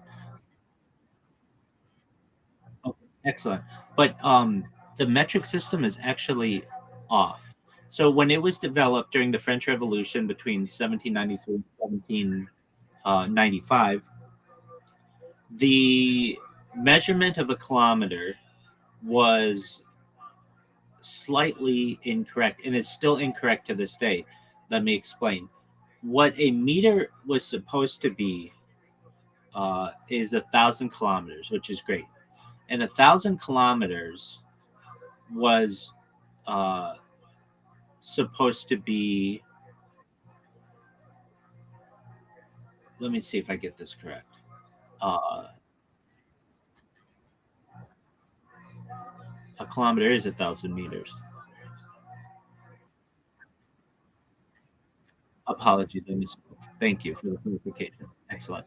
Um, okay, so 40,000 kilometers was supposed to be the distance between the North Pole and the equator, but they actually got this incorrect. It's actually 40,044. Let me get this correct. Let me get the numbers right on this. Yo, dog, isn't there some issue with the kilometer, or actually actually the meter has to change to be accurate to the Earth? The Earth originally, when the metric system was being developed, the scientists got that measurement wrong, that the distance between the North Pole and the equator was supposed to be 40,000 kilometers, but it's actually a little longer than that. What's the deal with that?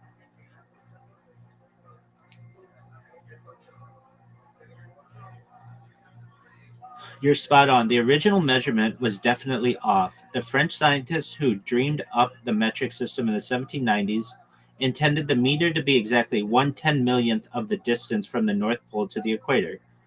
Based on that math, the distance from the pole to the equator should be exactly 10,000 kilometers, making the Earth's total polar circumference exactly 40,000 kilometers. However, the scientists Pierre Méchain and Jean-Baptiste Delambre made some errors during their 7-year study. The nature of the error. The calculation flaw. The surveyors didn't fully account for the Earth's oblate spheroid shape, meaning the Earth is slightly flattened at the poles and bulges at the equator. The secret mistake. One of the astronomers, Pierre Méchain, actually discovered an inconsistency in his data, but reportedly concealed it out of fear it would undermine the new system. The discrepancy. Because of these errors, the standard meter bar they created was about zero point 0.2 millimeters too short. This tiny error adds up over the scale of the planet. The actual distance from the pole to the equator is about 10,002 kilometers. Why we didn't fix it? Even after the error was discovered, the world didn't change the length of the meter. It had adjusted. If we had adjusted it to be accurate to the Earth's size, every existing ruler, machine tool, and land record would have become obsolete. Indeed, the International Bureau of Weights and Measures, BIPM, decided to keep the length of the physical bar as the standard. To ensure it never changes again, the meter is now defined by a universal constant, the speed of light. 1 meter is officially the distance light travels in a vacuum in exactly 1,2,999,792,458 of a second. Key differences in Earth measurements. Pole to equator is supposed to be 10,000 kilometers. It's actually about 10,002 kilometers.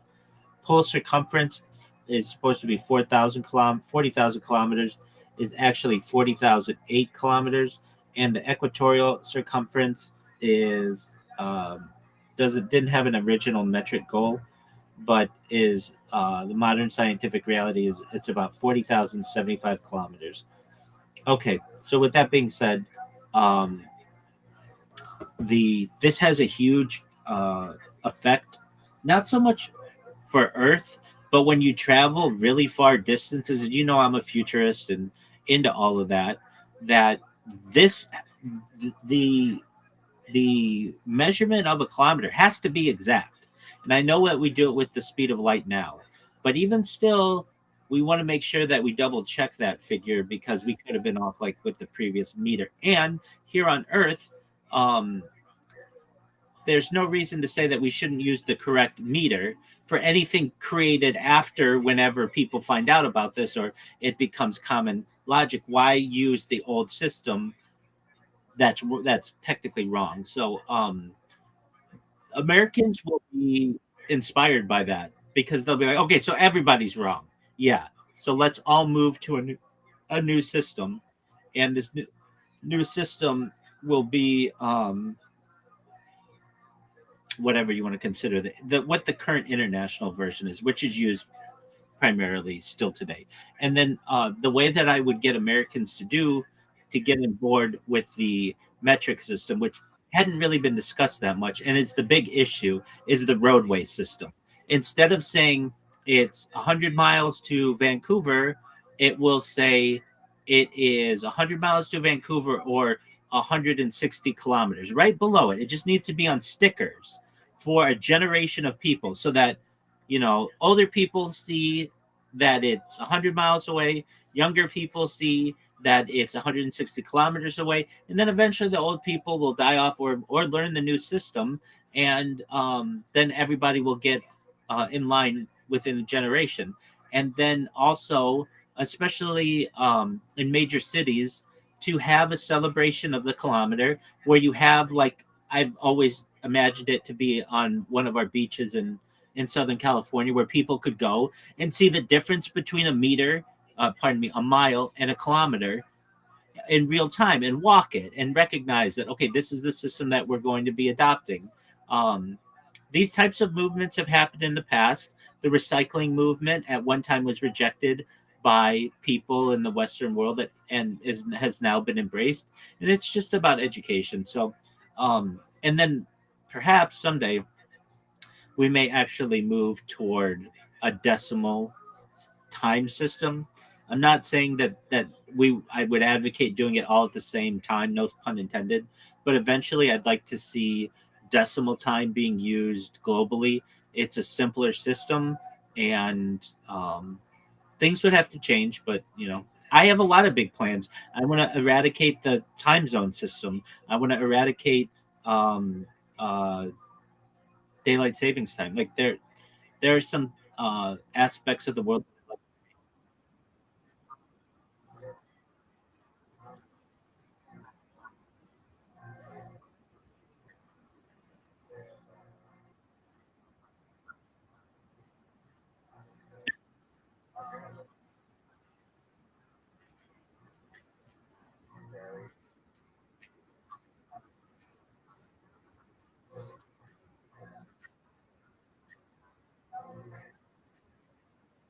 Yeah,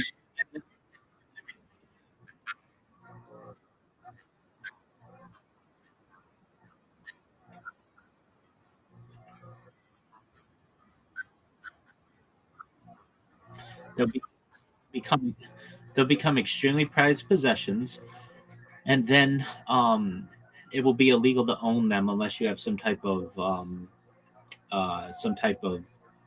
license or like a library or something, and even libraries will be removed. Have you ever heard of the book Fahrenheit 451? That's the temp. That's the temperature at which paper burns, and it's about that eradication of that system.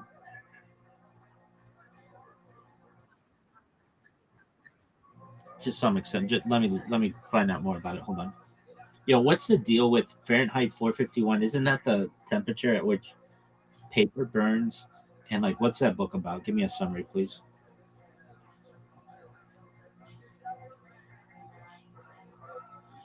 The short the short answer is yes.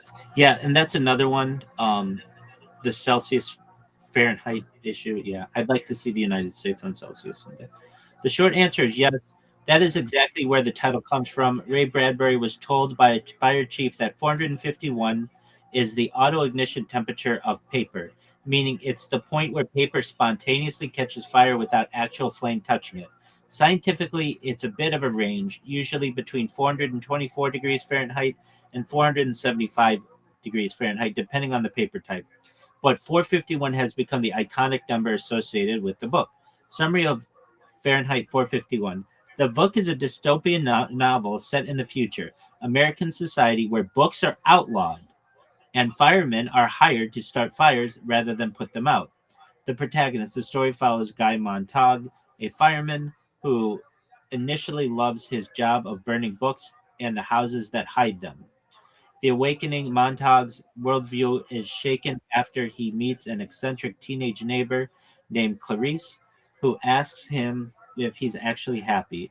This combined with seeing a woman to be burned alive, this combined with seeing a woman choose to be burned alive with her books rather than give them up, makes him realize that society has traded deep thought for shallow, mindless entertainment.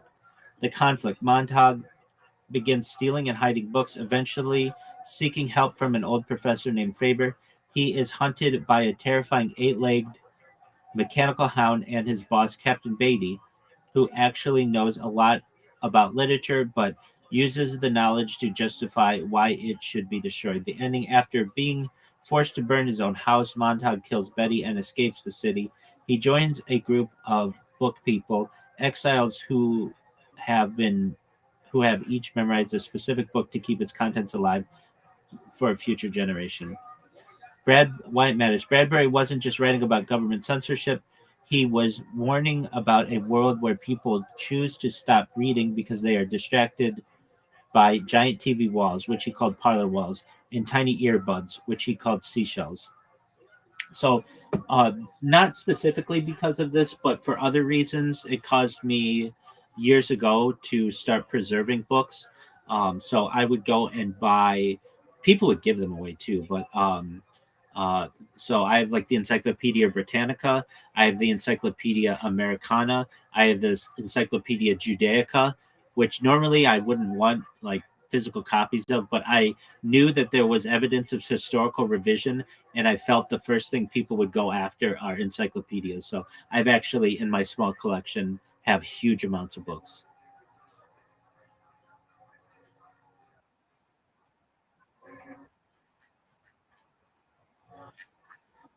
Generally religious books. So just from rabbis who I know. So stories are like A Voice in the Vineyard. Uh, it's one called Chakra Ari, basically the Guide to the Perplexed of Maimonides, the Shari Torah, the Mishnah Torah, which are like explanations of the Torah. Well, I have Talmud as well, which is 2,711 folios. I have something called the Sensino Talmud, which is very big. It's so when it's laid out, it's bigger than my arms. Um, and what else do I have? Just like I have a lot of law books as well. So law registers, Westlaw, cataloging, and for someone who really embraces the digital world as I have a very large book collection.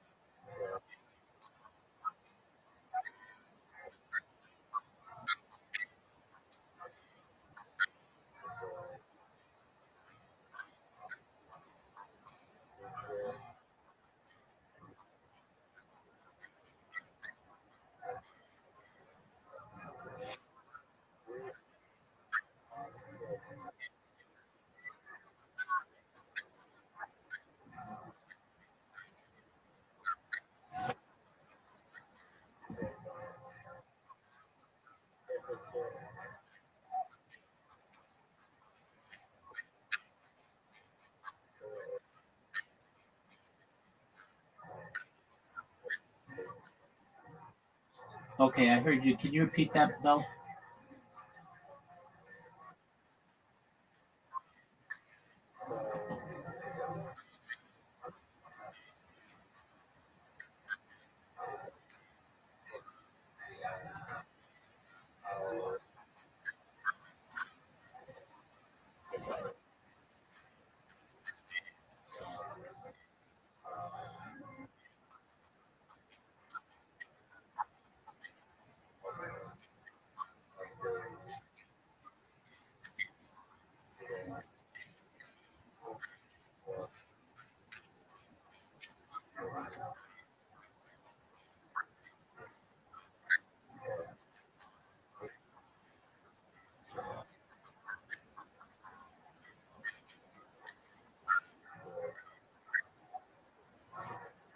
Okay. Um, let's do this one question at a time. I hear what you're saying. Uh, so the first question I might need more assistance with because I was trying to pick up the second part more.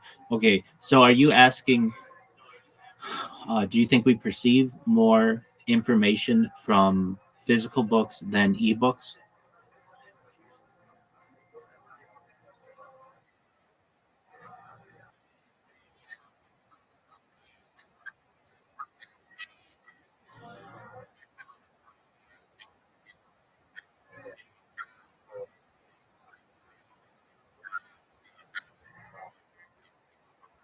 Right.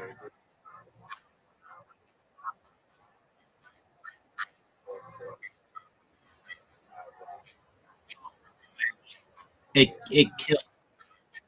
it kills your attention span. So people make demands that things be shorter, more catchy. Um, it destroys a lot of creativity. I wrote a journalistic paper that no, it's like 8,000 pages, and it's what I was doing. It's excellent. I published it. You can look at it. It's rabbirothschild.medium.com. It's excellent, and I've submitted it to journals. It's so solid. But anyway, one of the things that I cite within this paper is the rise of digital data. There's like I cited in 2002, um, digital data overtook analog data in terms of what humanity is storing. And by 2012, that number had increased to 94%. And now, today in 2026, while I didn't have a paper to cite because the year generally is a quarter of the way over, we're at 99%, and like more than that. And of that data, um, much of it is not all of it, but much of it isn't in much smaller snippets. And like what you're talking about, people don't have the attention span to read an academic journal. They don't. I know I'm creating one right now. I'm looking to submit as we were talking. It's called Big Data Journal, the Journal of Big Data, which is like the scientific um, publication, and it's amazing to me how different the academic world works as opposed to just like submitting something to a newspaper or like in a press release or something that they want it to be robust and all of the entries that you have to have for your citations and sources and such. It's amazing to me that that world still is working on the long form content when like if you want to submit something to a newspaper, it has to be like 500 words max. Like that's a long article. Pardon me. Usually things are just snippets. A lot of times you're just going to read something that is just a headline. They and this has been motivated by uh, advertisers, but also these publishing organizations like a newspaper or a generally newspapers, but magazines as well, where they don't have as much space. The longer amount of an article there is, the less advertising space they're going to have.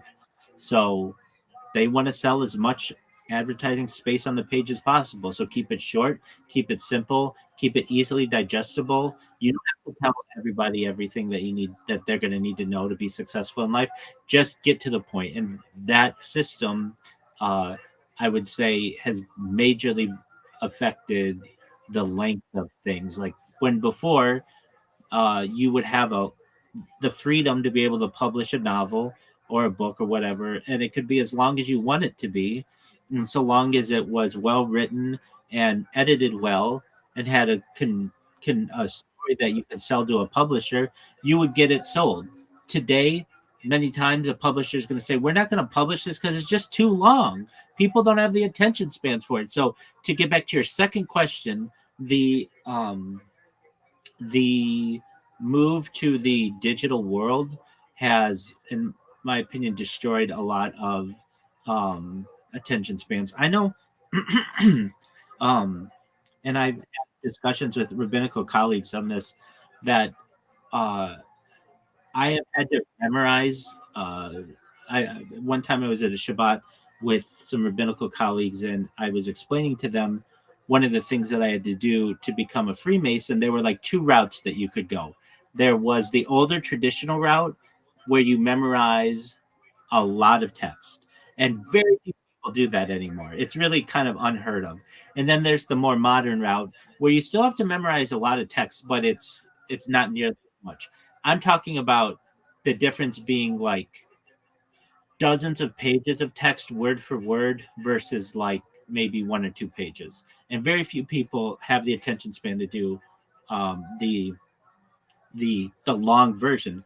But I chose to do the long version. It took me like 6 months of to memorize. Like I want to say it was like 18 minutes of speaking straight, and I was absolutely shocked. And I remember saying to these rabbinical colleagues, like, we learn in our history, especially within Judaism, that oral law was conveyed from mouth to ear, mouth to ear. Not everything was written. And in fact, most of it for our time was not written.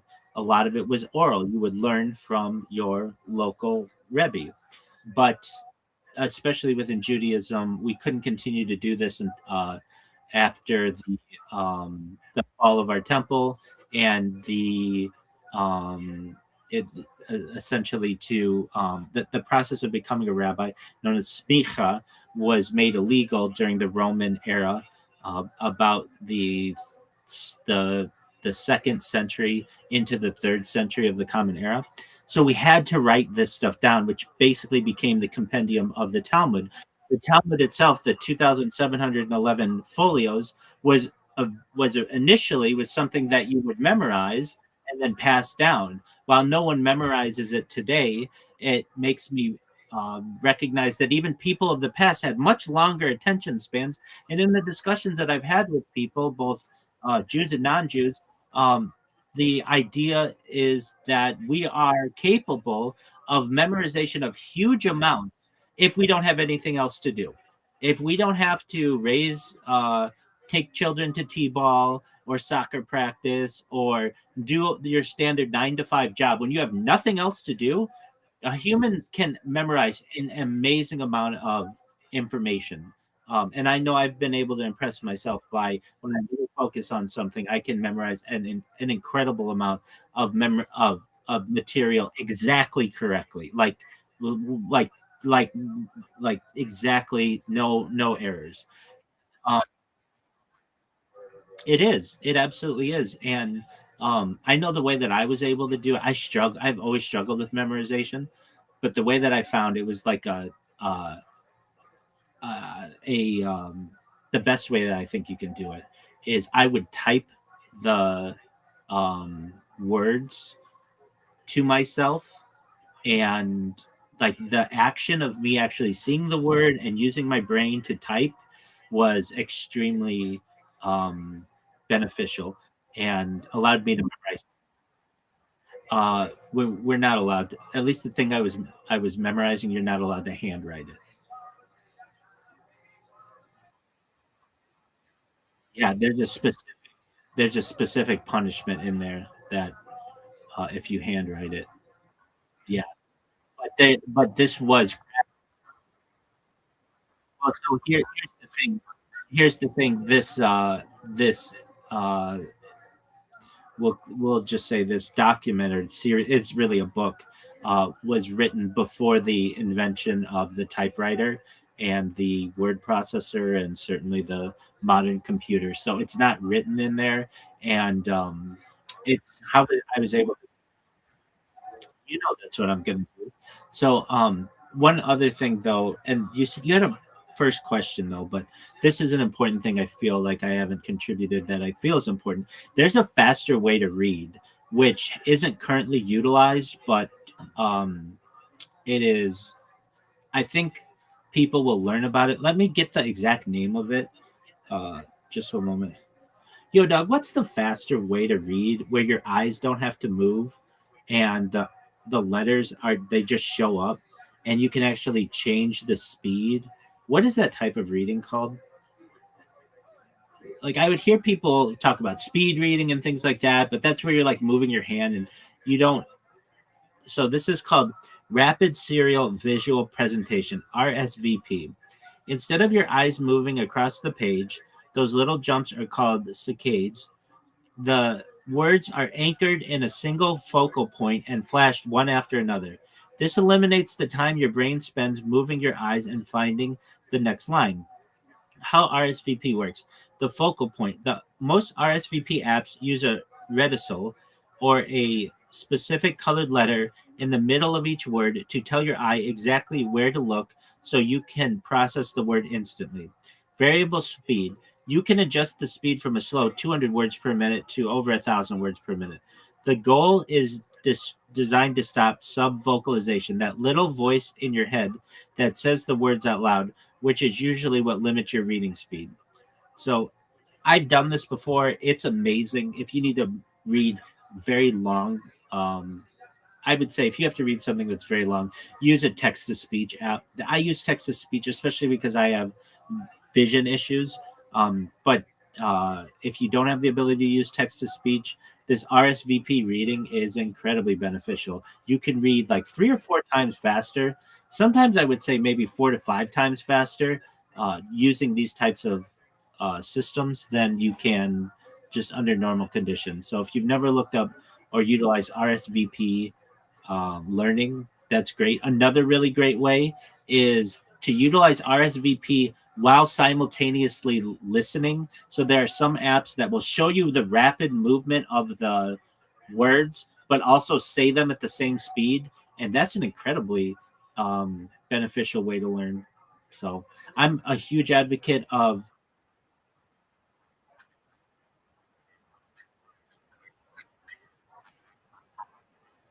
it is the same speed because the speed is going to be however quick that you want to do it.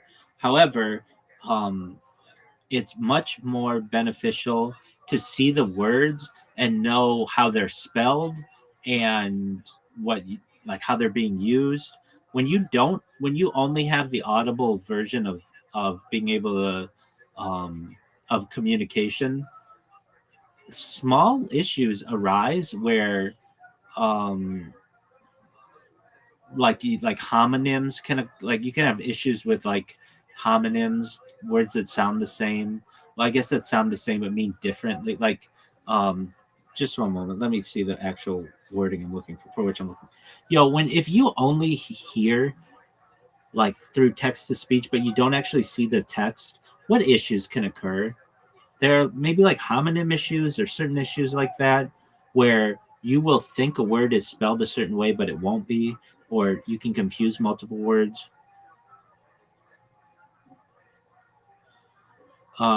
Let's see here.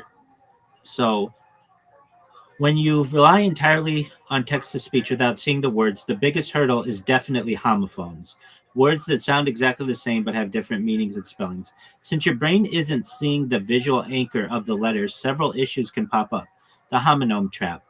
This is exactly what you're talking about. If the TTS says there, or there, they sound identical. Other common trip ups include complement versus complement. One completes something, the other is a nice remark. Stationary versus stationary. One means standing still, the other is paper you write on. Discrete versus discrete. One means separate, the other means secretive. Heteronyms, the reverse problem. These are words that are spelled the same but pronounced differently depending on the context. A TTS engine usually gets these right based on grammar, but if it glitches, it can totally change the meaning. Lead and lead. Is it the metal lead or the act of uh, guiding? Lead. Read. Is it in the present tense read or past tense read?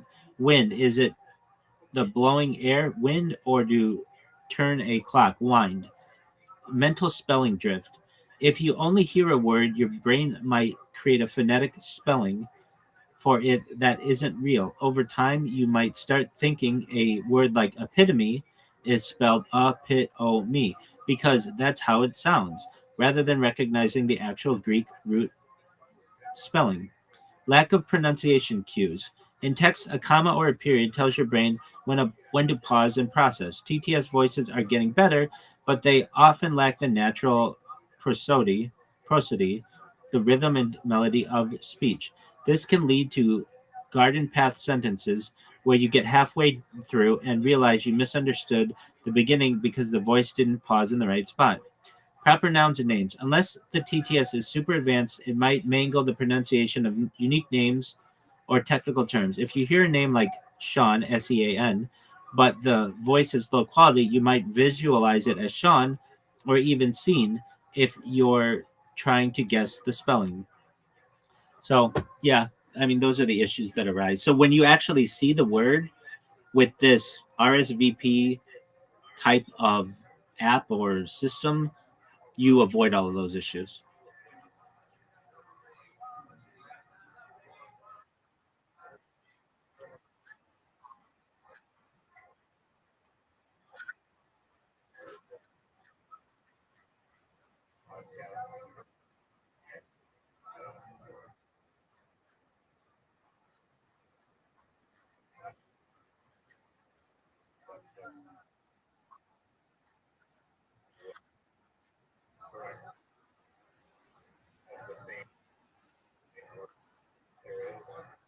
I do, but you run into issues where you just mishear what the speaker said.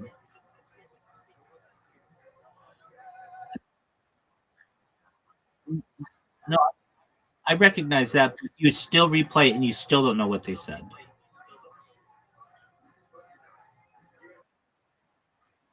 It could be.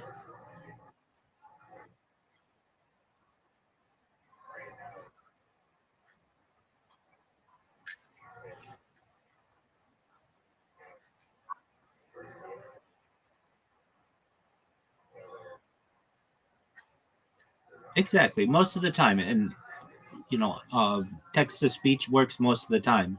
But you're saying, you asked the question, is text to speech basically sufficient without ever needing to see the writing as well?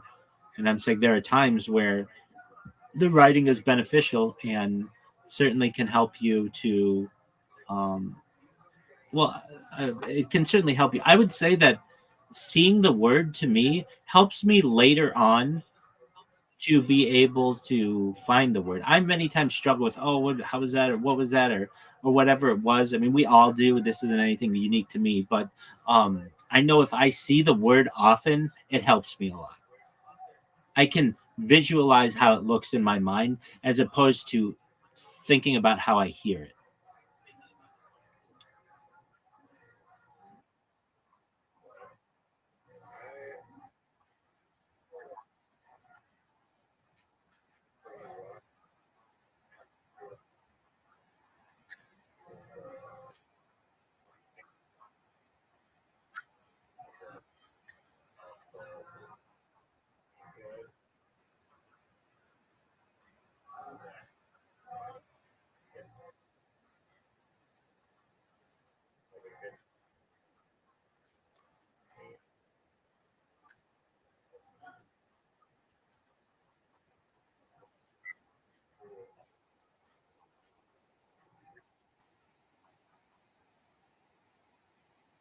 Well, I'm not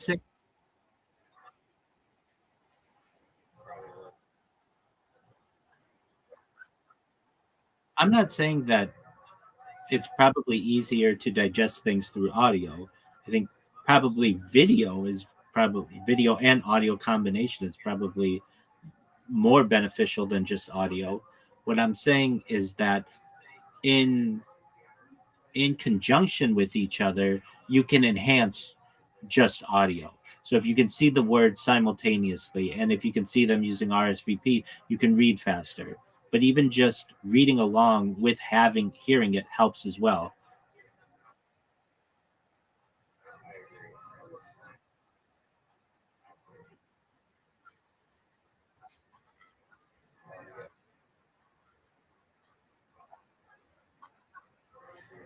I agree, depending on who you are, and it's a speed thing too. We don't take time to sit and read long documents anymore like we once did. Just the world has become faster, and so listening is something that's a great benefit to us from just an efficiency standpoint.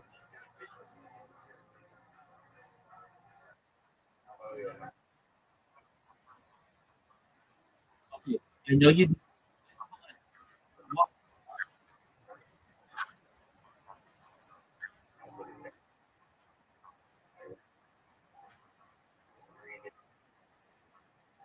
I had a previous question that was earlier about, and I don't know if you remember it, or we can talk about it later, but it was the first question before the question about screens and um, ability to uh, read.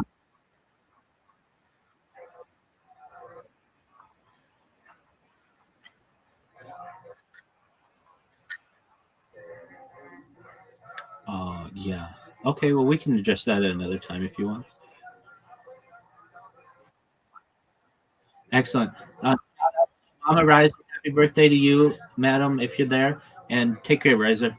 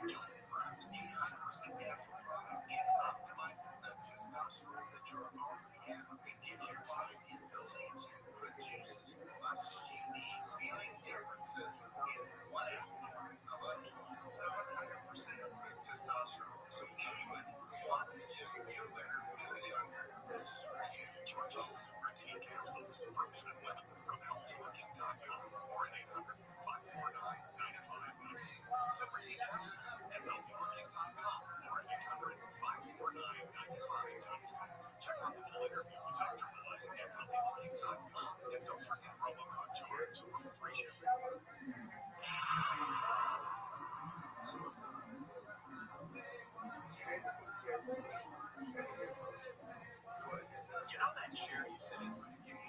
Somehow we know this numbers later. That's the seat glider by Flexi. This isn't just a recliner, it's a sleek chair built from real coats. The seat glider smoothly reclines into a zero gravity position, giving you the support you need whether you're watching a late game, taking a quick nap, or sleeping through the night. Flexi provides the comfort of a premium recliner with ergonomic support designed for all periods of rest, not just sitting. From your head and shoulders to your legs and lower back, the seat glider is built to help your body relax the right way. It's perfect for movie nights, overnight guests, or anyone who wants the flexibility of a chair that truly does work. And because it's flexible, you get durable craftsmanship, simple function, and lasting quality on your couch. Watching, relaxing, sleeping. Flexi seat glider. Your seat, your sleeper, your comfort zone. Find it at Flexsteel retailers nationwide at seatglider.com/damn. There's a lot of uncertainty right now. Things are changing fast and no one knows what comes next. Times like these make you realize just how important it is to be prepared. That's where my Matrix Supply comes in. They're America's #1 most trusted resource for survival food, solar power, water filtration systems, and more. Go to preparewithamerica.com to unlock a special offer that will help you get ready for whatever comes your way. Go to preparewithamerica.com to see the special offer right now. That's preparewithamerica.com. I'm Marcus. My mom died from cancer when she was in her 30s. She didn't have life insurance, and that was devastating for my family. That's why having life insurance is so important. First, makes it easy to get. Second, life is and it's safe. You can get up to 300 no matter who's in. Get your free quote at realty.com/save. That's realty.com/save. These are sometimes the resolution be very online.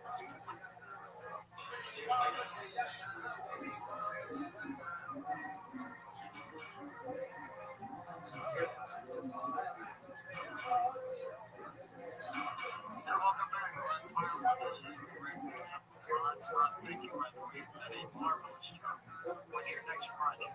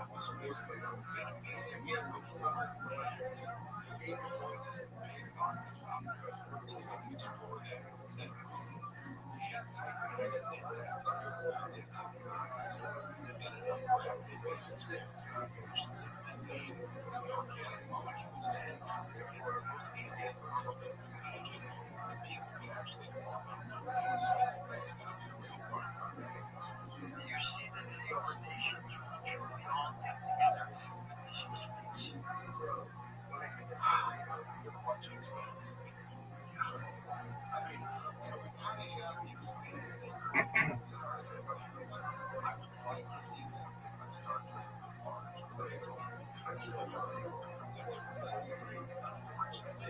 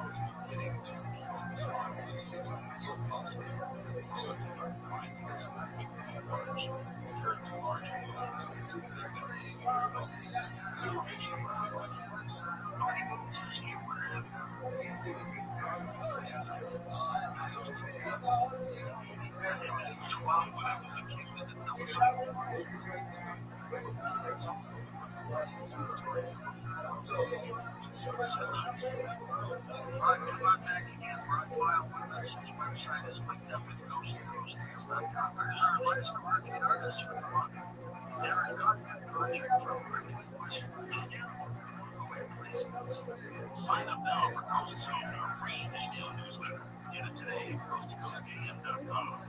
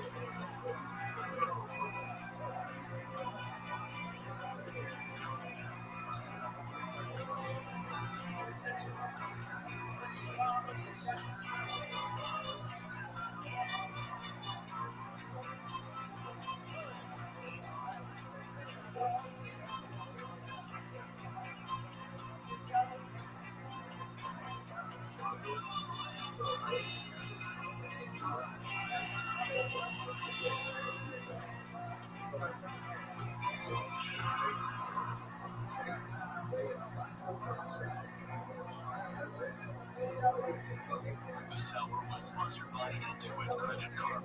Rothschild's having something important to say. Radio is the most personal name out there. We'll receive exactly what you want to hear. No filters, no AI.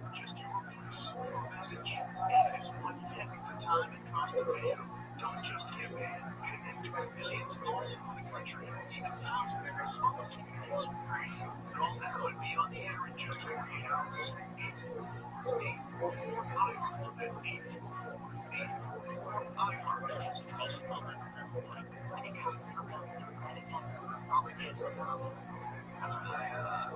It's like a daily conversation. I was walking by a snap. I had a gun at my place. I don't know if you realize that's real still my life to live. I'm better love myself, my family, my business, safety. A crisis can happen to anyone. Store your guns, locked, unloaded, and away from ammo. University stories that end family fire power. Brought to you by Brady and the Ad Council. When it comes to a gun suicide attempt, all it takes is a moment. Also, to be inspired by the use of a firearm. And I felt to make suicide. My friend says, I was not having to keep going. I feel all really firearms to keep me safe. I keep my friends safe in business. Store your guns, locked, unloaded, and away from ammo. Hear more safe stories at endfamilyfire.org. Brought to you by Brady and the Ad Council. Not just something out here to keep it out. Please keep it from don't try to get out. Why are you waiting? Because I want to be. Tell me why is your hands which are really why as you want me to do. I don't want the service anymore getting back to the point where I literally had to say, are you stopping me from leaving the building? It's time to spend it live 6 to 9 a.m. on GFI and on demand anytime on the iHeart Radio app.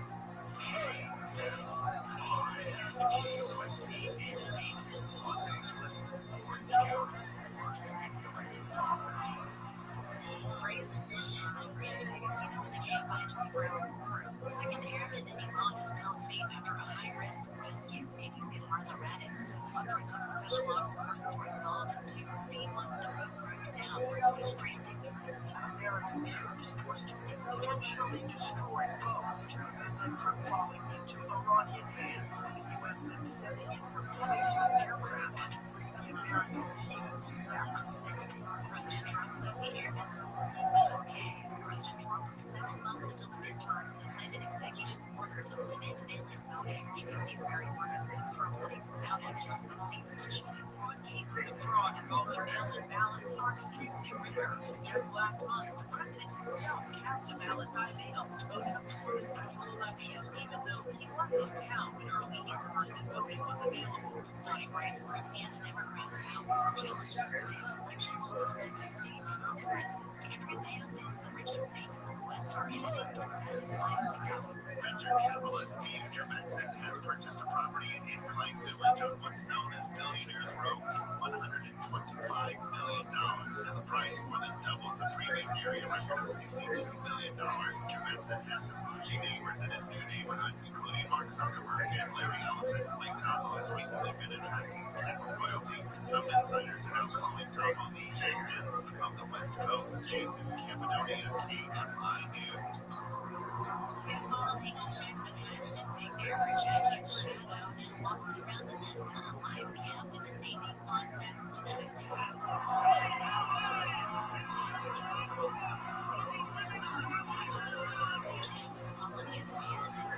Sailing women's basketball team won their first national title, crushing South Carolina 79-51 in Phoenix. Ariella Hawkins led with 21 points, Lawrence at 16, and UCLA captain Donovan Six with just one loss. Leah has earned his first Eastern Masses Pontifical call for peace through dialogue and an end to wars around the world. First, it was focused on hope and renewal. It's led by the KFI Twin Towers and Fox Hills, 40s to 50s on Monday, sunny with highs of 60s to 80s, and 55 degrees in Irvine, 56 in Orange, 57 in Tarzana, 56 in Calabasas. Just over KFI 24-hour news from Regina Agostino. It's Prime Sports Time. iHeart Radio has you locked in. Start your day with Fox Sports Radio's Dan Patrick, getting you caught up on the biggest stories, schedule interesting scenarios here. Find your favorite baseball team in the Diamondbacks. Right in the mock draft season, NFL Daily. Dogs are going number 1. Number 2 from NBA and NHL playoffs. The draft only week got you covered. iHeart Radio. Search sports and listen now. My name is Stanley Seasons, and I'm a technology engineer to help grow and so I community, learn computer skills, and build a basic resume. I don't just wear the shirt, I live it. Advocate, volunteer, live United. Go to liveunited.org. Brought to you by United Way, Plan Council. Radio app is the number one for music, radio, and podcasts all in one. Discover a new podcast from our library of hundreds of thousands of titles. Here's the iHeartRadio Podcast Preview.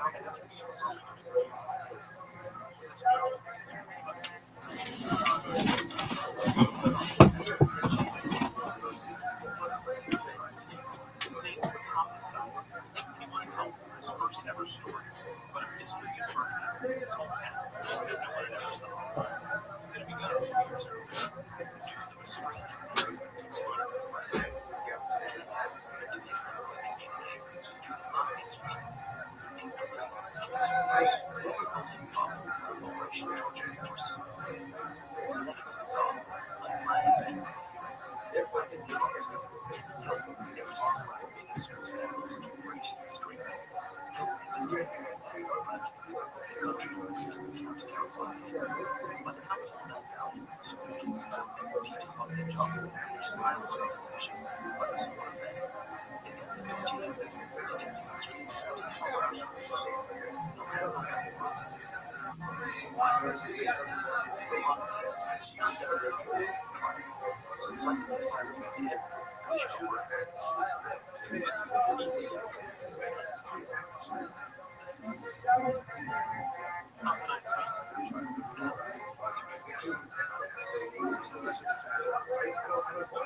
press. Figuring out who wrote the Trojan horse letter, that was only the first of the story. Start with seeing the official and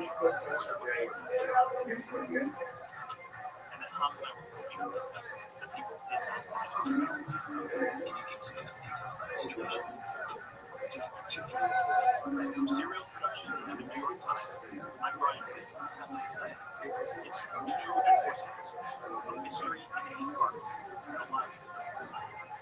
Listen and follow this podcast for free on the iHeartRadio app. Number one for music, radio, and podcasts, all in one app.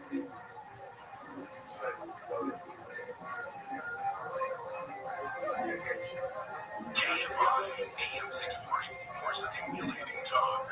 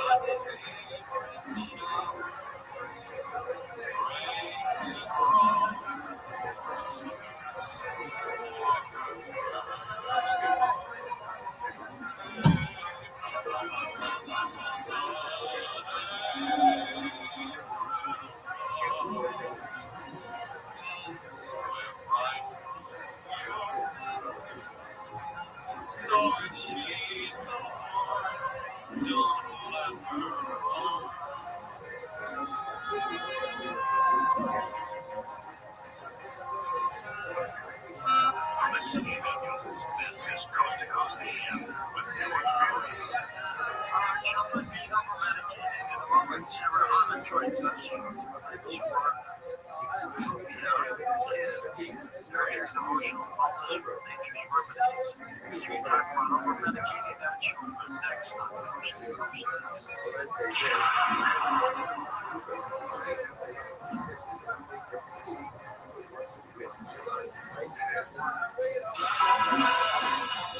Social Security update. 17 million Americans collect Social Security benefits today, and millions more will join soon. Now, a new study finds 70% of Americans don't get the full benefits they deserve. But recipients can use simple strategies to boost Social Security benefits by as much as $188,000 over a lifetime. Social Security expert Michael Allen says it's true and reveals 5 key strategies to increase your benefits. It's all in his free special report. Newsmax calls the report your best guide for bigger Social Security benefits. Whether you're getting benefits or soon will, you need the Social Security report. Get it free. Call 800-999-9690. 800-999-9690. We'll text it to you right away. Along with President Trump's act, cutting your Social Security taxes. Call now 800-999-9690. Fast Growing Trees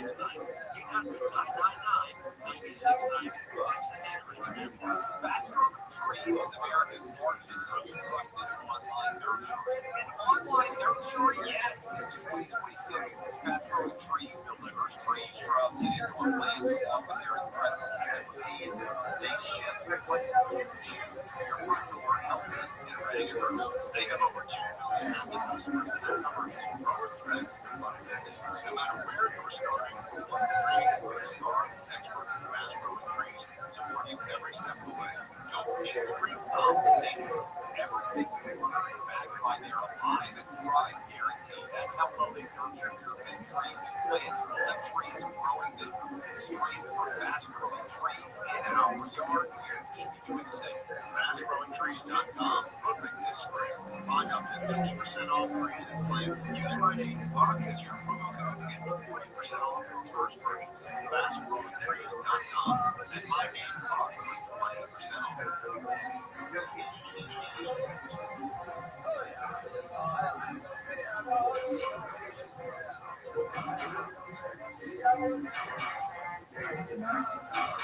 Welcome back to your story about the show on the back of the Master Normalist Devices podcast. Yes, for the 30 years of the series, that's 45,000. Sarah specializes in itself with the actress, integration, vegetable and natural medicine.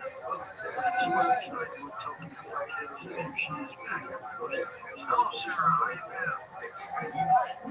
Thank you. It's such an honor, and I'm so thrilled to be able to speak about this urgent topic and problem that's going on, especially in America today. How serious is this? Well, I've got this data in front of me, which changes all the time, but based on research from 2023 to 2025, it's estimated over 4 million American children and adolescents, 1 in 12, are estimated to be on psychotropic drugs, and it begins as early as age 5 or less.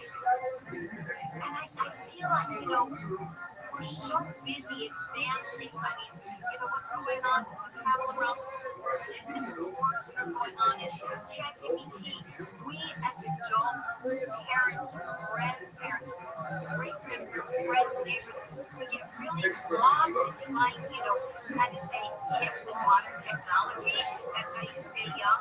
But I feel like everyone's forgetting what's happening to the youth. And that's why I wrote my book. I do a book, Utopia for Kids. What do you counsel the parents to bring a 5-year-old kid to a doctor to get them medicated? Our schools, especially our public schools, unless have the ability to send your kids to private schools, tend to be overcrowded. These teachers have, 20, 30 kids, George, that are on different intellectual levels, ability to learn, and how can anybody, even if they have one assistant, their school class of 30 kids, George, it's impossible. So what happens is we're always going to have some kids naturally brilliant, love to follow directions. I wasn't any of my kids, I don't know about yours. Those kids that can sit there perfectly. And there's kids that want to do schoolwork and do research and can't sit. Those are the kids that get targeted by teachers, principals. They just don't know what to do with them. These kids very often end up on medicine, ADHD, and it's really crippling to these kids. Sarah, I don't recall this being when I was a kid. How many kids have their AIDS in your school?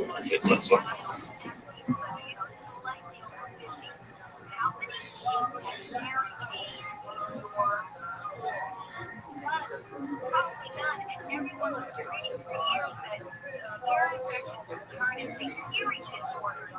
But if you ask my mom, she didn't know any kid with hearing aids. So we have the same thing here. Just try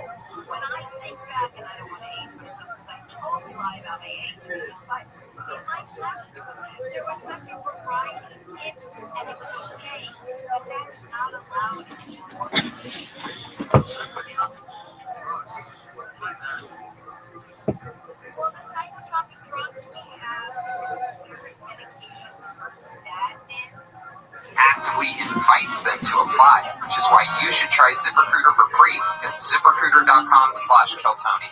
That's how Monica found Lamont Jenkins. She said that ZipRecruiter sent Lamont's profile to her around 5 minutes after she posted her job because he was a great match for the role.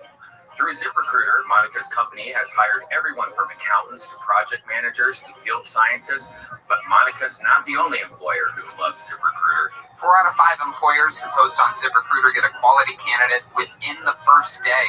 See for yourself how ZipRecruiter makes hiring faster and easier. Try it now for free. That's right, free at ZipRecruiter.com/KillTony. That's ZipRecruiter.com/KILLTONY. ZipRecruiter.com/KillTony. Our newest sponsor, Lucy Nicotine, is a company founded by former smokers who are finally making tobacco alternatives that don't suck. The summer of 2020 is the time to get healthy. Get rid of your cigarettes, unplug your vape, throw out your tins of dip, and get Lucy Nicotine gum and lozenges that actually taste great, delivered directly to your door. I was a heavy cigarette smoker. It made everything smell, and my car and my clothes and everything. And then I switched to vaping, and now I use Lucy Nicotine gum. I can use it on an airplane or if I'm in a car. Guys, this is the real deal. A subscription to Lucy comes directly to your door each month. It's simple. In a time when groceries are delivered to your door, Lucy got you scheduled and will be there every month. Use promo code KillTony and save 20% off the entire store. You can even do a trial order of gum for just $4. That's basically just shipping and handling. Go to lucy.co. Use promo code KillTony at checkout and get rid of your old cigs or vape. That's lucy.co, promo code KillTony at the checkout. And we are back. I'm excited to start this puppy pie tonight. Ladies and gentlemen, we do have a guest. He is a returning guest, a guy who's been on the show quite a few times. Former Comedy Store door guy, winner of the Comedy Central Roast Battle Season 2. Huge victory.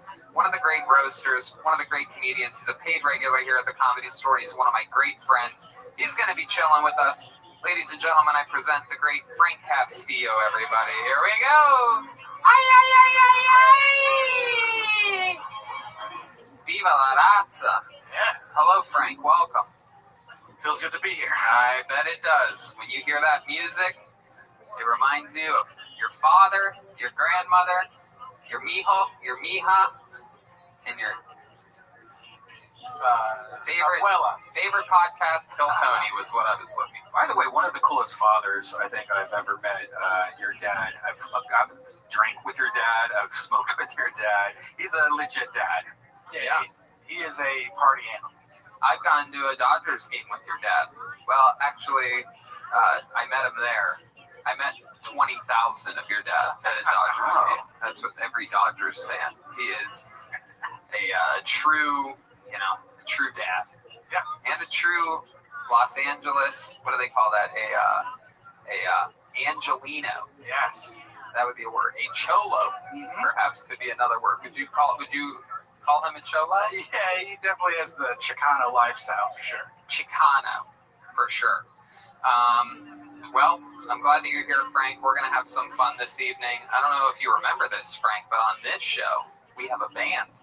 Do you remember that? Love the band. They are the best damn band in the land. Every single episode, they commit to being different characters. We never know what they're going to be. Sometimes it's the return of famous characters we've seen before. Sometimes it's the debut of brand new characters, like Linkin Park, or, it could be anything. Let's find out what they are tonight when I bring up the best damn band in the land. It's the Kill Tony Band. Jeremiah Watkins, Stolberg, Joel Jimenez, Jetsky Johnson, and Chroma Chris. Here we go. Here they come. Whoa! Oh my goodness, we've seen these guys before. Oh, and there's a girl. Oh my goodness. Wow, they're so nerdy. This tiny, a little kid. Freddie was the main one that scared me, and I like Chucky. But my mom got me one of those My Buddy dolls And that changed the game because then one night I was certain that like I was falling asleep and I was like half asleep and half awake. And I thought that my Buddy doll, I was sort of like laying on my side staring at it, and I thought I saw its head do a 360 like that, like real slow. And then I became completely afraid of it.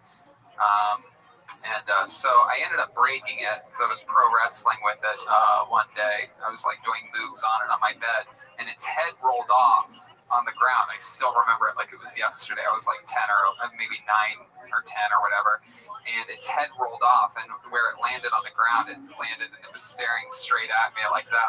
It was mad at me. You made it angry. Now, what's really interesting about this is my mom has an incredible sense of humor.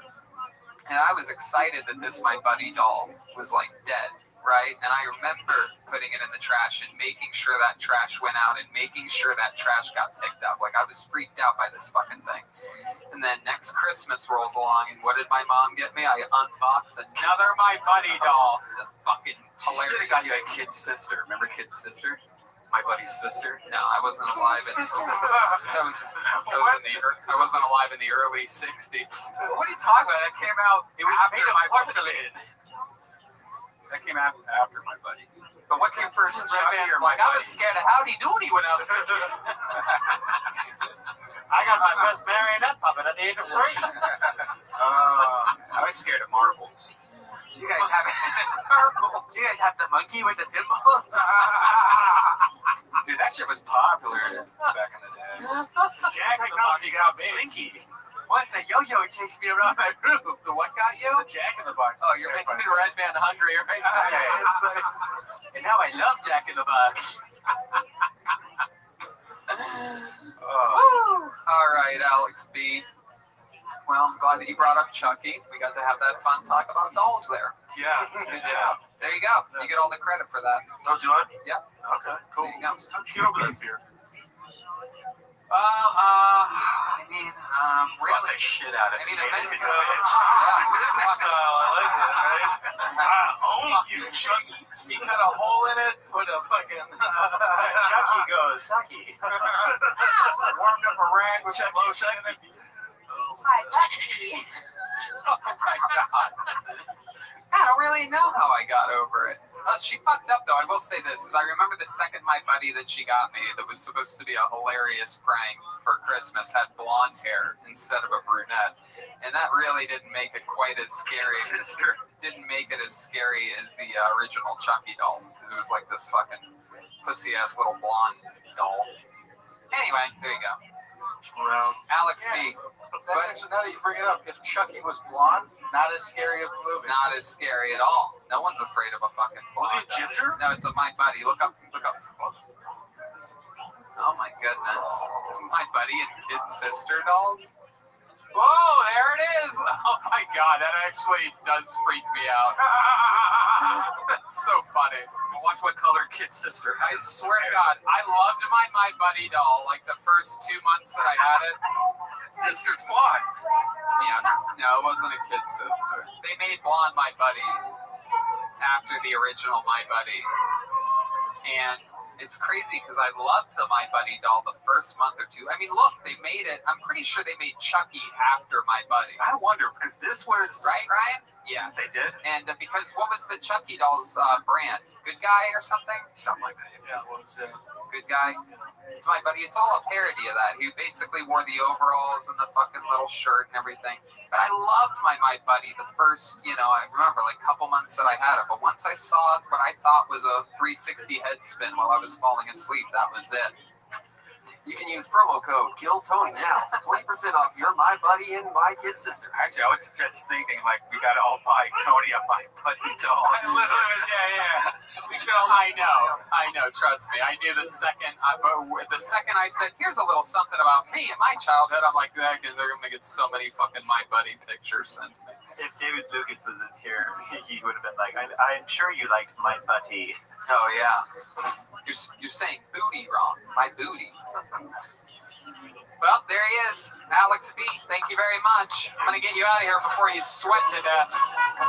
Hey, there goes Alex B. Yeah. There goes Alex B. Alex B. All right. Here we go. Another person coming right at you at 1,000 miles an hour. He goes by the name of Nick Reese. Here he comes. Nick Reese.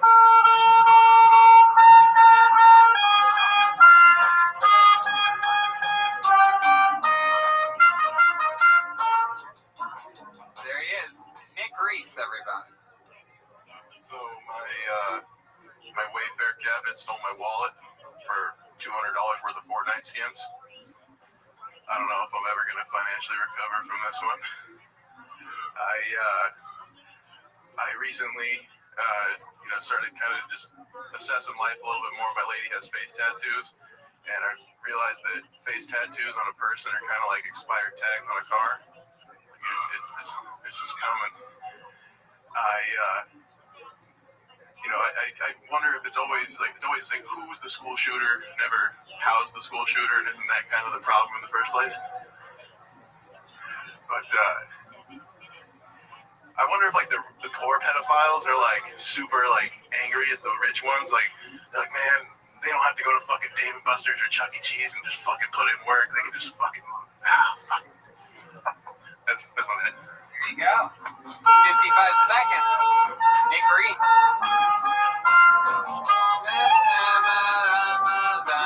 That was Nick Reese. Hi, Nick. Howdy. How are you? Can't complain, man. That's right. Where'd you come from to be here tonight? Hemet, California. Hemet. Remind me of where that is. That is the ancestral cousin of Temecula. I know exactly where that 40 is. minutes north. 45 minutes like east of Temecula. There is a Scientology base there, isn't there? Big Scientology base. Wow. I've lived two places in my entire life, and both of them are like Scientology. Hemet and where else? Inglewood. Oh. You think your parents are, Scientologists, like hit secret Scientologists, maybe?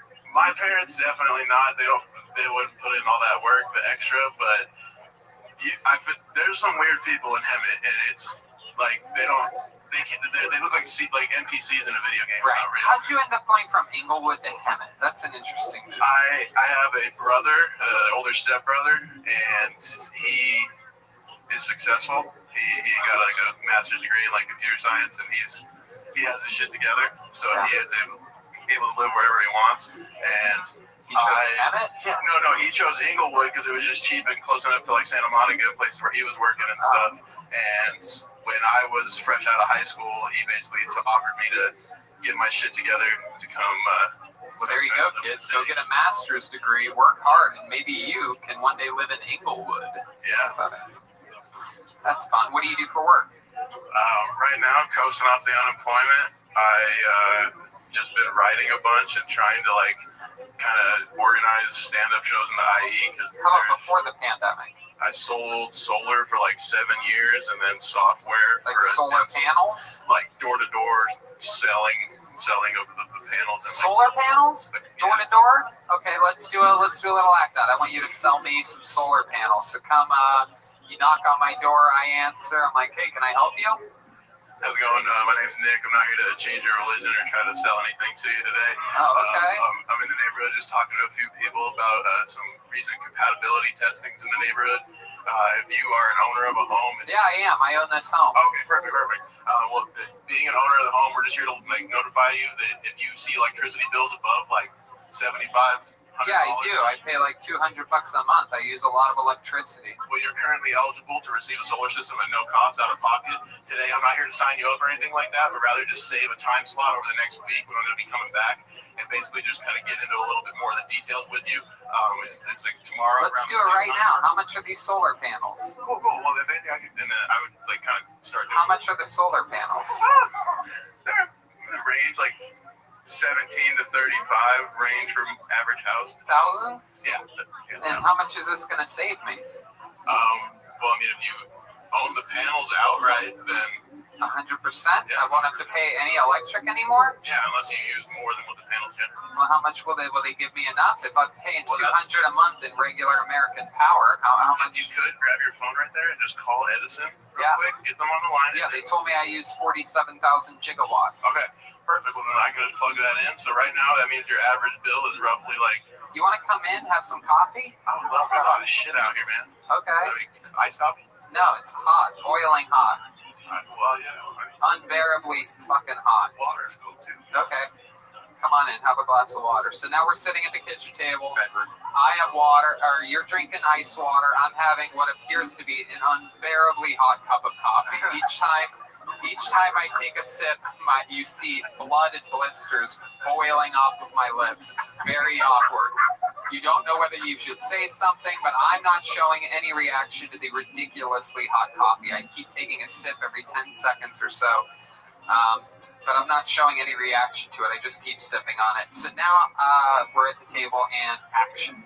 So you're telling me that there's a chance that with the energy that I'm using, that for only $35,000, I might never pay another electric bill again? Yeah, careful. So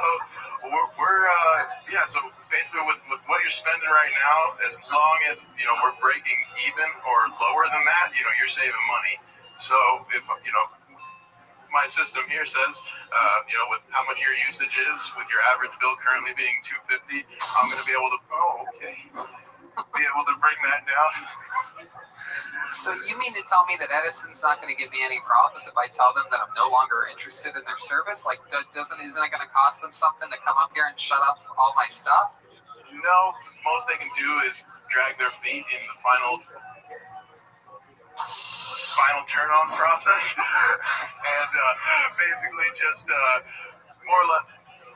At this point, you just saw one of my front teeth fall out from the heat of the coffee. What do you say there? What do you say? Before we call Edison, can I call someone? Anyway. You should call Edison. Tell him I don't need my power anymore. We can put a solar panel where your tooth used to be, if you want. Who the fuck are you? Who let you in my house? I'm sorry, I'm just a Scientologist. Did you unlock my back door so that another one of your salesmen could come in? All right. Nick, your securities. Nick, what's your love life like? I have a fiance. We've been together for going on 6 years in April. Wow, fiance. When are you going to get married? Do you have a date set? Is she Asian? No. Oh. When you have a date set? We had one, and then 9/11. Thought about it. Okay. We had one set, and then coronavirus shit happened, and so it's just been kind of. What ethnicity is she? Just a normal white girl? Yeah, a white Italian chick. Oh, white Italian. Look at that. She's like. Her name's Rosa? No, Frankie. Frankie. Yeah. Oh, hey, fucking Frankie. Hey, I actually like girls that name Frankie. Oh, it's adorable. Yeah, of course. So you guys are gonna get married in heaven? Or is it you guys gonna find like a nice tent that's on fire, or nice trailer park? Yeah. A good What does she do for work? She does nails, acrylic nails. Oh shit. She's like popping. Yeah. She doesn't have out of our house and stuff, but she's got a relatively popping. She got a Hemet popping social media. She got 11,000 followers and damn. Nails. I have a question. That's like the Kim Kardashian of Hemet. Go ahead. Was part of you at all excited that Corona hit and you didn't have to get married? Tell the truth. For now? Pretend like she's not ever gonna watch this. Financially, I was a little bit fuck yeah, but I mean, it's not on a commitment level. We've just been through a lot, and you're very committed. Do you do anything in the bedroom that is a little routine that you like to have that you wouldn't want to share with anybody, but all of a sudden you're about to? Play with the butthole, her butthole. You play with her butthole? How do you do it? You use your middle finger? I mean, she's got a fat ass, so I just kind of slap that thing and then just kind of thumb it. Oh, you thumb it? Okay. Yeah. I took you for a middle finger asshole. Call that the bus strap. Oh, look at that! Frank knows. Yeah, Frank, you have a. I'm married. She's not like that. I was calling it the hitchhiker. Let's go back to nervous laughter. So you graze your thumb over her butthole. Do you usually get a good reaction from her when you do that? It's a 50-50. Yeah. It's a 50-50. I know I'm taking a risk every time I go there. Because she doesn't like butt stuff like that. So it's oh. Right. Does she do it to you? No, I don't play that shit. Hell no. You're from heaven. Not my steez. You ain't from fucking no gay place. Temecula. Yeah. Temecula's weird. Ain't from fucking I ain't from no goddamn homosexual fucking northern suburb, right? You ever see me go into Calabasas? Do I have like a redneck? No. I was just wondering because like somebody else outside was like kind of like making jokes along those things, that line, like double checking. No. No, you gotta like ice shoot ducks and put fingers inside them, kind of thing. No, you got like I lost all my skins on Fortnite from the Apple thing. Oh, is that true? They made like a whole video, like a 1984-esque thing that was kind of like obviously way above the heads of any. Right. Like I'd say 85% Yeah, that's exactly what I thought. I thought that didn't make any sense. Way to play towards your audience of ADD fucking misbehaving children. Anyway, that was so cool what you did for your nephews, though. Yeah, I mean they have their little adorable YouTube page where they just play Fortnite, and of course I want to help them out, but I can't tell people what it is because I know that scumbags go there. But they were legit crying because they had built up this 30-follower YouTube page, and then everything was destroyed. And my sister's like, "Well, I guess maybe they could get a PlayStation for Christmas and shit." Oh, what were they playing on? They play on iPads. They play everything, and they destroy on iPads. So they got this. I got them a PlayStation, and now they're just destroying on PlayStation. It's amazing. Wow, kids! My goodness gracious! You ever ride an e-bike before? I have actually. You have? Yeah. Hell yeah! They're built like an e-bike. It's fun, right? That's pretty fun. Do you have an e-bike podcast? I was trying to aim for like original content and maybe to it. I mean, yeah. What hobbies do you have? You seem like the kind of guy that shoots a BB gun at like empty squirt cans or something like that. What are you into? Look like you know where all the best hot dog stands are. You look like you're really good at getting the ketchup out of a bottle at the diner. You look like you'd be really good at that. Like you have a good like fucking ketchup stroke. honestly, Am I right about that? I mean, You don't ever let that ketchup stay in that fucking Tap bottle. the 57. You collect those little dolls with big eyeballs. I know the story about the tap in the 57. I know there's supposed to be like a trick to it. It's supposed to be like a keep it. So, I mean, yeah, I guess You I make do know trap about that. beats. Let's go one question at a time here. Let's go back to the ketchup. Show us how you would empty ketchup out of a glass ketchup bottle. Show us right now without any hesitation whatsoever. Use the microphone. There you go. Yep. Don't hit it against anything. Just show us. No, we don't need the fart noise. Let me see. Let me just see his approach here. Oh, you hit it from the back? My goodness, do you ever thumb its asshole? All right. Yeah, the secret about a ketchup bottle, right? Where you hit it on the little mark on the I side. always do the old. I'm from an Italian family, so I always do the old fucking Robert De Niro, the two-handed. Oh Jesus, that shit's never coming out of there, Frank. This guy's jerking off a 9-year-old boy over here. It's the fucking Jerry Sandusky ketchup approach. Go ahead, Jeremiah is very excited. Jorconio and I have the perfect technique, and it will get ketchup out of any glass bottle. Okay. You have to have resistance with one hand, and then you use your other wrist, and this is the bottle. That's horrible. No, it goes everywhere. It goes perfectly That's solid exactly where form, you want. honestly. That's solid form. Also, you look like the bottom half of you shops at the same place David Lucas does. Oh my goodness. Oh wow, it does. You're like Lucas David over here. I like the kicks. Very trendy. All right. Anything else crazy we should know about you before we let you go, Nick? Any fun facts about Nick Reese? He once saved a person's life. He was a lifeguard at a gravy. I used to rap battle people in Venice Beach. You used to rap battle people? Used to rap battle people. Really? If we gave you a little beat, would you be able to rap a little bit for us? Yeah, I mean, I was busting flows with Michael there. Come on, just do it. Get right into it. You want a beat? You want some instrumental rap music or something, or maybe Joel could lay down a little. There you go. Yeah, there you go. A little bit lighter. Like we could go volume down a little. There you go. Yeah. Okay. There you go. Make sure you put your mouth right up to that microphone so we can all hear you. It's always freestyle. Always freestyle. All right.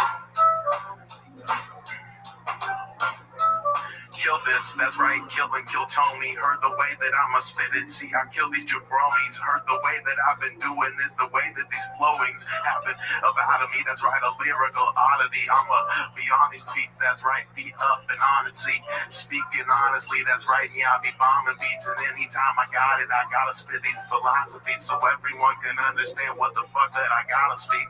So I've been spitting here, rapping it, fucking up a bit, but I still keep on capping this. So if you would just sit back and just nod, Bob, everyone was like, "Ooh shit, man, he's got dropped." Damn! Very impressive. Hell yeah, man. Very impressive. My God, you have to be the best damn rapper in heaven. Most definitely. Very, very awesome, Nick. Another great guest on here this evening. Very interesting stuff. Great interview. Fun set. Thank you so fucking much for coming by here. I appreciate all you guys so Hell much. yeah. There he goes. Nick Reese, everybody. Yeah. Yeah. Step back from that ledge, my friend. Hey y'all, today's episode is brought to you by Sheath Underwear. Sheath uses moisture wicking technology to create underwear that keeps everything breathable and incredibly comfortable for you downstairs. Sheath's smart underwear come in a number of different styles, including a brief with a dual pouch that make your balls feel like they're floating on clouds while you work out or play golf or just walking around somewhere hot. It's like an inverted kangaroo pouch for your joey that keeps your junk from sticking to your legs. You know about this, Brian. I love them. I can't go back to normal underwear after having these. Sheath underwear was invented by a soldier while serving in Iraq, where you can imagine balls tend to get very hot. He developed the prototype in Iraq and raised money on Kickstarter to launch Sheath. And now they're right here supporting our show, and we're wearing them right now. They're supporting my balls. Kiss your balls goodbye. Please support our sponsors because our sponsors keep this show going. Support Sheath and they'll support you where it counts downstairs. Bottom line, Sheath creates amazing underwear, and if you don't love them, they have a 100% money-back guarantee off your first pair. Plus, they have an amazing line of underwear for women, too. I'm telling you, I wear my sheets all the time, wearing them right now. There's proof. You see that logo? That's the Sheath logo. I see red bands, too. We all wear Sheath. I think they gave us a tester pack of these, and I went to their website, and I bought a bunch myself. Now, I only wear Sheath underwear. Sometimes when it's hot, I'll just slide the balls and dick hole right through there. I'll slide my stuff right into the pouches just to let it cool down, and then I'll pull it back. You don't have to leave it in there. There's no prison sentence for your balls, but you can indeed, like I like to say, kiss your balls goodbye. So go get your new favorite pair of underwear by going to sheathunderwear.com. Use the code Tony for 20% off your order. They ship anywhere in the world. Once more, that's sheathunderwear.com. Use the code Tony for 20% off. All right, on to the next one we go. You know what? Before we get to our third and final regular, why don't we do our last bucket pool? And then we'll close with our third regular. Does that sound fun? Okay. Ladies and gentlemen, here comes Ryan Joseph, the comedian. He's been on this show before. We've had fun with him before, I do believe. He had a great set here one night, late last year. He's back. Ryan Joseph. So I was dating this girl that didn't want to tell me that she was post-op, transgender. But I was kind of suspicious, you know, because she was really funny. I was in bed with this girl the other night, and I started sucking on her toes. I mean, she freaks out. She's like, "What are you doing in my house?" I was dating this other girl I met on Tinder. I knew she had kids because they were on Tinder, but she actually wanted to bring one to our first date. I was like, fine, as long as he looks like that picture.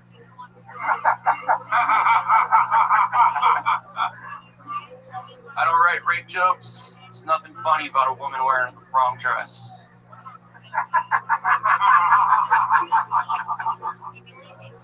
First time I fingered a girl, I was under the bleachers in the high school football field. I don't remember her name, what she looked like.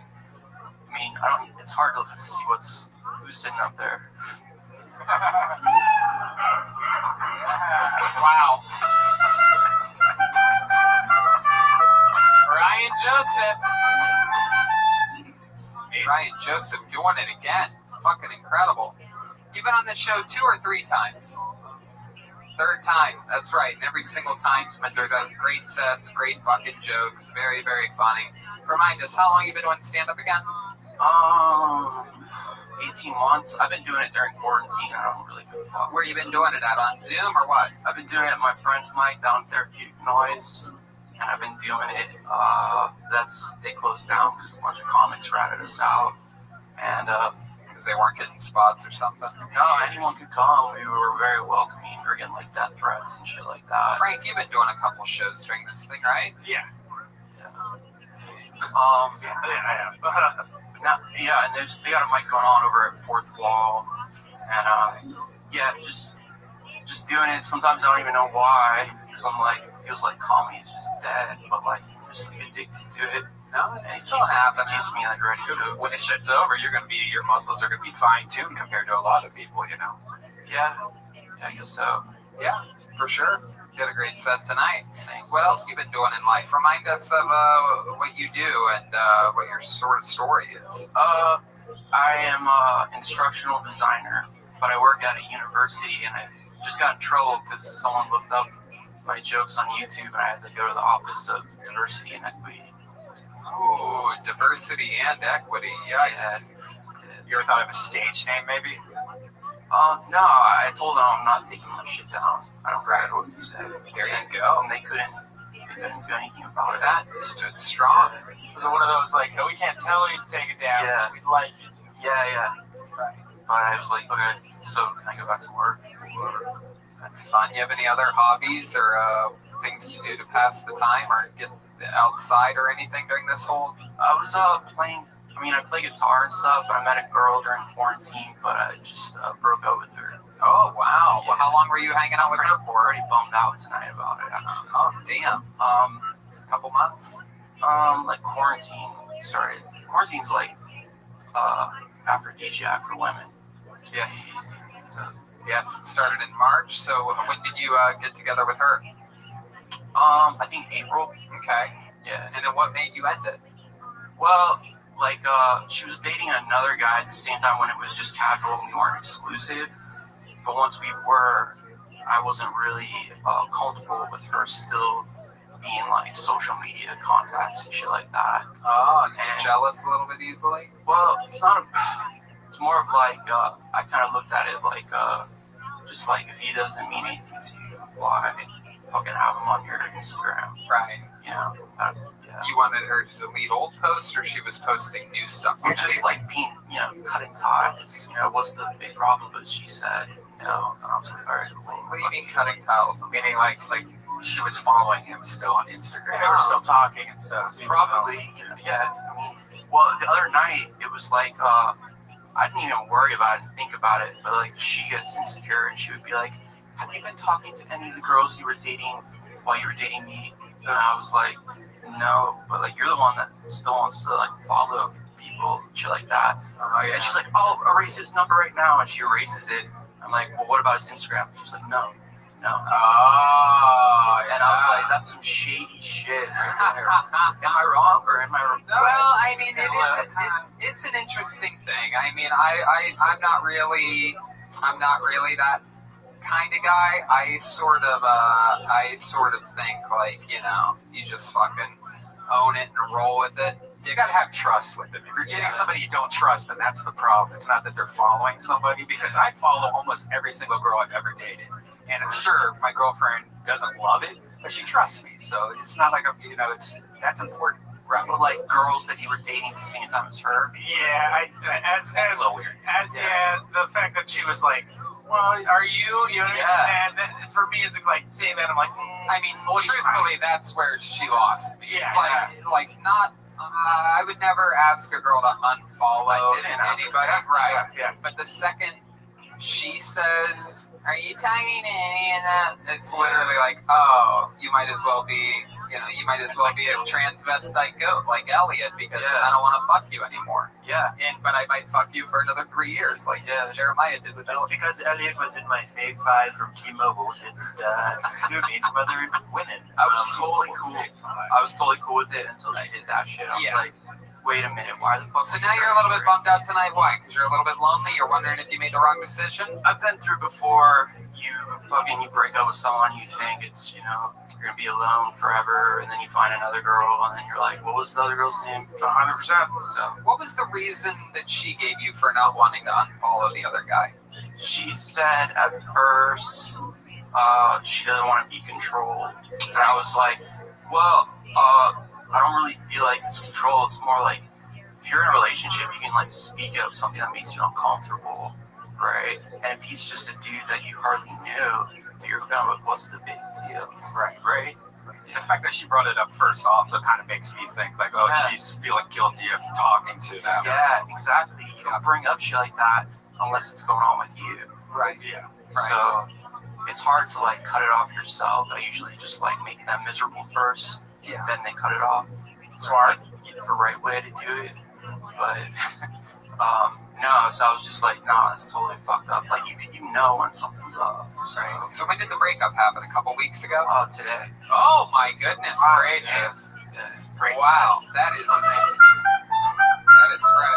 It still might not be over. You guys might have great makeup sex tonight. Well, I told her, as soon as you want to fucking not, have anything to do with that guy, then you can make call. Otherwise, don't. Damn, that's a good line. Would you be down for a threesome? Yeah. Frank wants to join you. No, not me, that other guy. Frank, probably. Hey, Jesus Christ, he doesn't like a butt play. No, he's going to be doing the bus driver on you later. Exactly. Frank's like, I can't be on top. I'm scared. I guess. My goodness gracious. Ryan, do you have any special maneuvers in the bedroom that you like to do to a girl? Or you have something that you're into? You do the old.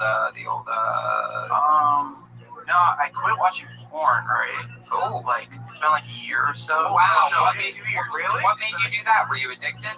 Well, no, like I met this guy that was a sex addict, and he told me why he didn't watch it.